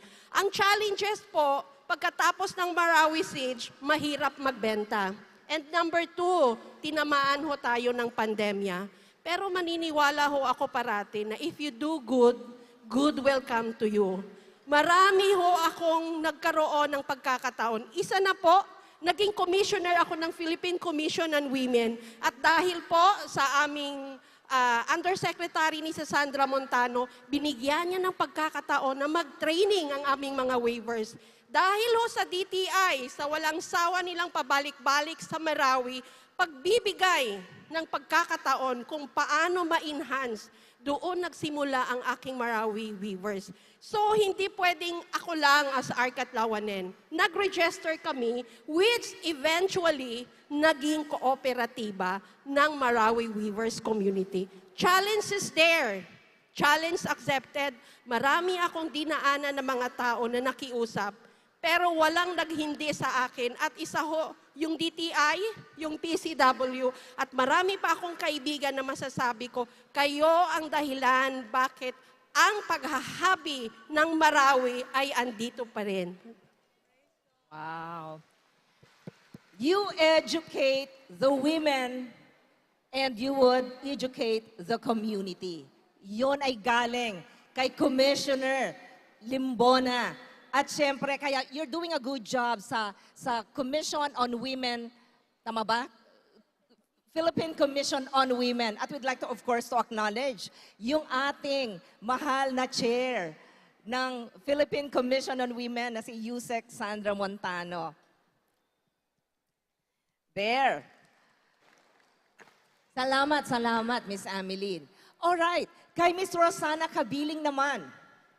Well, in a nutshell, ang something nice, tama? Something nice environmental corporation treats waste, mga basura. At the same time, you provide storage and disposal. Yes po. Kumbaga parang naiiba ang iyong negosyo. Alright? So what inspired you to get into this kind of business and how did you get started? Magandang hapon sa lahat ng mga nangangarap na Pilipina. Ako po si Rosana Ann Kabiling, formerly a public school teacher in Las Piñas. Ang nag-inspire po sa akin para baguhin yung buhay ko, yung hirap ng buhay. yung walang-wala ka. I'm a single mom po, not once, but twice. Mahirap sa pagiging isang teacher, 2 beses kang nagkamali. Lahat ng tao, mamaliitin ka, even yung sarili mo, hindi na rin magtitiwala sa'yo. Pero sa lahat ng taong narito, the more na walang nagtitiwala sa inyo, kahit pamilya nyo, boyfriend mo, kapatid mo, or kung sino man, pati kapitbahay mo, merong natirang isa, yung sarili mo. Yung sarili mo na walang-wala na, wala ka na ring parang chance, yun yung buhayin mo. Kasi mas maraming walang nagtitiwala, mas malalim po yung pundasyon. Wala rin po akong pera, walang-wala. Yung pambili ko po ng kape, alam niyo yung magkakambal na kape? Twin po ba tawag doon? 5 piso, wala po ako. Pero God is good. Nakita ko po, isa sa sponsor dito, Yasaki Torres. Nakaranas ako ng 2 backpack na puro ng 1,000. 1.2 million po, sakay ko sa bus. Because nagsimula akong magbasura. Kaya sa lahat ng walang-wala dito, isa po ako sa katulad nyo. Nandun po ako lagi sa dulo, sa may speaker po, nakaupo. Sabi ko dun sa sarili ko, isang araw, libre naman po yung pangarap, gas-gas na siya, kumpara sa iba. Libre na nga yung pangarap, hindi pa natin ginagawa. Kaya lahat ng narito, 50% po ng nangangarap matutupad. Kasi ako walang-wala. Nasa tabi lang ako ng speaker ng Go Negosyo. Pero nangyari na nakakaranas akong humawak ng milyon. Dahil sinimulan ko yung pangarap ko at nakinig ako mula kay Sir Joey sa lahat po ng inspiring Pilipinas na nagsalita o nagsasalita at sa mga negosyante na nagpapatunay na kung kinaya namin, mas kakayanin nyo po. The moment na nandito kayo, sigurado matutupad yung pangarap nyo. Yun po. Hard work really pays off. Opo. Yun ang message ni Rosana. Ni Rosana. Kaya yung mga nandyan sa likod, pakitaas ang kamay. Yayaman po yung nasa likod. Yung mga nandyan sa likod, sooner or later, hindi natin masasabi, baka next year, kayo na ang mga nakaupo ngayon dito, right? Amen. Claim nyo na po. Kaya meron at merong pag-asa. Kagaya nga ng nasabi natin kanina, kagaya ng ginawa ni Rosana, sipag, tiyaga at determinasyon. Di ba? Nakaka-inspire talaga. You know, all of you, the 4 of you, are all inspiring Filipinas. Pero for sure, just like any other business people or just like any other businessman, right? You went through a lot of trials, mga struggles, mga challenges. And these are all inevitable, di ba? Hindi pwedeng maiwasan at walang exempted. Pero hindi lang yan nangyayari sa mga kababaihan, kundi sa lahat ng mga nagninegosyo. Pero, alam nyo ba, na pwede nating pasalamatan din itong mga challenges na to, itong mga trials na to, dahil sila yung mga nagpapatibay sa atin.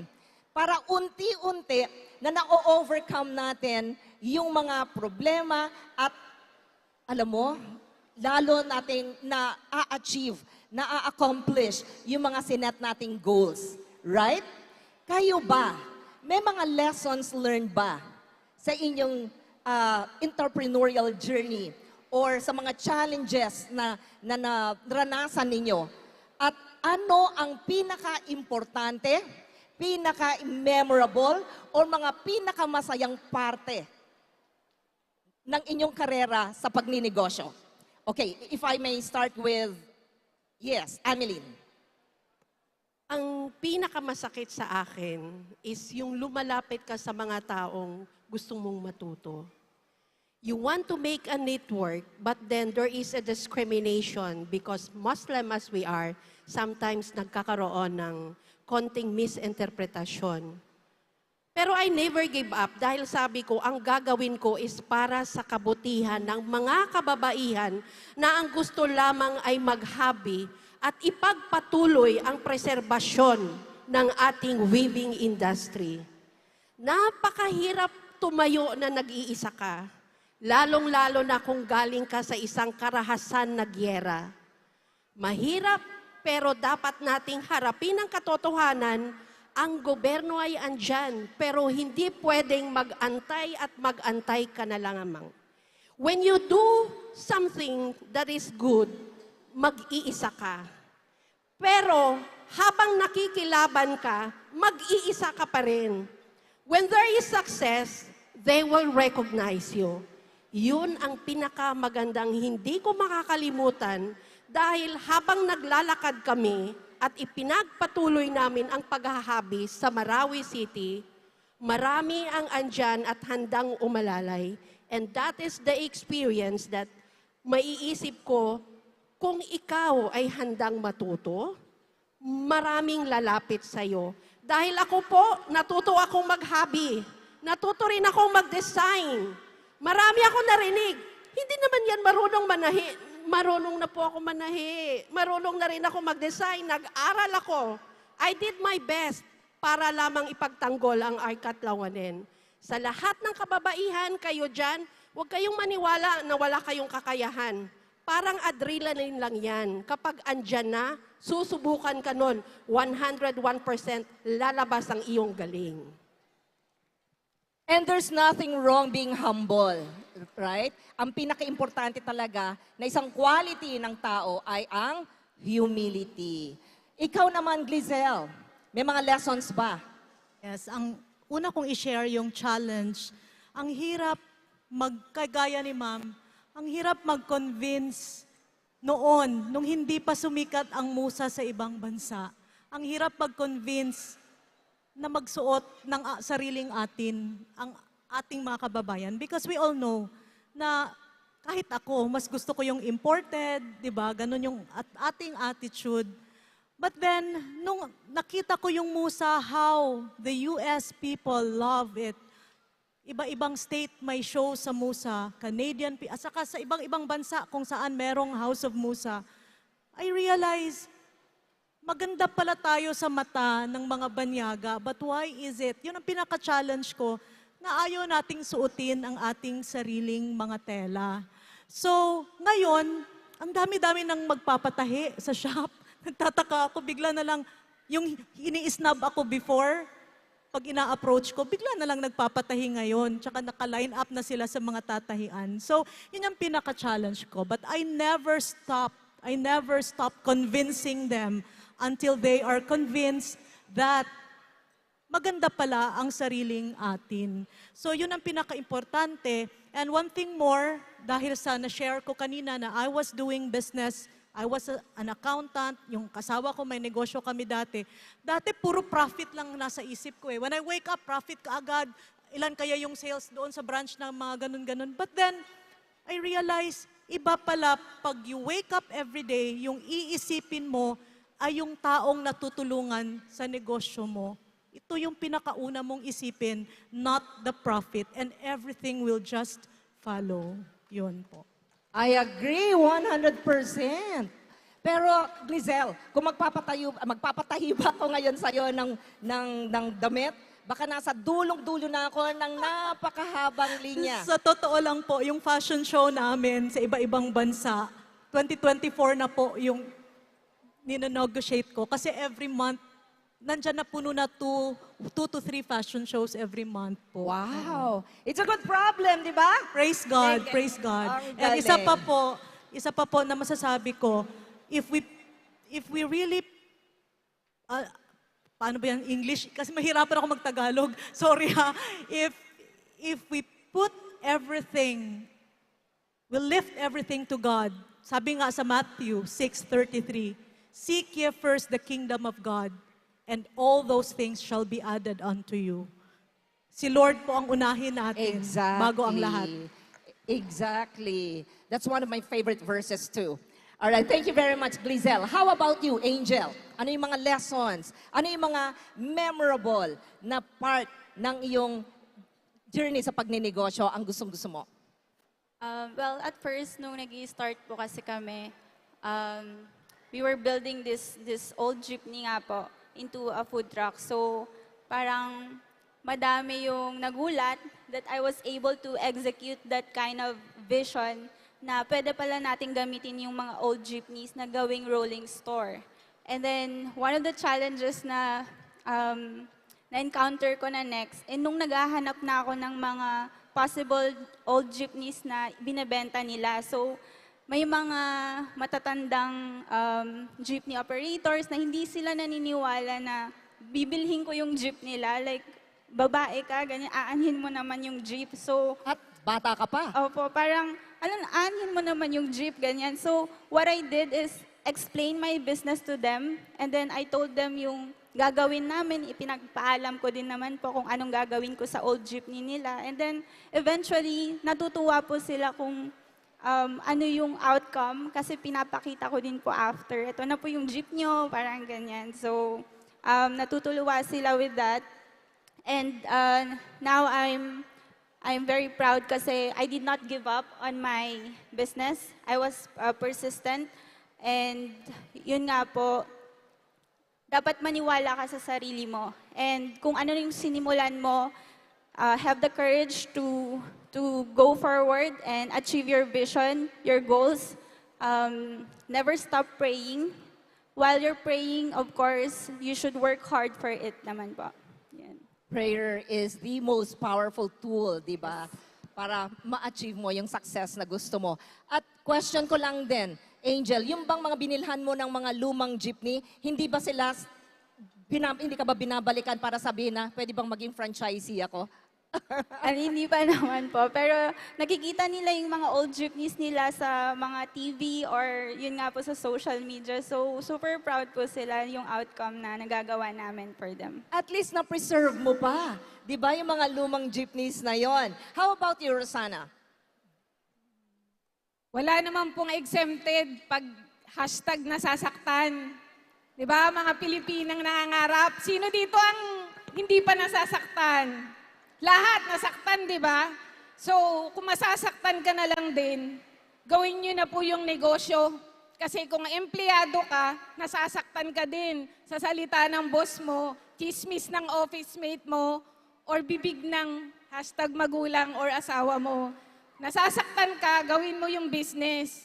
And then, isa pang secret, linisin nyo po yung puso nyo. Kapag grateful ka, lagi kang nagpapasalamat sa maliit na bagay, na buhay ka pa, nakakalakad ka, at nakakahinga ka ng maluwag. Sobrang dami pong biyaya. Lalapit po ng kusa yung biyaya sa inyo nang hindi nyo inaasahan. Milagro man pong tawagin yon, yung pagiging grateful po sa lahat ng kasama nyo sa buhay. Sobrang, it's a big blessing po. And then, yung isa pang nakakatuwang pangyayari, basurero po ako tipikal. Basura ng mga planta, basura ng mga kumpanya. Ibang mundo to kasi dapat lalaki, pero pinasok ko. Ang layo sa pagtuturo ng bata na punta sa kalikasan. Pero si kalikasan masyadong ginalingan. Minahal ako at binibigyan ako ng maraming pera ngayon. So I'm sharing po nitong negosyo na to na sa buong Pilipinas kaya nyo rin pong gawin. Hindi po siya basura lang.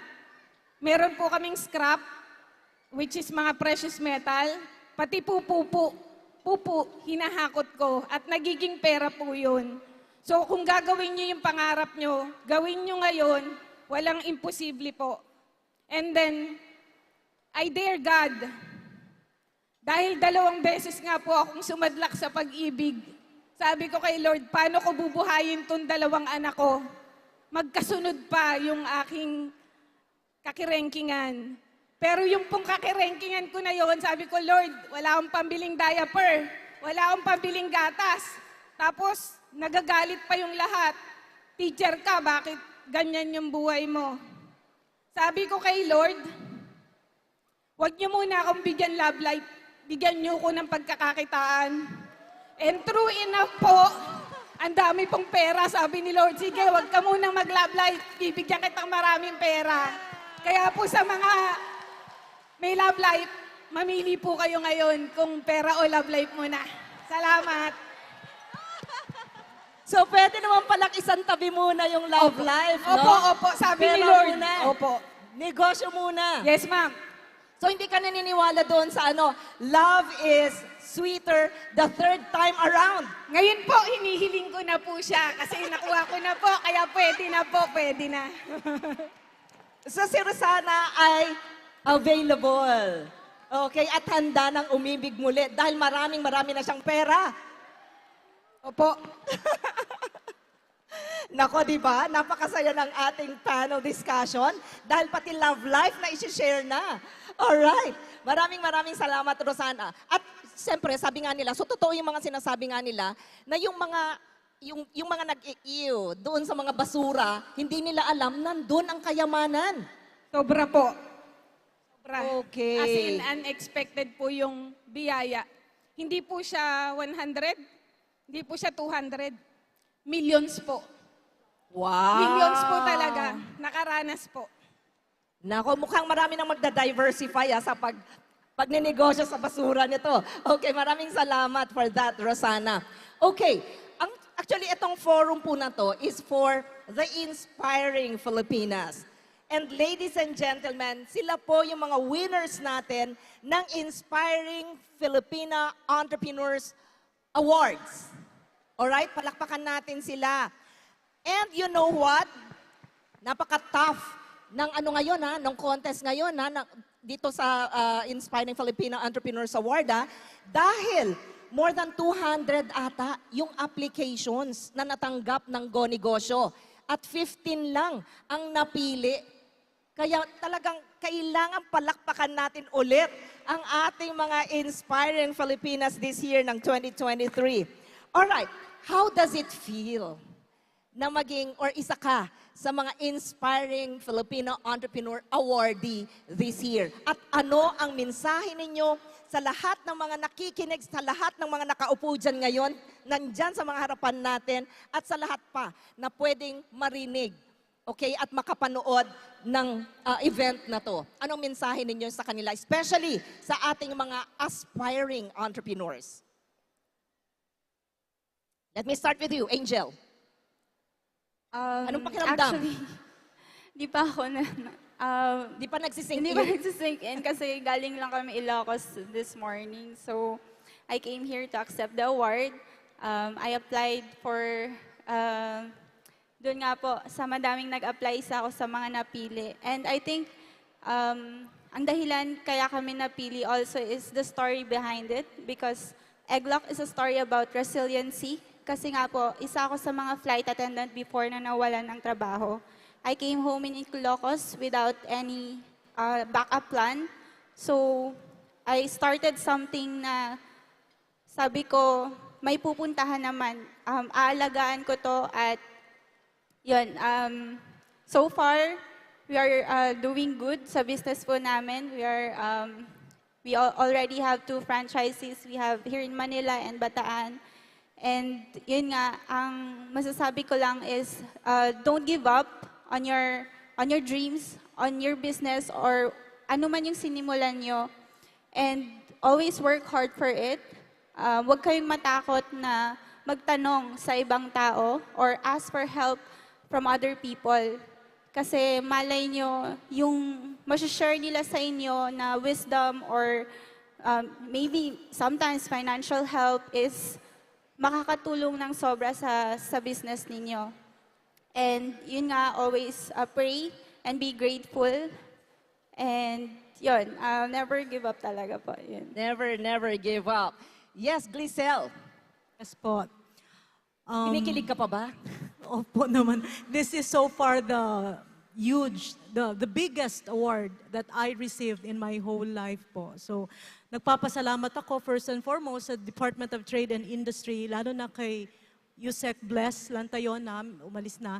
So, I am really very grateful po sa lahat ng blessings na binigay ni Lord for Musa. And one thing that I can share to everyone is Originally, yung Musa, it's named Musa Fabric by Joy Su. But if you are already in that success, don't forget to share your success. That's why I created House of Musa. That's the name on Facebook. House of Musa, which means hindi lang po ako, but lahat po ng collaborators, designers, at lahat-lahat ng tumutulong ng Musa sa Davao del Norte. I have here with me itong tatlong to, nandito sa harap ko. They are the creators of Musa de Aretes and Sombrero de Musa, and also one yung nagka-create ng mga shoes. She's coming from Laguna as well. Let's share our blessings. If we have success, let's share our success to everyone. And one thing more, follow your passion and make your passion into profit. Follow your passion. Yes, Ameline. Yeah. Sa lahat ng mga manghahabi sa buong Pilipinas, ipinaparating ko sa inyo na ipagpatuloy natin ang paghahabi. We are nobody without our culture. Ang kultura natin na siyang pwede nating ipagmalaki at siyang tatak bilang Pilipino.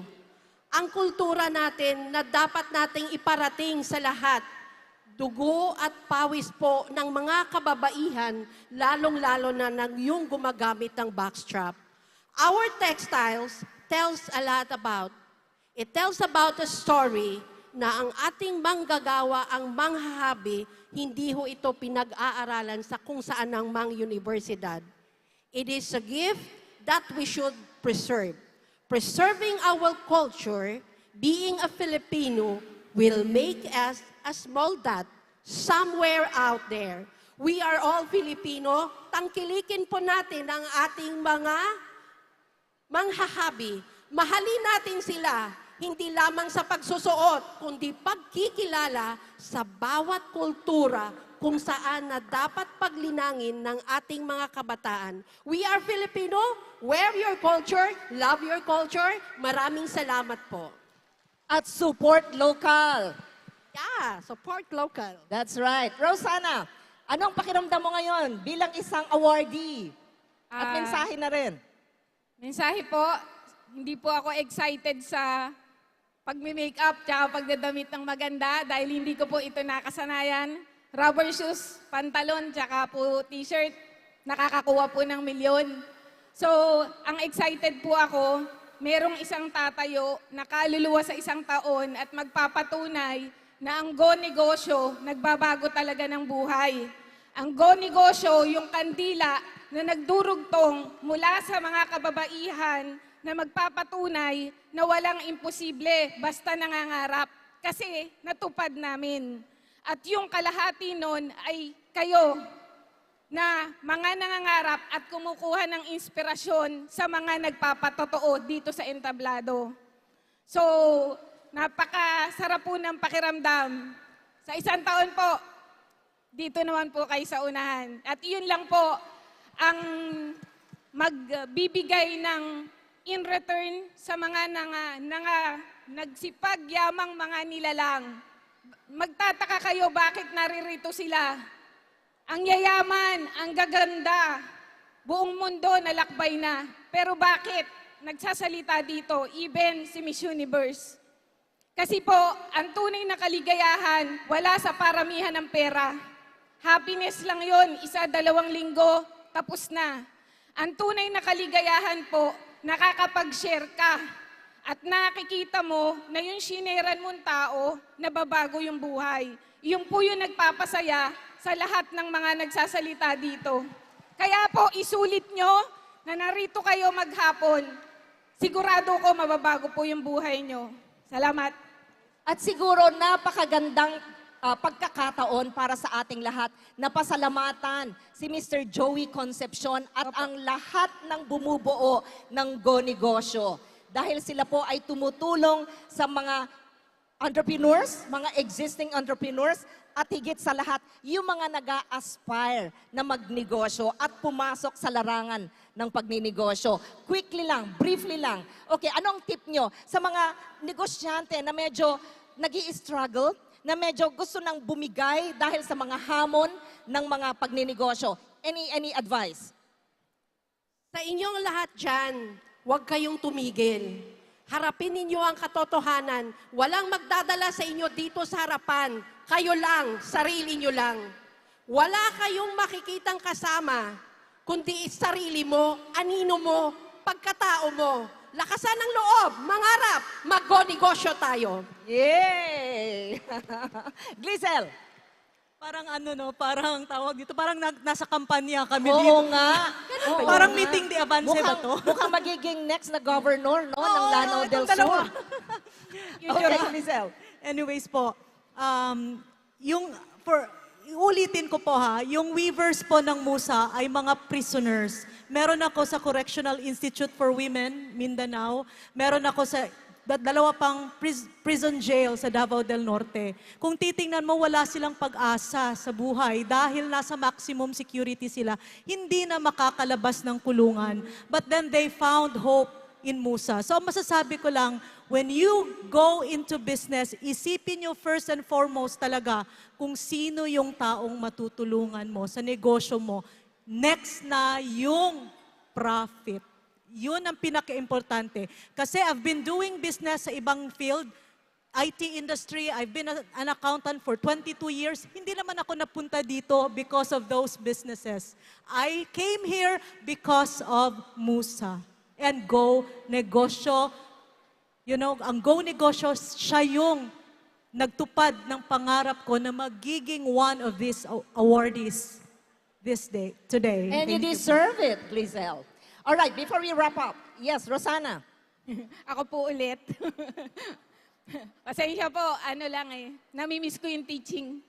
Okay, mas maraming pagsubok, walang pera, walang tao, walang opisina, at wala din akong idea sa negosyo. Di ba? Yun yung typical na nasa isip ng lahat. Pero lahat ng pagsubok, lahat ng problema, lahat ng pasakit, mas patatatagin ka niyan. Mas malalim, mas maganda. Ibig sabihin, yung pundasyon ng negosyo mo, mas matatag. Hindi ka basta matatalo ng mga mild na pagsubok along dun sa pag-unlad mo. Kaya wag po kayong masasaktan. Dadaan, lilipas din yan. Ang importante, buhay ka at tingnan mo yung dulo ng pangarap mo. Kasi yun yung mag-i-inspire sa'yo. Laban lang po kasi totoo po ito. Mababago yung buhay nyo simula ngayon. Salamat. Angel! Nasabi na po yata. Pero what I can share is always trust God.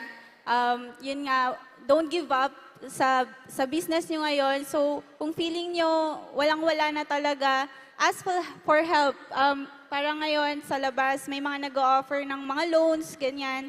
So maybe someone can help you to not to start over, pero para patibayin pa yung business na meron kayo ngayon. Yun lang pa. Alright. Alam nyo, medyo bitin tayo, no? Parang kulang yung 50 minutes na discussion para sa panel na to. Pero alam niyo, alam ko marami pa kayong gustong itanong. Marami pa kayong gustong malaman. At kahit na gustuhin man naman na i-open sana ang floor for questions, wala na tayong oras. Pero, ang higit sa lahat, marami tayong nakuhang, kumbaga parang nabigyan tayo ng sapat na kaalaman, tama? At na-inspire tayo sa kanilang mga kwento. Higit sa lahat, nalaman natin na itong mga apat na mga entrepreneurs, mga inspiring Filipinas na nasa harapan ngayon, ay may puso na tumulong sa kapwa. Meron ho silang malasakit sa kapwa. At lalong-lalo na ang makapagbigay ng hanap buhay sa ating mga kababayan. Maraming salamat sa inyo, Angel, Ameline, Glisel, and Rosana. At sa inyong lahat, maraming salamat po sa inyong oras. Ako po si Roda Castro Kaliwara na naniniwalang pag may negosyo, may trabaho. But before na umalis po ako sa stage, let me call on our next moderator.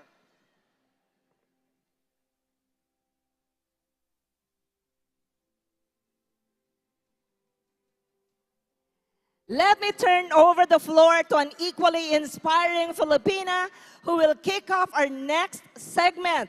allow me to introduce our next host, 2018 Miss Tourism Worldwide and co-founder and chief operating officer of the only women-founded sports league in the country, Manila Flag Football League, Zara Carbonell. Maraming salamat po, and God bless everyone.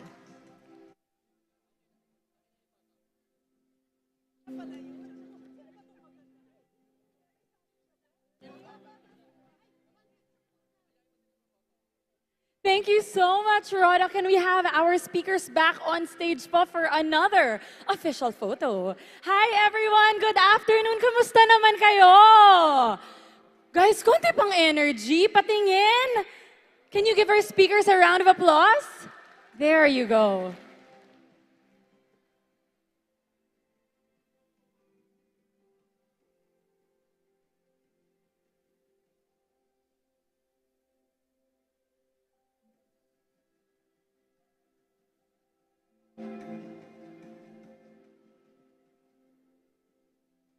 Ayan, thank you again to our previous panel. Ang dami nating matututunan ngayong hapon na ito. Kaya naman maraming salamat sa lahat na nandito today.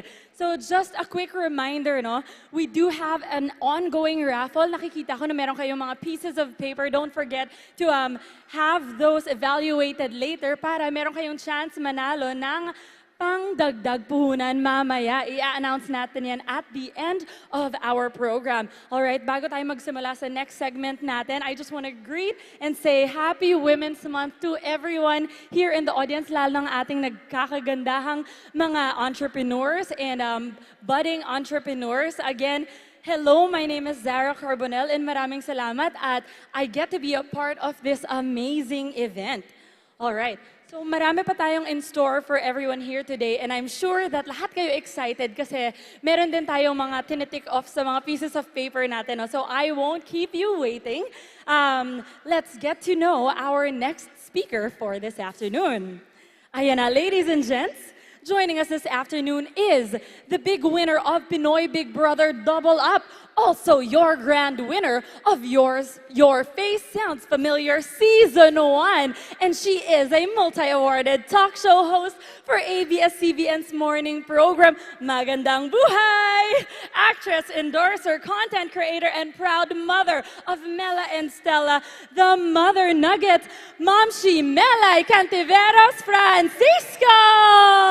Yes! Hi, Momshi! Hello, Miss Sarah. Thank you so much naman. Grabe naman yung sinabi mo, Miss Sarah. Hype up, diba? Happy Women's Month. Happy Women's Month din, Miss Sarah. Hello! Hi! Uy, hello naman sa inyo. Pagpasensyahan nyo na ha. Talaga namang ako lang ang inyong bisita this afternoon. Good afternoon sa inyong lahat. Magandang hapon. Thank you for inviting me, Sir Joey. Mga Go Negosyo, sa bubuo ng Go Negosyo, thank you for inviting me. Hello sa inyong lahat. Okay pa ba kayo? Naka-lunch naman kayo, no? Ako naka-lunch ba ako? Hindi pa ako naka-lunch kasi nagkuhan ako. Intermittent ako. Sharing lang. Pero ito na nga, today, parang hindi ko kaya i-diretso yung today.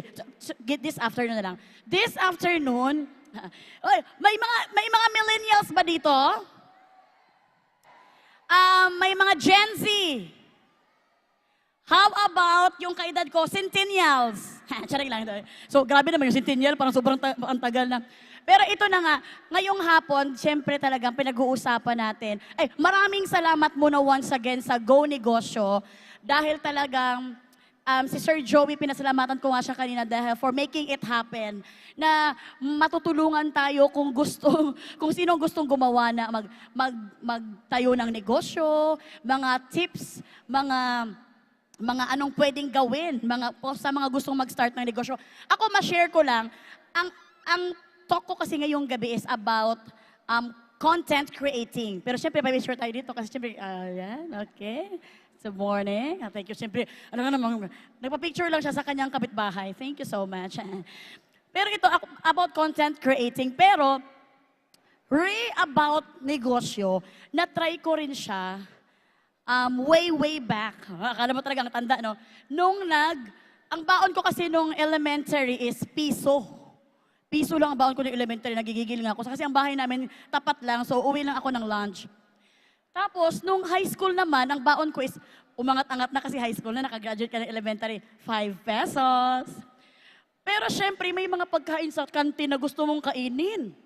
At may mga bagong mga eraser, may mga bagong mga yung mga may second floor pa na mga, yung mga pencil case na gusto mong bilhin. Pero syempre, naiintindihan mo naman ang magulang mo kasi nga, hindi talaga nila afford naman ang ganong klaseng pamumuhay. Parang napapansin ko, parang sinusundan mo ko, kuya. Saring lang. Malamang, alam nga naman syempre. So, alam mo, naisip ko na magnegosyo. So, nagnegosyo ako noon, tawang-tawa sila. Ang negosyo ko is, kasi lahat ng mga classmate ko, nagbenta ng mga yema, nagbenta ng mga sambag, ng mga bulpin, lahat. Siyempre ako, dapat yung mabusog agad ang tiyan. Kasi yung mga classmate ko, piso lang din ang mga baon. Nag-isip ako ng negosyo noon na tinapay. Kasi pag binili mo ang isang balot ng tinapay sa mga bake shop, 6 pieces, 4 pesos. So pag nabenta mo lahat yun, may 2 pesos ka na profit. So naisip ko yun, hindi ako papatalo sa kahirapan ng buhay. I will not let this happen to me. Sharing lang. So ngayon, bumili ako ng 10, una-una 5 balot muna. Pagdating doon, ubos agad, out of stock. Akala nila, uy, grabe naman, pero yung mukha ko sa patalikod. Naubos ko ang benta ko. So talagang parang na-addict na rin ako magnegosyo. Hanggang umabot ako sa 10 balot, hanggang sa naka-50 na balot ako, umabot man sa hindi rin naubos kasi naumay na sila sa tinapay ko. 1 year naman kasi ganun. Kailangan mayroon akong style dito na kailangan kikita pa rin ako. Kasi umabot na parang nawalan ako ng parang idea, parang feeling ko na parang nakuha ko ba, inubos ko yung tinapay ko na hindi na. Inubos kong kainin yung tinapay ko na hindi na benta. So para din ako na-impatso na. Alam mo yung naisip ko kinabukasan, papautang ko to. Kahit kailan sila magbayad, basta clear talaga yung profit na kikitain ko. So pinautang ko siya hanggang sa dumating yung time na first year, second year, third year, hanggang fourth year, yun ang bumuhay ng luho ko sa school. So talagang, sa pagnenegosyo talaga, kasasamahan mo lang talaga yan ng sipag at syaga. Ngayon, na-realize ko kasi, nung mga artista na ako, nagnegosyo din ako. Alam mo ba yun? Sa may TV. Nagnegosyo din ako ng mga restaurant, mga rent a van, rent a car, pero nag-failed siya. Kasi nga, hindi ako hands-on. Hands-off ako. Akala mo naman talaga seryoso yung sinasabi, no? So, totoo talaga yun. Hindi talaga ako hands-on. Kaya, na-realize ko, sa akin lang naman to, na-realize ko. Kasi hindi ko naman alam kung fit to sa inyo. Talagang paggagawa ka ng negosyo, put God first. So, ipagdadasal mo kay Lord kung anong gusto mong negosyo, ano ba ang kumbaga yung plan ni Lord sa buhay mo, i-present mo sa Kanya na ito yung plan mo na negosyo na gagawin. So, yun ang pinaka-first ko na, para sa akin lang to, baka naman magalit kayo sa akin. Kung hindi to sa akin, sino ako? Diba? So, yun ang pangalawa is mind setting. So, i-mindset mo sa sarili mo kung ang puhunan ba na ilalabas mo maliit o malaki? I-mindset mo sa sarili mo kung gusto mo ba talaga itong negosyo na itatayo mo at i-mindset mo na negosyo to. Hindi to kukunin mo lang savings para ibili ng mga luho mo. So mindset to. Okay lang ba ako? Number 3 is hands-on. Dapat hands-on ka talaga. Kasi kung wala ka naman doon, ang negosyo mo, nagbebenta ka ng turon. Napadami ang lagay ng asukal. Ano pag i-profit mo doon? Di ba? So dapat hands-on ka, alam mo kung ano nangyayari, saan lumabas ang pera at saan pumasok. Di ba? Alam mo dapat lahat ng nangyayari sa negosyo mo. Hands-on. You know what? Okay. Approve naman siya. And last is, dapat talaga, alam mo kung ano yung goal mo. Kung ang goal mo ba is makaipon ng kinita mo, okay yun. Or ang goal mo pang araw-araw. Kasi yung nagnegosyo din ang parents ko dati, yun din ang bumuhay sa amin ng pang araw-araw namin. Kasi yun ang goal namin. Kung ang goal mo naman is yung goal ko dati, di ba, yung nagbenta ako ng mga tinapay, para sa luho ko sa school, nakamit ko yung goal ko. O, di ba? Pero kung ang goal mo mag-save, ang goal mo is pumunta sa ibang bansa, inegosyo ko to para makapunta ako sa ibang bansa, okay yun, di ba? Walang problema. So, know what is your goal. Para dili mo think ka goal. Mga Bisaya lang nakabaluan. Okay? So, ang that's next niyan is, diretso na yan, diretso na yung negosyo mo, magpa-progress na yan. Kasi alam mo sa sarili mo yung pinasok mo. So ako bilang artist, nahiya naman ko magsabi ng artist, host pala. Pero parang wala namang kakwenta-kwentang host naman to. Pero I mean, ako bilang sa situation sa life ko ngayon, na talagang influencer, host, mga ganon, is sobra akong nagpapasalamat kay Lord because, di ba, ang ginagawa namin sa vlog. Maraming salamat sa inyo ha, dahil isa kayo sa mga nagpadagdag ng aming mga followers. Thank you so much. Sino ang gustong kumain ng chicken nuggets? O, tingnan mo, napa-chicken nuggets nga kayo eh. So, dahil nga sa inyo, maraming salamat. Ngayon, ipapahatid ko ang papasalamat sa inyo dahil tinatanong nila ako kung ano daw ang pakiramdam na about sa mga chicken nuggets. Sabi ko, blessing yan ni Lord sa amin na tinatch ang mga heart ninyo na matuwa kayo sa chicken nuggets na pinapalabas namin sa vlogs namin. Sino bang matuwa sa mukha nito? Di ba? So parang tinatch ni Lord ang mga heart ninyo na matuwa ako dyan sa mukhang yan. So talagang yun ang lagi kong sinasabi na sa kay Lord ang credit. Alam nyo ba sa pagko-content, pagka-create namin ng content, thank you Lord. Kasi hindi kami talaga yung puspusan na parang talagang, kailangan gumawa tayo ng con ngayon. Ito talagang gawin natin. Dapat na ganun. Hindi kami ganun kasi family yung vlog namin eh. Family kasi yung vlog namin. Hindi kami yung parang yung solo lang na parang ako magano'n-ganon lang ako doon. Ganun yung mga bitibit. Diba yung mga solo vlog naman nakaganon. Tapos gano'n yung opening ng vlog nila. Kami kasi is family. Minimake sure namin na pag nagwa-vlog kami, hindi siya trabaho para sa mga anak namin. Minimake sure namin na yung vlogging is parang bonding. At bonding time at na-enjoy ng mga anak namin. Kaya pag nasabi ko mag-vlog tayo, na-excite sila. Kasi parang nagbabanding kami, parang nagme-make time kami to each other. And then, obvious na ba yung hingal ko? Ang hirap pala talagang, tumanda na no? Ganun na pala no? So, alam nyo ba ang isa sa mga blessing in disguise ng pag-vlog namin? Yung vlog namin, hindi kami nag-umpisa nun.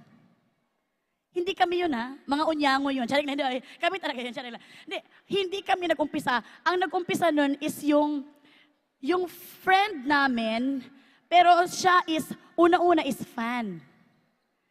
Una siyang fan, tapos naging family friend na namin.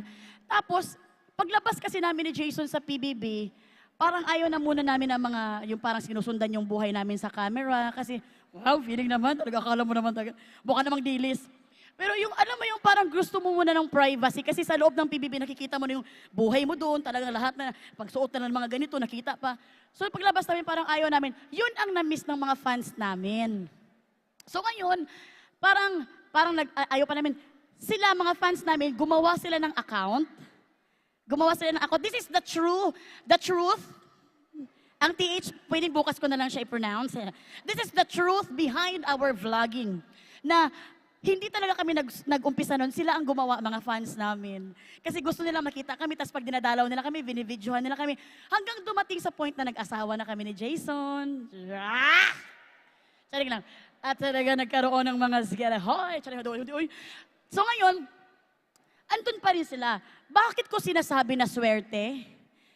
Kasi dumami yung ang mga followers namin nang hindi kami puspusan na talagang effort na talagang, uy, kuha naman kayo sa vlog namin, please. Ganun-ganun pa kami sa TV, yung para lang, please like and subscribe. Hindi kami nag-effort na ganun kasi yung fans namin ang gumawa na ngayon sobra naming lapit na kaibigan.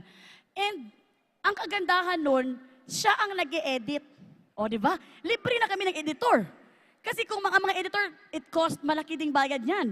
Kasi isipin niyo kung paano talaga ang hatak ng tao sa'yo. Matatawa sa dito, oh. So kami, ang editor namin is yung fan din namin. Siya ang gumawa, siya ang kwan. Pag-edit niya, ang kagandahan kasi POV na point of view na ng fans. So talagang kaya maraming nanood sa aming content kasi talagang kung paano kami gustong panoorin ng mga tao, ganun niya the way in-edit. So talagang ako, very happy ako na meron kaming dumating na mga, may ganong klaseng dumating na mga tao sa buhay namin ni Lord na talagang hindi namin na-expect na ang vlogging pala is magbo-boom, boom. So talagang eto na kami ngayon, diba? Talagang parang, thank you Lord. Pero hindi naman namin talaga siya ginagawang yung parang every now and then, na talagang kailangan every minute, talagang may gagawin kang vlog. Kung ano yung maisipan, kasi ang vlog namin is about our journey. Journey sa family namin, journey sa daily life namin. Kung saan kami makapa-inspire sa mga tao, doon kami. Kasi syempre, hindi natin kailangan nung profit nung vlogging. Pero I mean, yes. Oy, ingat ha, ingat. O yan, mamaya, kaibigan ko kasi siguro yun. Parang may utang ako sa kanya, no? So, nawala na ako, nagigigil ako sa'yo, nawala ako sa isipan ko. So, alam mo yun, yung talagang pag-create namin ng content is hindi ganun kapuspusan talaga na talagang para lang makagawa kami ng isang content. Kaya thank you Lord for this all blessings na meron ding mga products na nagtatrust sa amin. Na talagang ginagawan din namin ng vlog. And alam mo, pinaka-happy pa doon, yung ginagamit nyo pa yung mga product na yon. Na talagang, grabe naman si Lord magbigay ng mga blessing. Uy, na kung tutuusin, hindi naman kami ang nag-start noon. Kaya blessing yung mga tao na dumarating sa buhay namin, na kagaya nung, hindi ko na lang babanggitin yung pangalan niya because is very private person kasi siya. So, yun, sa content creation, is yun, very simple. Gagawa ka lang ng daily lives mo, kung ano yung gustong tingnan ng tao sa'yo. Di ba may mga prank pang mga ginagawa, di ba? Hindi kami masyadong nagpa-prank kasi syempre, may mga bata kasi kami. Ayaw naman namin matroma sila para lang mag-vlog, para lang mag-content creation kami. Diba? So ayaw namin yung parang, gagano'n, magkirig-kirig. Kilala nyo, si Jason pa naman is talaga naman, ay siya! Aring babae na rin! Gagano'n niya sa akin. Ay, ano ba yun? Jason? Nagpaputok na pala si Jason. No? So, very sensitive kami sa mga anak namin kasi yun ang yun talaga ang number one blessing na dumating sa buhay namin. At very thankful kami na ngayon, talagang yung mga anak namin is nakikilala sila. Grabe naman kayo. Thank you so much sa inyo. Dahil sa mga, sobra din pagka-uwi din kasi ng mga anak ko, no? Grabe. Chicken nuggets na, oh, I love it. Ganun ba? Gigil din ako sa iyo. So wala din akong magagawa, di ba? Kasi talagang mana-mana lang yan. Kaya naman ngayon, si Jason nagsasuffer siya ngayon. Kaya ngayon talaga nagpapaputok na. So, thank you very much sa mga followers namin na always there. Talagang nanunood kahit anuman ang vlog na meron kami. At thank you din very much sa mga products na niniwala sa family namin. Pero regarding sa content creation, pag mag-create kayo ng content, maganda yung gusto ninyo, yung ginagawa ninyo. Hindi yung masabi lang na parang ginawa nyo lang kasi uso ngayon. Make sure nyo na kahit kayo nag-e-enjoy. Kasi parang negosyo din yan di ba? Pag ginawa niyo yung negosyo niyo, ibig sabihin, alam niyo, gusto niyo, may passion kayo. Kasi magnegosyo ka ng turon, hindi mo pala alam paano magluto. Natakot-takot ka sa oil, di ba? So, lahat naman yan, dapat gusto natin para ma-enjoy natin. So, ako, bababa ako. Okay lang na bumaba ako? Or umakyat ako dito? Okay, dito na ako bababa. Kaya ko naman to. Okay lang? Okay lang. Ayan na nga ang batang kalumpang. So, if ever lang may gustong magtanong sa akin, wag lang yung mga algebra kasi hindi natin alam. Ay, may tanong kayo. Sige, may tanong kayo. If you want some question, just ask me. Hindi ko na kaya itanong. Bye-bye, guys. Sharing lang. Yes. Yes. Sino gusto magtanong? Mami, sorry, yan siya, sir. Ayan, naka-Pilipiniana. Kamusta naman ang kuha natin? Melay, imuha na ni. Uy, naunsa naman yung taho ni siya. Uy. Binuhat ni sa akong estudyante, hatag na ko ni sa imuha. Uy, ikaw! Okay na. Akong pangutana ba? Okay. Tunga ta ni, kuha ni. Kuha ko silupin isa. Tunga ta. Ayun na silupin na. Imuha na tanan. Ang akong pangutana, my question is, when you feel... Patay, in-English naman. Dili ni pang Miss Universe. Sorry. When you feel very burdened ba? Oo.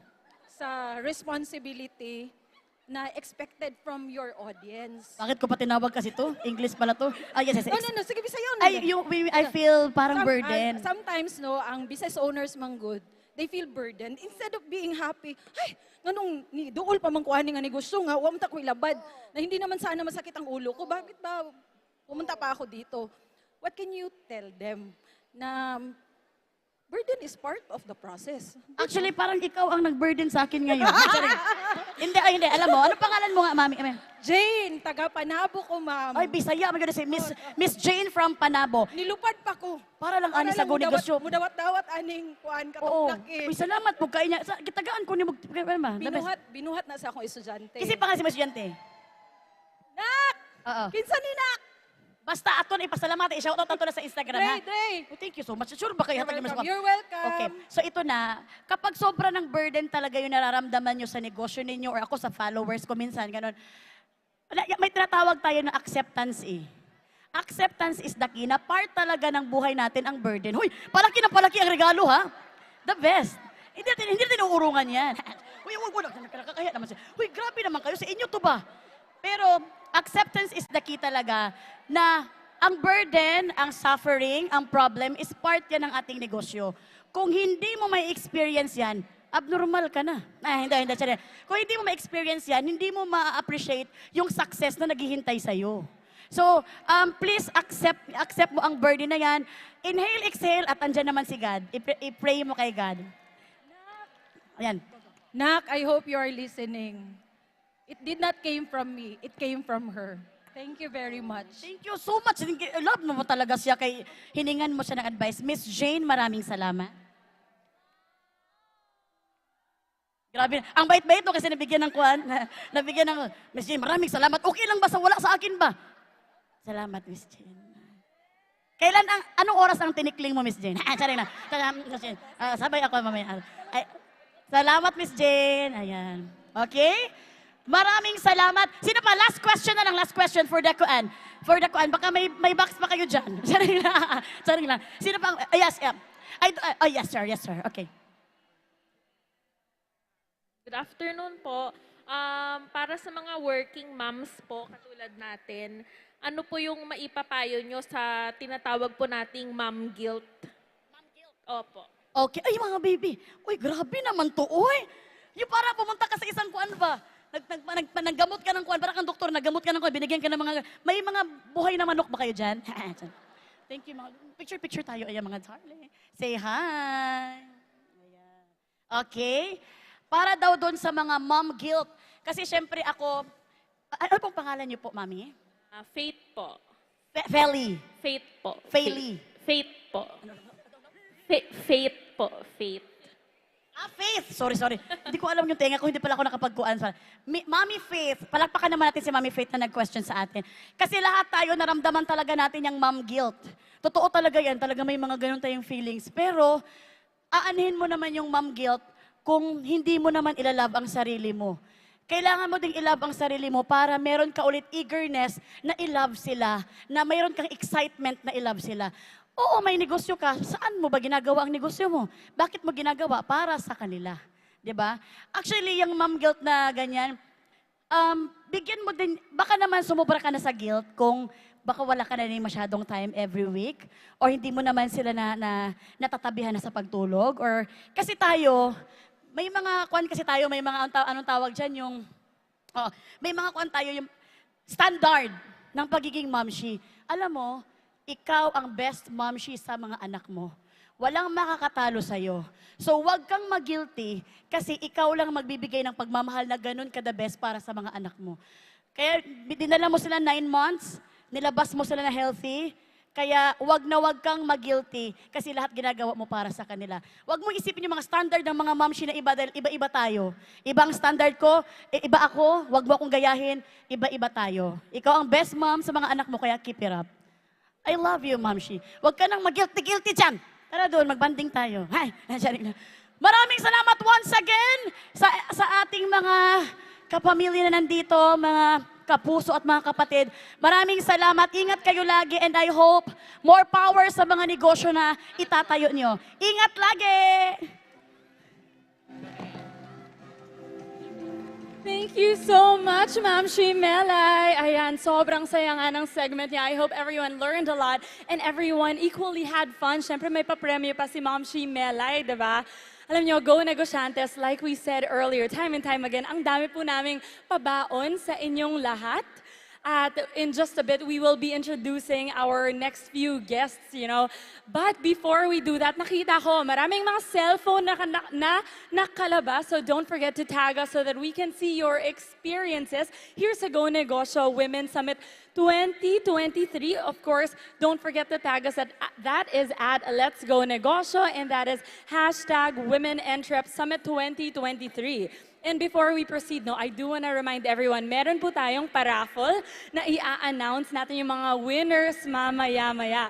Kaya don't forget to head over to the expo booth at the back of this LED screen kasi marami po tayong mga negosyo doon that are owned by a lot of empowered women. So, supportahan po natin sila. And syempre, alam ko rin na yung mga papel po natin, meron mga boxes na kailangan nating mapasainan. So, I hope that you do stay with us till the very end of this summit. And don't forget to go to the evaluation booth that will be happening in just a little bit. Ayan. So we have a star-studded afternoon, if I may. Alam kong excited po tayong lahat na makilala ang ating mga speakers.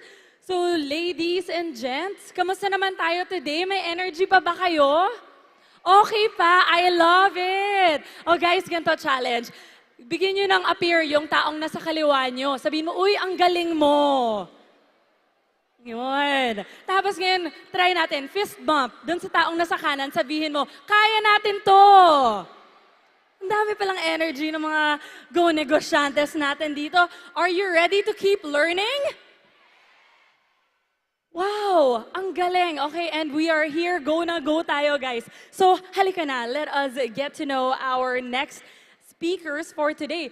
Before ko pala ipakilala sa inyo, syempre magte-thank you tayo sa mga taong gumawa ng event na to. Maraming salamat. And of course, this segment is powered by Lala Move, Pen Shop, Universal Leaf PH, and Lloyd Laboratories. Ayan na. This is it. As we continue with our program, let us call on inspiring women behind the success of a proudly family-run business. Ladies and gents, alam natin na favorite natin tong lahat, ang kanilang cheese rolls and semada hot chocolate. You know it, I do too. Ladies and gents, let's welcome the founder of Mary Grace, Miss Mary Grace Di Macali, with her daughter and the Vice President for Operations of Mary Grace, Miss Marian Ernestine Di Macali Calacyan. Hi! How are you? Thank you so much for being here. Please take a seat. All right, how are you feeling this afternoon?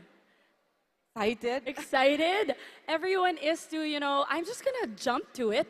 Like I said, I am a fan of the cheese rolls and the hot chocolate, and I can name the full menu, I tell you.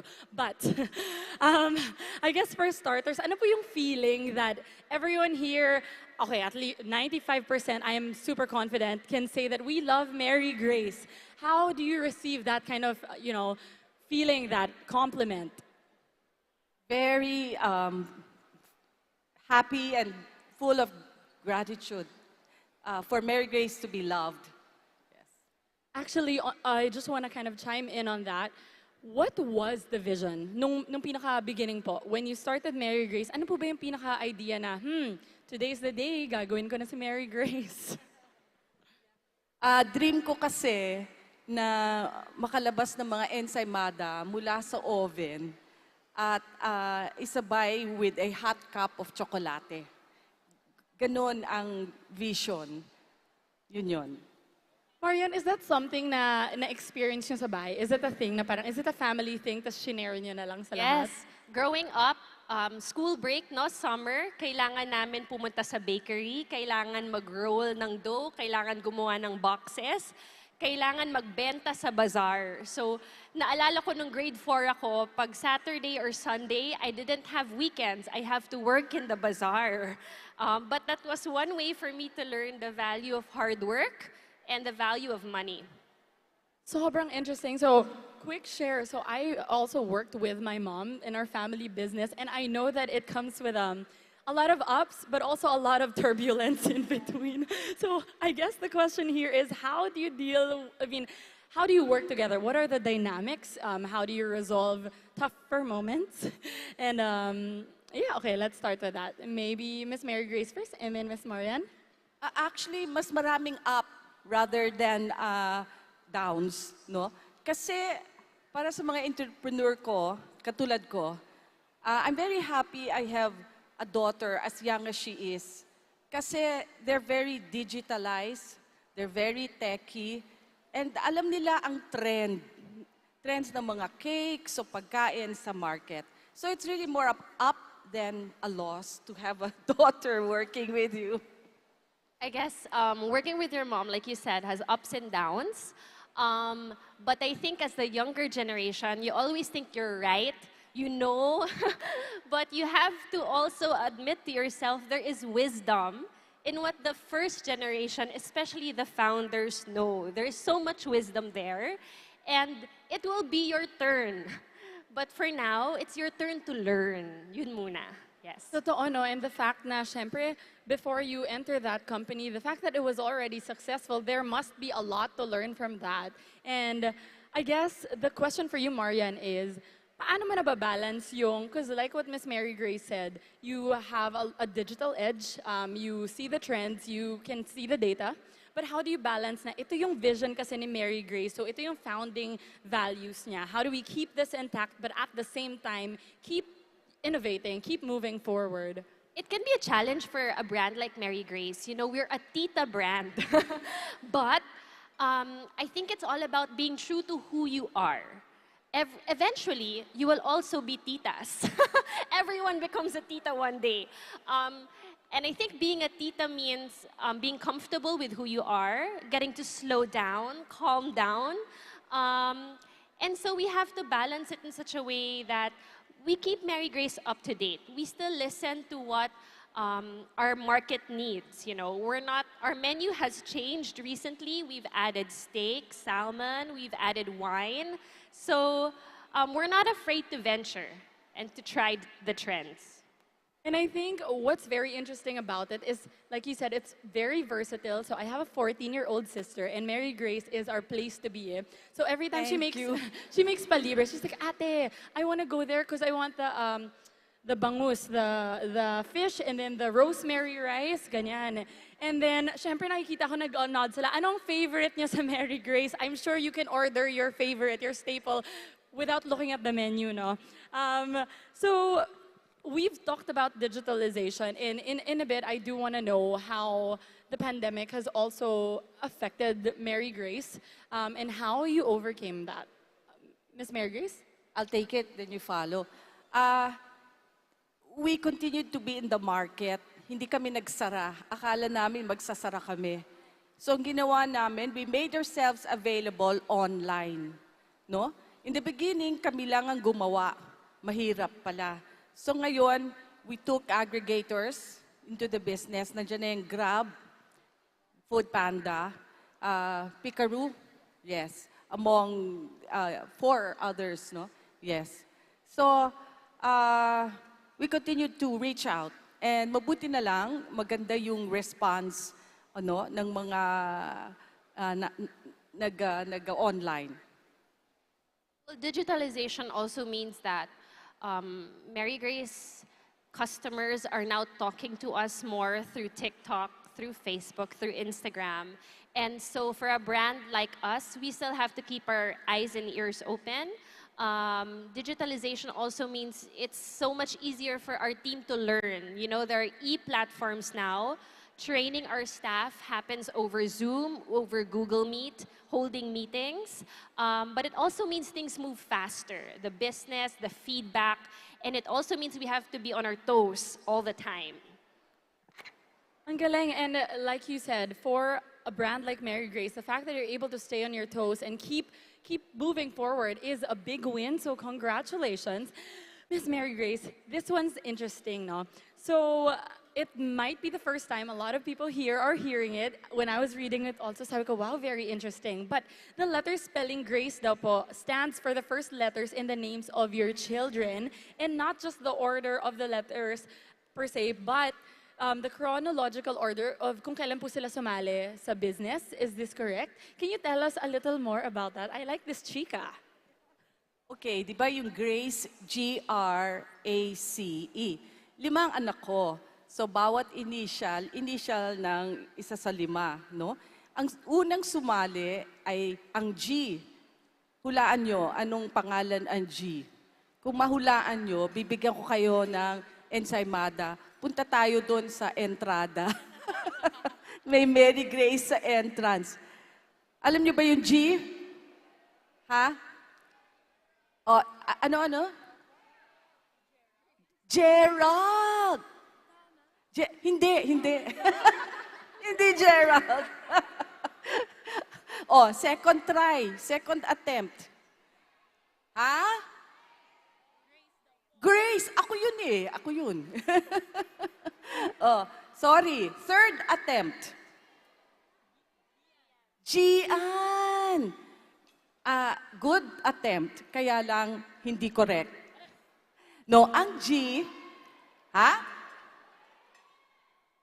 Sino? Baka nag-research na kayo sa internet, ha? Ano? Geneva. Ang ganda ng pangalan ni Geneva. Kaya lang hindi G yun. Hindi yung G. Wala akong Geneva. Kailangan ata mga anak pa ako. One last na lang para magising kayo, no? Ano yung G? Ayun. Ano? Ha? Sino yun? Sino nagsabi ng Gabriel? Ha? Saan siya? Ikaw ba yun? Honest to goodness? Okay. I'll meet you at the Mary Grace later. Gabriel. Siya yung unang sumali. Ang pangalawa, R. Teka, baka humaba na. Kaya na-narrate ko na lang. R was Raffle. Actually, siya nga talagang sumali ng pangalawa. Siya ang aming finance. A ang Adrian, lawyer namin yon. So, HR siya. Si Kiara, nagtrabaho sa Unilever, no? At siya marketing namin. At ang kahuli-huli na letter E ay si, hulaan nyo. Kung mahulaan nyo, another box of ensaymadas. Sino E? Ha? Ernestine! Marian Ernestine. Teka, anong pangalan mo? Empleyado yata namin yan eh. Ha? Juliet? Ha? Dorian? Di bale, punta ka dito mamaya ha. Pagbaba ko sa hagdanan. Promise? Okay, thank you. Para kayo magising. Hindi ko yung plinano ha. Gabriel, pangatlo yan sa 5. Rafael, pang-4. Adrian, pangalawa. Kiara, ang una, eldest. Siya lang ang medyo tumama sa order. Marian Ernestine. Alam mo galing mo. Nakinig po siya. Very good. Round of applause to you, madam. Okay. Napaka-interesting naman po ng kwentong yun. Pero like what you guys mentioned, hindi niyo po pinlano. So, Hindi ko plinan. Paano po yun? Pag nagnenegosyo kayo, syempre kung family business siya, ang first idea ng mga magulang kailangan maipasa ko to sa mga anak ko. May ganong thought po ba? Pero syempre kailangan mo ring i-match kasi sometimes also yung businesses parang hindi siya match dun sa gusto namang gawin ng kids. Pero mukhang everyone, all hands on deck. Mian, did I force you? No, she didn't force me. In fact, yung dalawa kong kapatid ang nag-invite sa akin. Thankfully, we all have our areas of expertise and we don't step on each other's toes. So parang the question pala wasn't, how does it feel to work with your mom? It's how does it feel to work with your siblings? yes, 4 siblings, right? All of us in the business. You have to have respect. So for those who are in a family business, the very core is respect. You have to trust in each other's strengths and also know your weaknesses, no? Hindi pwedeng pataasan ng ihe pagdating sa working with your siblings. You have to treat each other as a circle of trust. Because if you move with trust in that circle, you become a better team, no? There's more discussion, more communication. So I think that's the very core of how us siblings work together. Zara, I like to add, ang bawat isa sa 5 anak ko may lakas, pero may kahinaan rin. Kaya lagi kong sinasabi sa kanila, pinupuno ng isa ang kahinaan ng isa naman. Ganun yon. So we are better together. Diba? O palakpak naman. Ang galing ng Team Mary Grace. May audience impact pa po. I love it. I mean, given that everyone is very involved in the business, no, Marian, question lang. What do you think is a lesson that is shared within your household na nag-overlap sa business na parang, it makes sense nga? Like, kunwari, may isa bang lesson that your mom always tells you at home or growing up, and then you still kind of hold on to it? Okay, this is gonna sound a little bit cheesy, but I think my mom always taught us to work with the vision and the mission in hand. And that always, for us, what we do has to always be pleasing to God. So if you treat your people well, if you become a humble leader, a servant leader, that has overflowed to how we work in the company. That is so beautiful, and the fact that your children, I believe, are aligned with it, that means talaga pong nag-transcend sa generation nila, no? Speaking of mission and vision, Miss Mary Grace, what was the vision for Mary Grace, and do you think na-achieve po natin yung pinaka-idea niya sa pinaka-beginning? Oo. Ang vision ng Mary Grace ay maging tahanan. Yung goodness of home. Kasi ako po ay isang ina. Kaya lahat pong niluluto sa bakery o sa commissary, galing po sa aking talino bilang isang ina. No? Kaya the goodness of home, yun ang mission ng Mary Grace. Gusto namin maging tahanan para sa inyong lahat. Gusto namin mag-serve, gusto namin mag-delight, no, sa serbisyo at quality ng aming mga produkto. And very fitting because it feels as if we come home nga, no? When we go to Mary Grace, down to the food that you serve, down to the people that serve you. Actually, best friends ko po yung mga Mary Grace BGC people. Lahat po sila first name basis kami. Ay, kakatawa. Alam pa nila po kung birthday ko. Meron pa po silang pag-gift. Ang cute nila. But anyway, Mary Grace has been in the industry for a bit, and actually for a long time. I guess the question is, what are 3 secrets to your success that you would like to share to anyone who wants to get into the F&B business?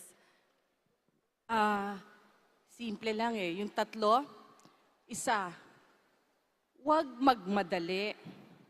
Marami ba ditong mga nanay? Ayun. Kung mga nanay kayo, gawin niyo muna ang mga duties ninyo bilang isang ina sa tahanan. Kami sa Mary Grace, lumaki ang negosyo, lumaki din ang pamilya. Nung naging panahon na, tsaka ang Mary Grace ay naging isang formal na negosyo. Nagtayo ako ng kauna-unahang kiosk sa Glorieta at 5 years later, ang kauna-unahang cafe. Si Marian, nung ako'y nagbabazar, 10 years old siya. Nung ako'y nag-serendra, ilang taong ka na? 2006. College na siya.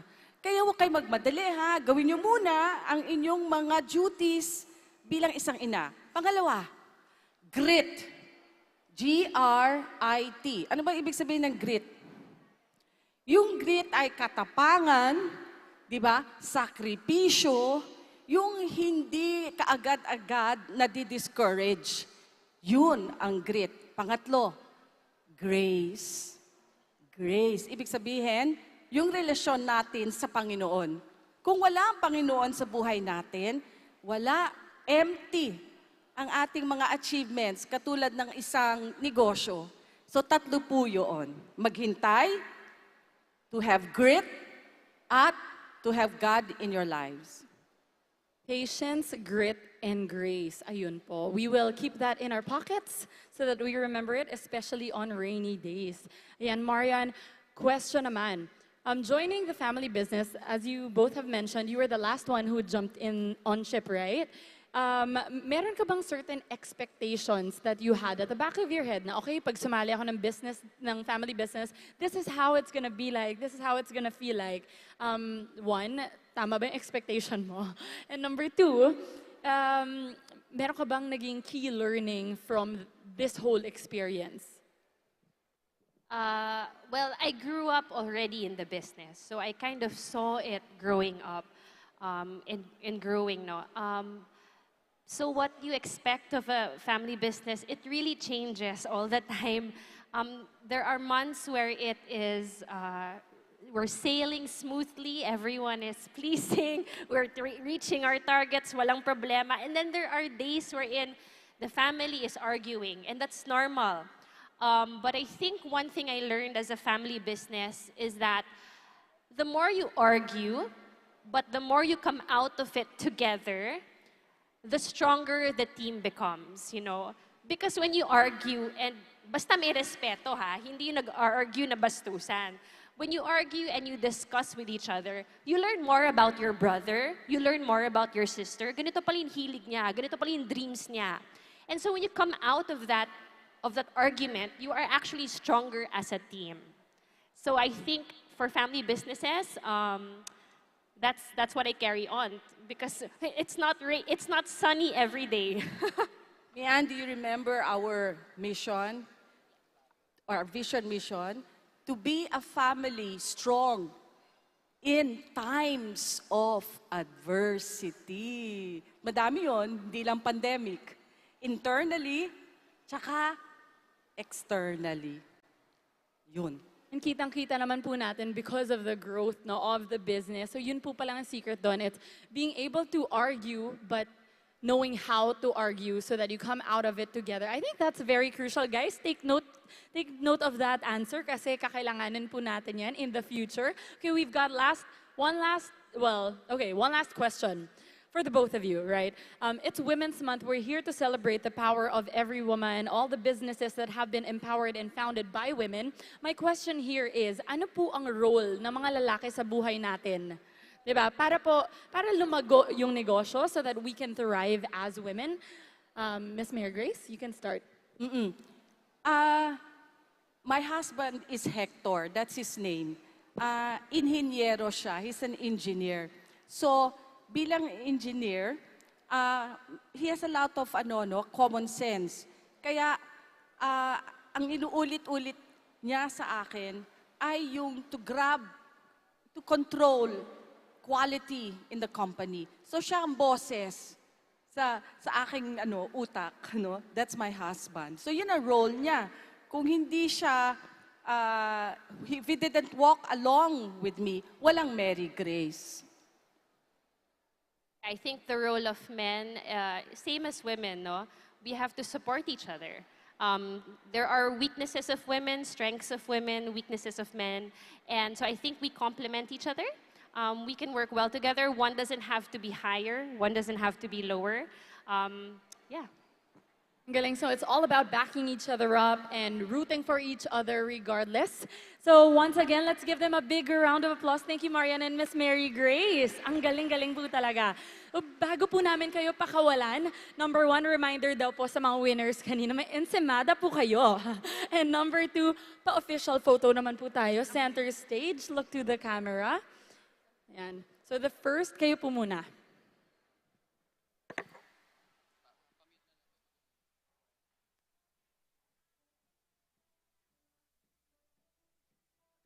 Thank you so much. Okay, now I will join for MEMS. Ay, sorry, my love, it's the wrong phone.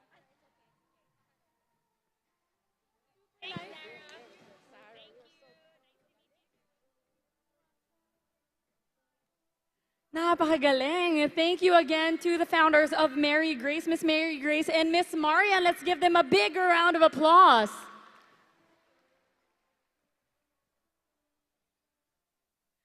All right, moving on to our next learning session. Allow me to introduce to you our next guest. Guys, she is sunshine in human form. That is really the best way to describe her. You know, with all the content that she's putting out on Instagram, on TikTok, on Facebook, lahat po tayo natatawa at natutuwa sa kanya. At marami po tayo natututunan. Of course, just want to say we are always looking out for the Bebu updates. Favorite po natin. I'm sure kilala na natin kung sinong Bebu ba to. Okay, with her candid and relatable videos, she gives us that boost of energy and she continues to inspire many with her content to be confident and to be happy and at home in your own skin, guys. She is just getting started with 4.4 million on TikTok, 173,000 on Instagram, and 632,000 followers on Facebook. Ladies and gentlemen, please welcome on stage Miss Nana Silairo. Hi, everybody. Hi, Zara. Happy Women's Month. Thank you. Happy Women's Month, everybody. And thank you for having me. Okay. Hello, everybody. Hi, nice to meet you. And sorry, I'd like to apologize in advance. Meron po akong script kasi I don't want to forget anything that I wrote down last night, and it's very, very important na I share this with you guys, especially my journey as a content creator. So, okay.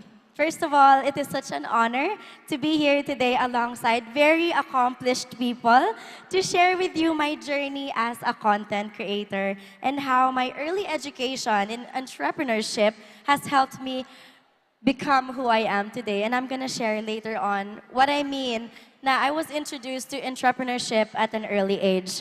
So in Iloilo, I went to a business high school. There I was taught entrepreneurship and yung mga balancing sheets. I'm not sure if you guys are familiar with balance sheets. Pero back then, I always thought na, like, yung pag-iisip ko when I was in high school, I always said, na ano ba yan? I'm only 13 years old and my school is already teaching me all about assets and liabilities. And alam niyo ba kung gaano kahirap mag-balance sheet? 13 years old ka pa lang. So back then, I just wanted mag-Chinese garter. Yun lang po yung gusto ko, or jackstone. Yun lang yung gusto ko in life. And I remember also, may mga codes, we had to study codes kasi we had to make a website for our business. Kasi nga, we were taught entrepreneurship at a very early age. Tapos, little did I know that those lessons would help me become who I am today. We constantly had entrepreneurial activities, and we were encouraged to think of new products every week. I remember, di ko alam kung business na to ngayon, pero I remember when I was in high school, akala ko talaga, ako na yung nag-invent ng coffee paper. Alam niyo ba yung coffee paper? Akala ko like I was the one na talaga kasi I would sell coffee paper, and until now, nasa Facebook ko pa rin yung Nana's Coffee Paper. Nana's Coffee Corner. Yun yung business ko before.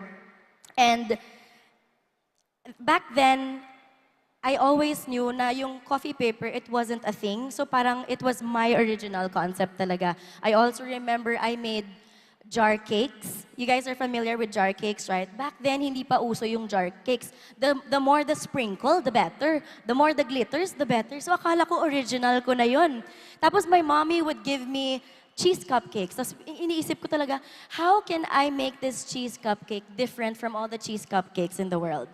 Lagyan ko ng straw sa gitna para naging juice cupcake na siya. So it was very hard for a high school student to think of innovative things every day. So it was very stressful for a little girl, literal na little girl. Pero it was fun at the same time. It taught me to be creative at a very early age. Tapos, share ko lang na one of my biggest inspiration talaga in who I am today is my mom. I think you've seen her in some of my videos, si Tita Mommy.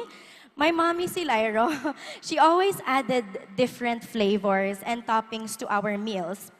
Kasi we have a restaurant in Iloilo. And for me, looking at my mom when I was younger, she would make cooking like painting. You know, if I see her cook, she's like painting something. And you know when people paint, there's so much love there's so much time, she spends so much effort, and parang it's really her passion. Tapos, every day she would think, how can I make this simple recipe extraordinary? So, yun, si mommy yun. Tapos, i-add ko lang, sorry, quickly add, nasistress ako sa timer. Pati ako dito. I-add ko lang si mommy, tapos super hustler. Mom is the #1 entrepreneur in my life.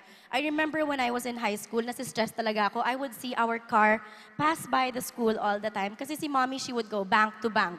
Yung may Tupperware siyang dala, tapos she would sell her products bank to bank, office to office, school to school. But I never complained.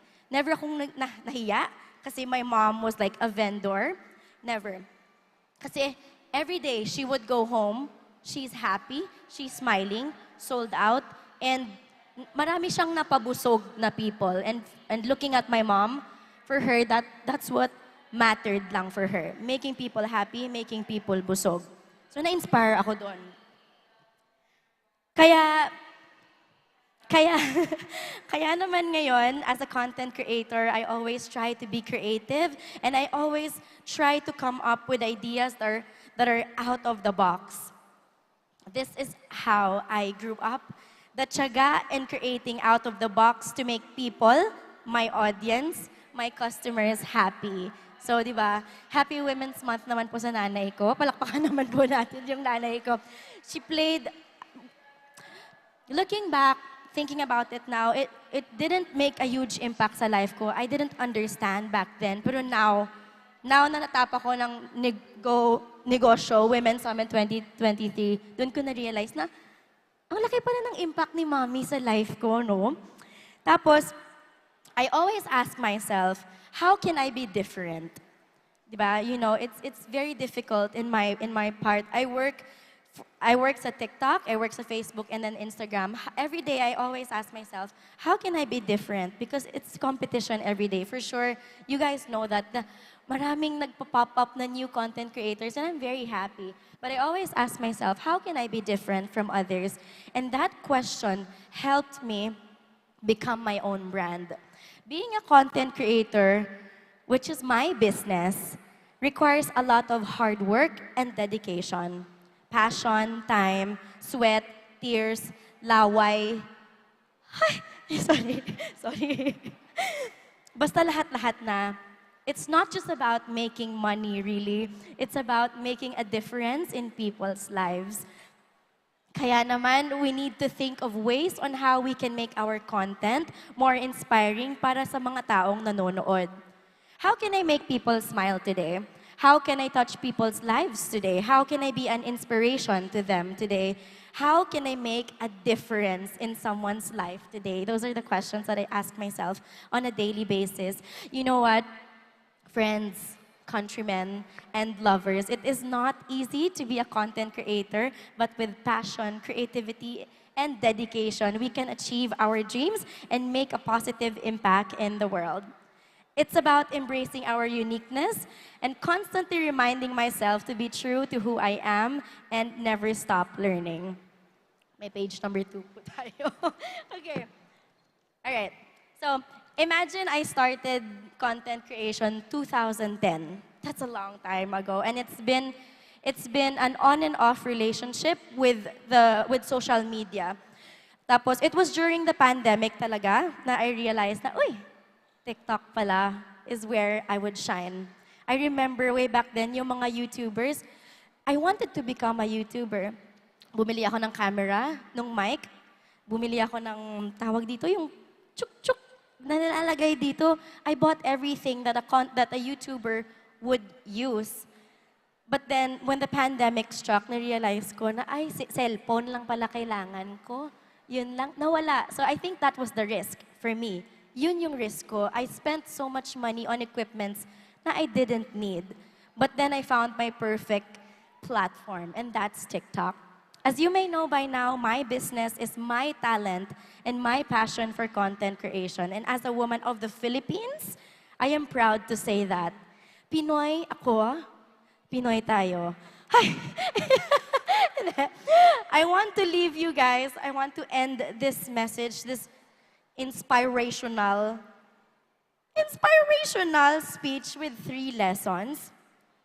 Ilabas niyo po yung mga notebooks and mga ball pens and mga notes niyo dyan sa cellphone because I want you to remember this. That's why I have a speech because I don't want you to forget.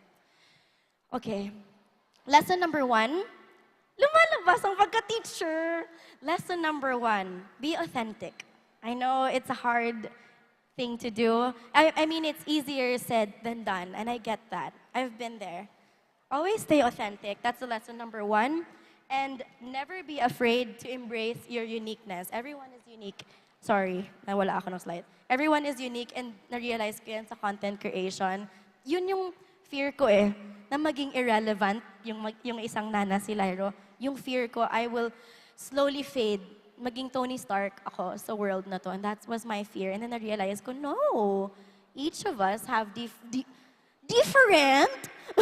each of us have different DNAs and we will forever be unique. Tapos, identify what you're most passionate about and how that passion can be lucrative. Lucrative! Kahapon ko lang nalaman yan. It simply means na how can you gain from that passion. At araw-araw dapat ipaglalaban mo talaga yan, guys. Ipaglalaban mo yung what you believe in. Lesson number 2, always think of ways to make people happy. My mom is not a content creator, pero she has satisfaction because every time when people eat her cassava cake, parang commercial.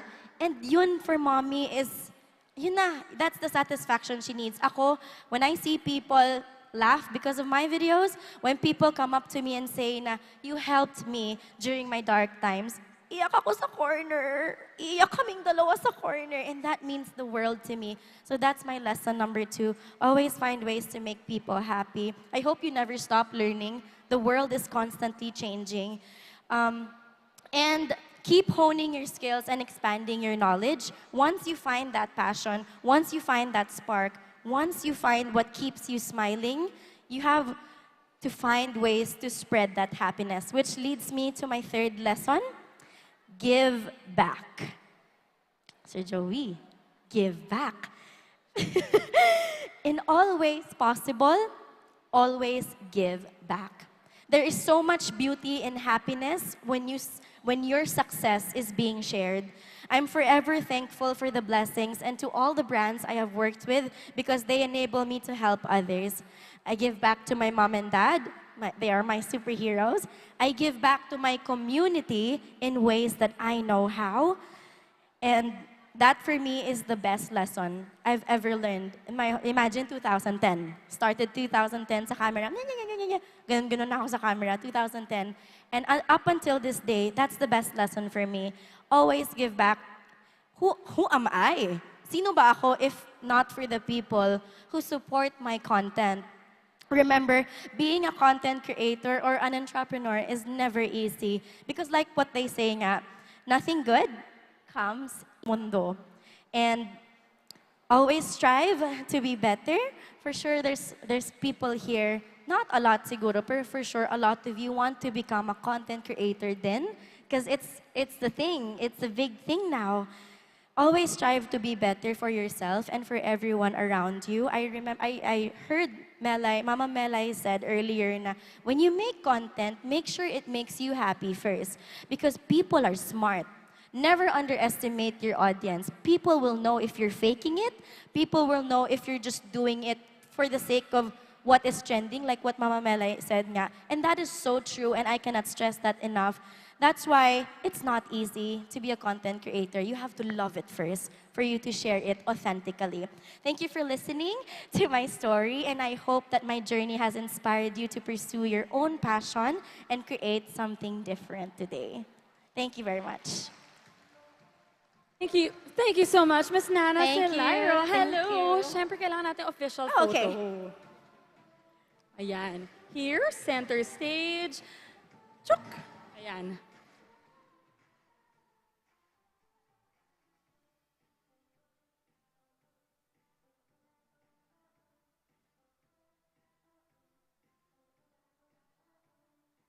So awkward ba pag may solo? Oh, sige. Sige na lang. One, okay, go. Yon! Everyone, let's give a big round of applause to Miss Nana Silairo. Thank you so much. Thank you so much. Super nice meeting you. All right, guys, diba? Padami ng padami na tututunan natin ngayong hapon. And of course, but wait, there's more. There's more pa for us to learn from for this afternoon. And of course, for our next session, join me as we welcome the co-founder and the brand manager of Sunny's Face, Miss Jessica Wilson. Hi, Jess. How are you? Hi, everyone. Hi. I do believe there is something that you want to show us. So let's clear the way for that, and then let's get to it.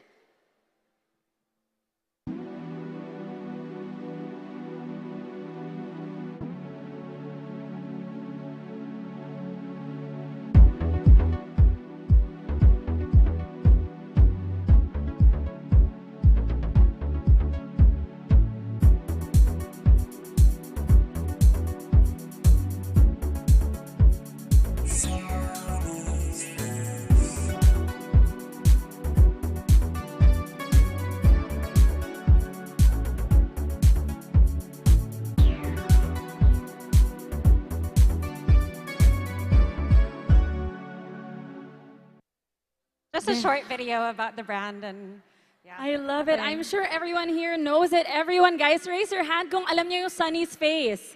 O, syempre, we all know it. So happy to see that. Hi, Okay, everyone. let's take a seat. Hi, Zara. Hi. Well, first of all, congratulations on that amazing brand. Everyone here is excited to learn from you, given that everyone knows what Sunny's Face is. Thank you.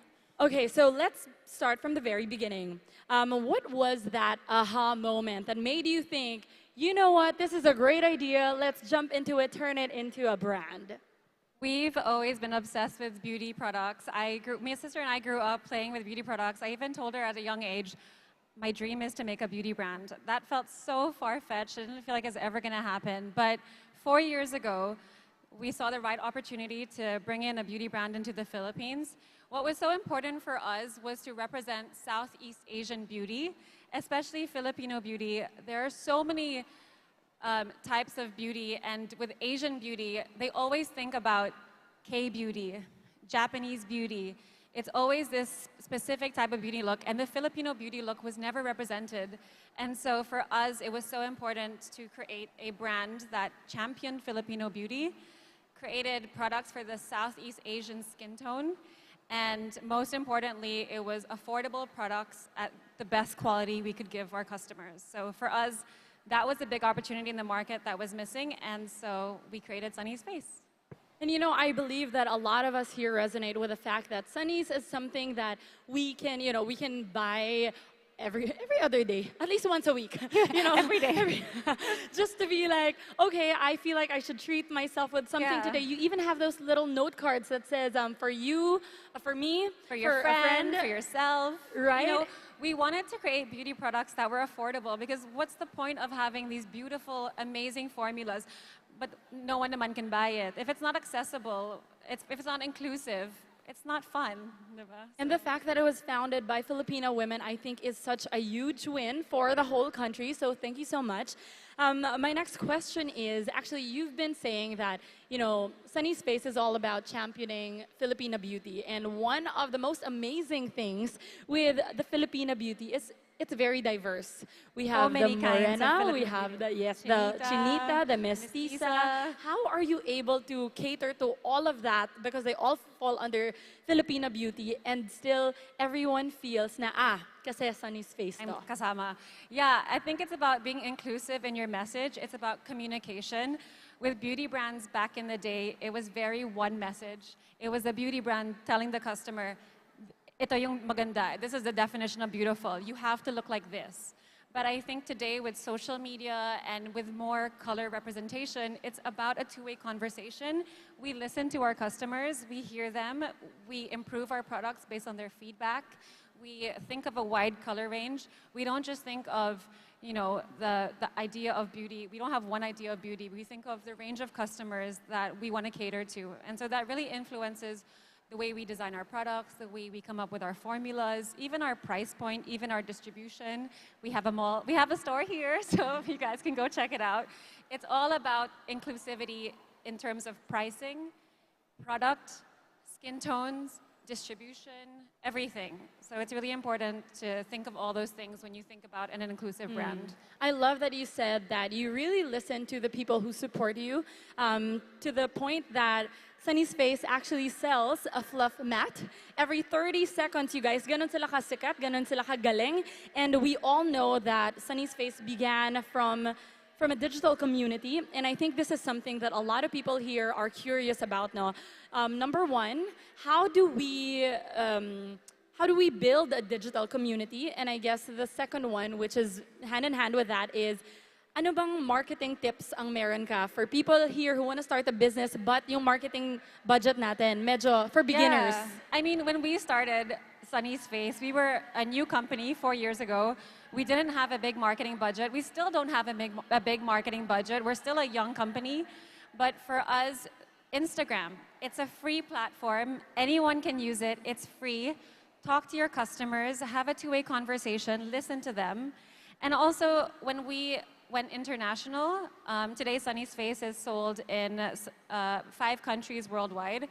And when we started to go international, it was really organic because we would gift our products to makeup artists. They would ask for it. We would gift it. We didn't expect anything. And then it started to create this ripple effect. And then magazines started picking us up, writing about us, calling us, saying, when will you be available in America? It's already been 6 months. And I was like, it's only been 6 months. And they would get mad at us. They'd say, why is your product not available, but you're gifting it to makeup artists in America? So it really created this organic ripple effect. So my 2 tips for marketing on a budget, use Instagram and talk to your customers and gift your product because it's really your product that will speak for the brand itself. So guys, alam nyo na, maximize social media dahil po, libre ang social media. If you have friends, We started on social media, yeah. You have friends, i-gift nyo yung product so that they can also help be that community, champion your brand, especially if they believe in it. I think it's influencers easy. don't live on social media alone. Your friends can be influencers. Word of mouth is such a strong tool for your brand. When people talk about it, they're influencers in smaller communities. They're not just the social media influencers. So use them, champion your products because that will speak for yourself. Absolutely. And speaking of championing your products, you did mention that Sunny's Face is already in 5 different countries. 1, what are those countries? And number 2, with the Filipino diaspora really spread out now, ang dami pong Pinoy sa buong mundo. And of course, I believe your goal is also to get it to more Filipinos wherever they are. Do you have any tips for our kababayans or go negosyantes na gusto ring mag-international? I think if you know all the problems beforehand, you'll never do it, but just do it. If someone told me all the challenges we would face when we launched our brand, I wouldn't be here today. But I think there's something about going into it with confidence and with that curiosity because everything's going to be scary. It's always going to be mahirap. Like it's always going to be mahirap to launch internationally, but I think if you believe in your product, if you believe in your brand, if you see there's a market, go for it because that's the only way you're going to find out. Absolutely. And I mean, let me know if it's wrong, but I do know that there are also a lot of international platforms that you can have access to.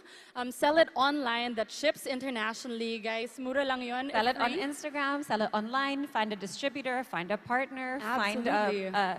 There are so many ways to do it. Right, and you can even start with sending it to your tita baby. No, like put it in your luggage, bring it, try it out in a market, try it in small fairs, try it in, you don't have to be right away into big department stores. Try it in small community fairs. See if the product relates to the market there. And then you can at least try it in a less risky way. But you have to try, because if you don't try, you're never going to get there. So, pag walang tiyaga, walang nilaga, as they say. Exactly. Okay, on to the next question. Earlier, you said, mahirap talaga. No matter how much you love what you do, no matter, how much you think, this is it, this is supposed to work, mahirap talaga siya, Jess. So, the next question is, what is the biggest challenge you've had to face?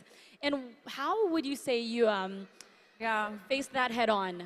Well, as nakita nyo, like Fluff Matte is our #1 product. It was awarded internationally as the best lipstick of last year by an international magazine. It's really our hero product. And when the pandemic hit, we were all naka-mask. So of course, we were directly impacted, as many businesses here were. It was so hard. I remember sitting down, it was March 15, 1 year, 3-year anniversary na today. I remember sitting down thinking, how are we gonna survive? And I think for us, the most important thing of what that pandemic taught us was #1, people. Our people are the most important to us. Without our people, without our team, we're nothing. We're not gonna survive. So what #1 lesson there was, how do we take care of our people? We managed not to let go of anyone in the entire pandemic, which was really our goal and was so important to us because we knew with all the uncertainty and safety first at that time, especially at that uncertain time, we needed to make sure our people felt they were taken care of. And then second, because of the pandemic, we pivoted into skincare, which became a big opportunity for us because people were wearing masks, but they were at home and they wanted more products to wear because they had all this, they had mask need, they had, people weren't going on vacations, they were just buying skincare and they were buying tools to make the beauty tools. So for us, that pivoted our business, but it was a huge opportunity. And I think, with every huge difficulty, there is an opportunity. It's just about being prepared and being able to seize that opportunity with proper preparation and just that gut feeling na, okay, game, let's do this. Like, this is our time to shine, so. So yun guys, when you are in the middle of a storm or kung may adversity, don't be afraid to take risks. The key is knowing Find the light. Yon. Find the light. Saan po? There is a light. There is. And identify that opportunity because you but be never prepared know. because opportunities happen when preparation and meets luck. Yeah. You can't just jump in an opportunity because, going international, you can't just jump in. Yes, be confident, seize that opportunity, but also be prepared. All right.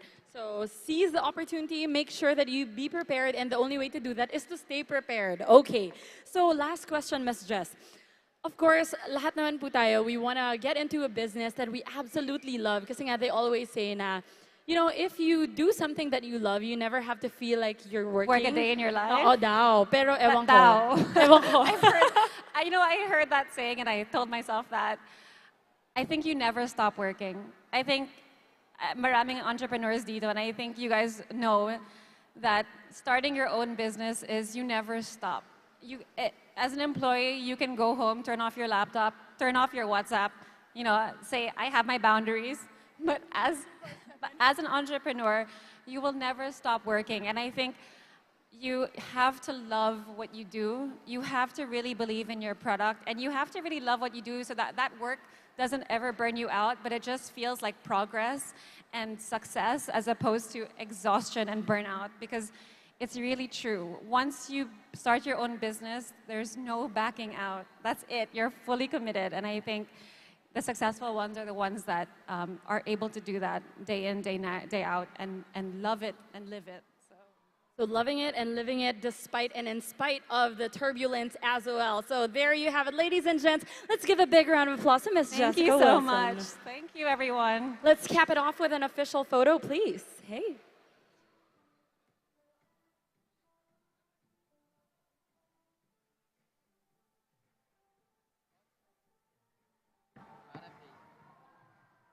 Thank you again, everyone. Let's give Ms. Jess a big round of applause. Ayan.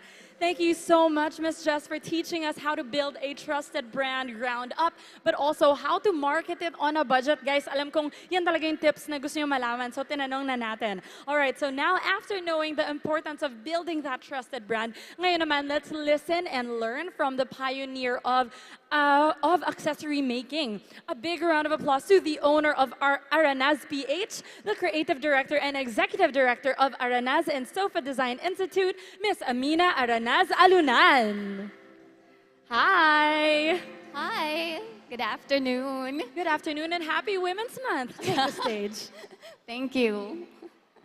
Good afternoon, everybody. I'm so glad to be here, and I'm here to share with you the story of Aranas, our journey of a handbag line.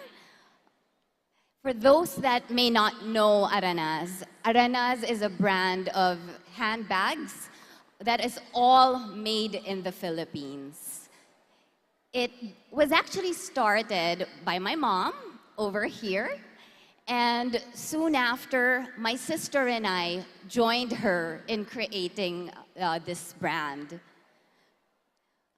What we do in Aranas is really to promote Filipino handcrafted bags. And for us, it's actually going beyond selling fashion. We're not just selling fashion. We're not about selling bags. For us, we really discovered that through fashion, fashion can actually be something that is a way to serve the nation, a way to give livelihood to people. Of course, it all started with just our love for fashion, and I didn't realize that by following this passion, this love for fashion, it can go beyond myself, beyond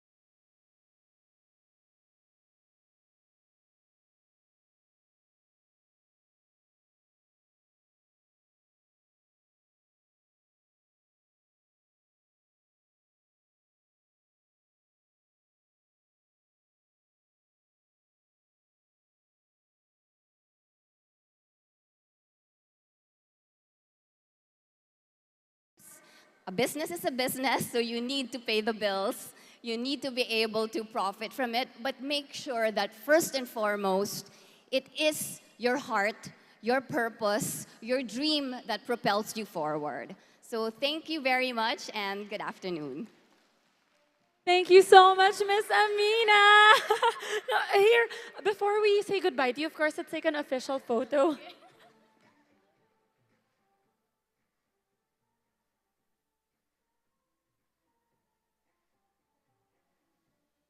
Thank you. Let's give her a big round of applause. Ayan, sana po marami tayong natutunan, especially for those entrepreneurs who also want to brave the international stage. Sobrang perfect po ng preso ni Miss Amina today.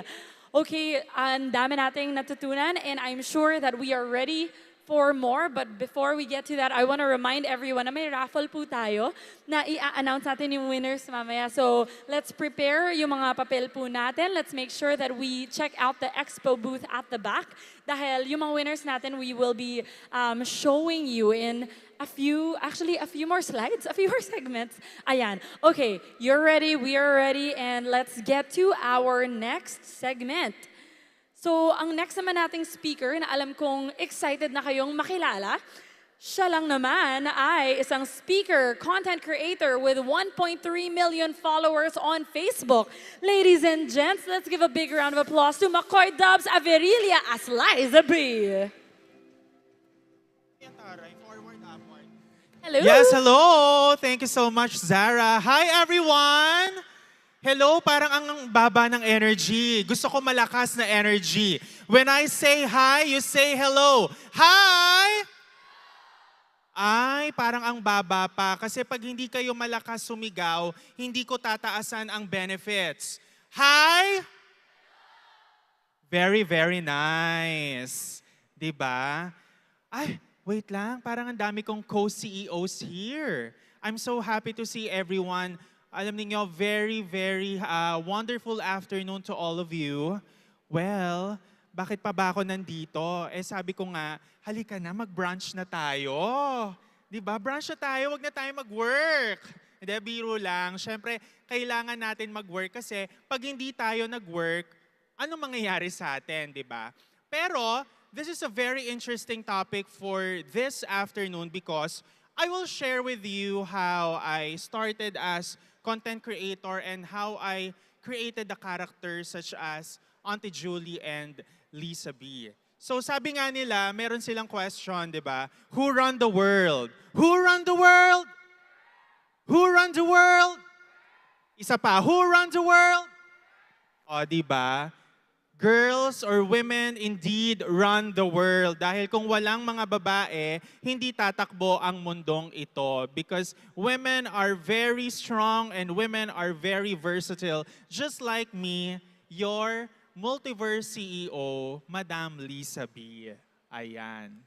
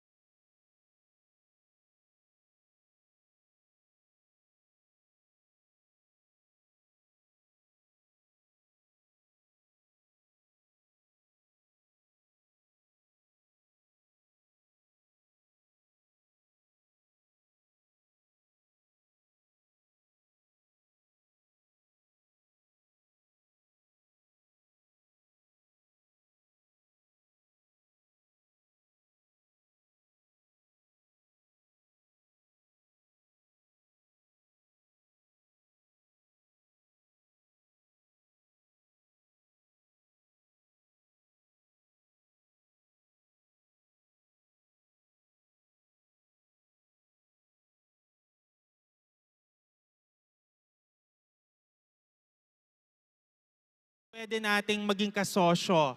Mag-message lang kayo sa akin. Ready na ang ating mga tutulungan dyan. So once again, this is Liza B. Maraming salamat po. And I'm Makoy Dub. Salamat po ulit sa inyong pakikinig. Thank you so much, Makoy Dubs. As Elizabeth, dito ka muna. Siyempre, pipicture muna tayo. Ayan.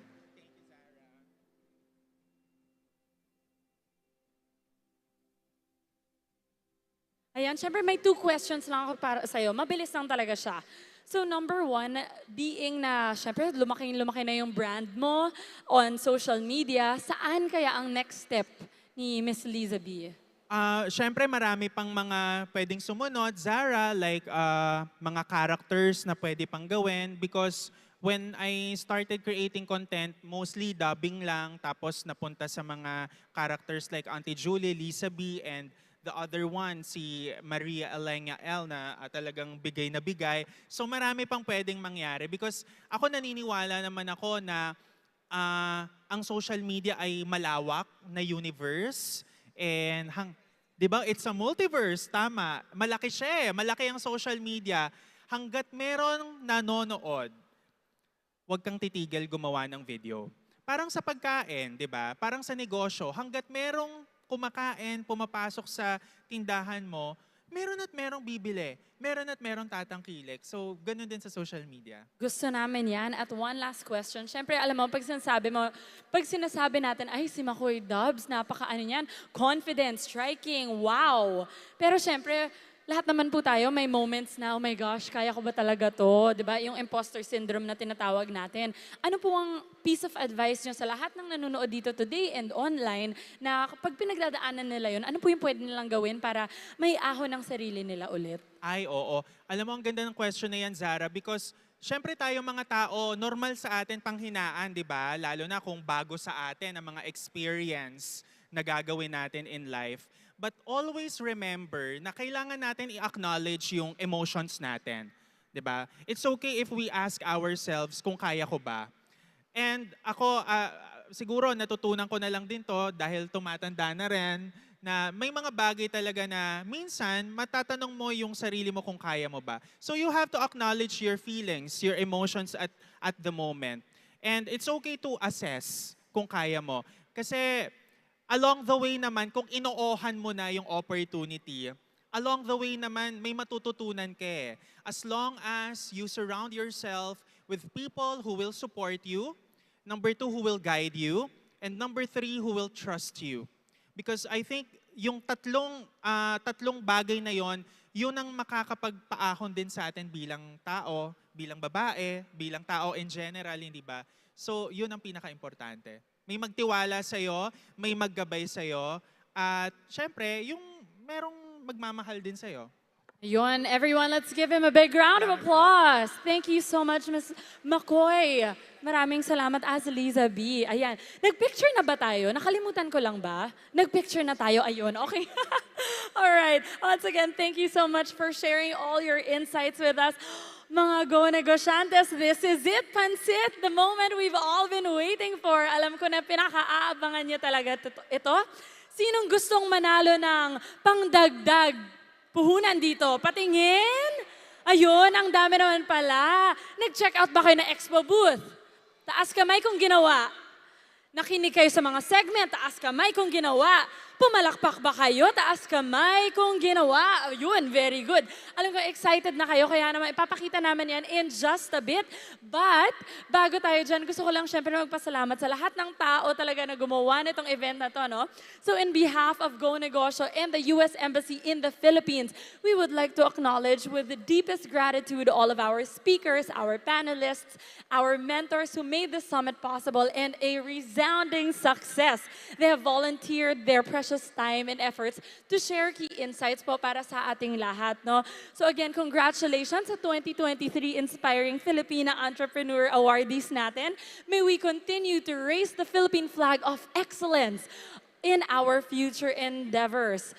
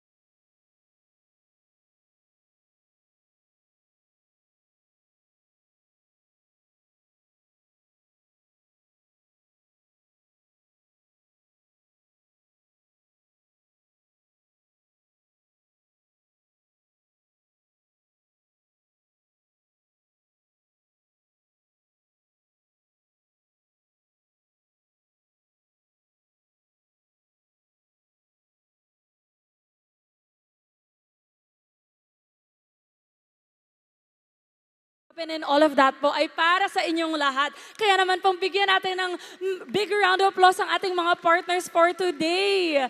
Maraming salamat po at sana marami kayo natutunan because we definitely learned a lot, we enjoyed a lot. And bago ko po i-turn over ang stage sa mga announcements ng mga nalo po sa raffle, papaalam lang rin po ako ng maayos at gusto kong magsabi ng maraming salamat po sa lahat ng tao na nandito ngayong araw na to at talagang nagstay hanggang sa pinaka-dulo. This has been your host. My name is Zara Carbonell. It has been my pleasure hosting this Women's Summit 2023. Ayan na po, kita-kita po tayo online, offline, and sa next events. Paalam po! Low.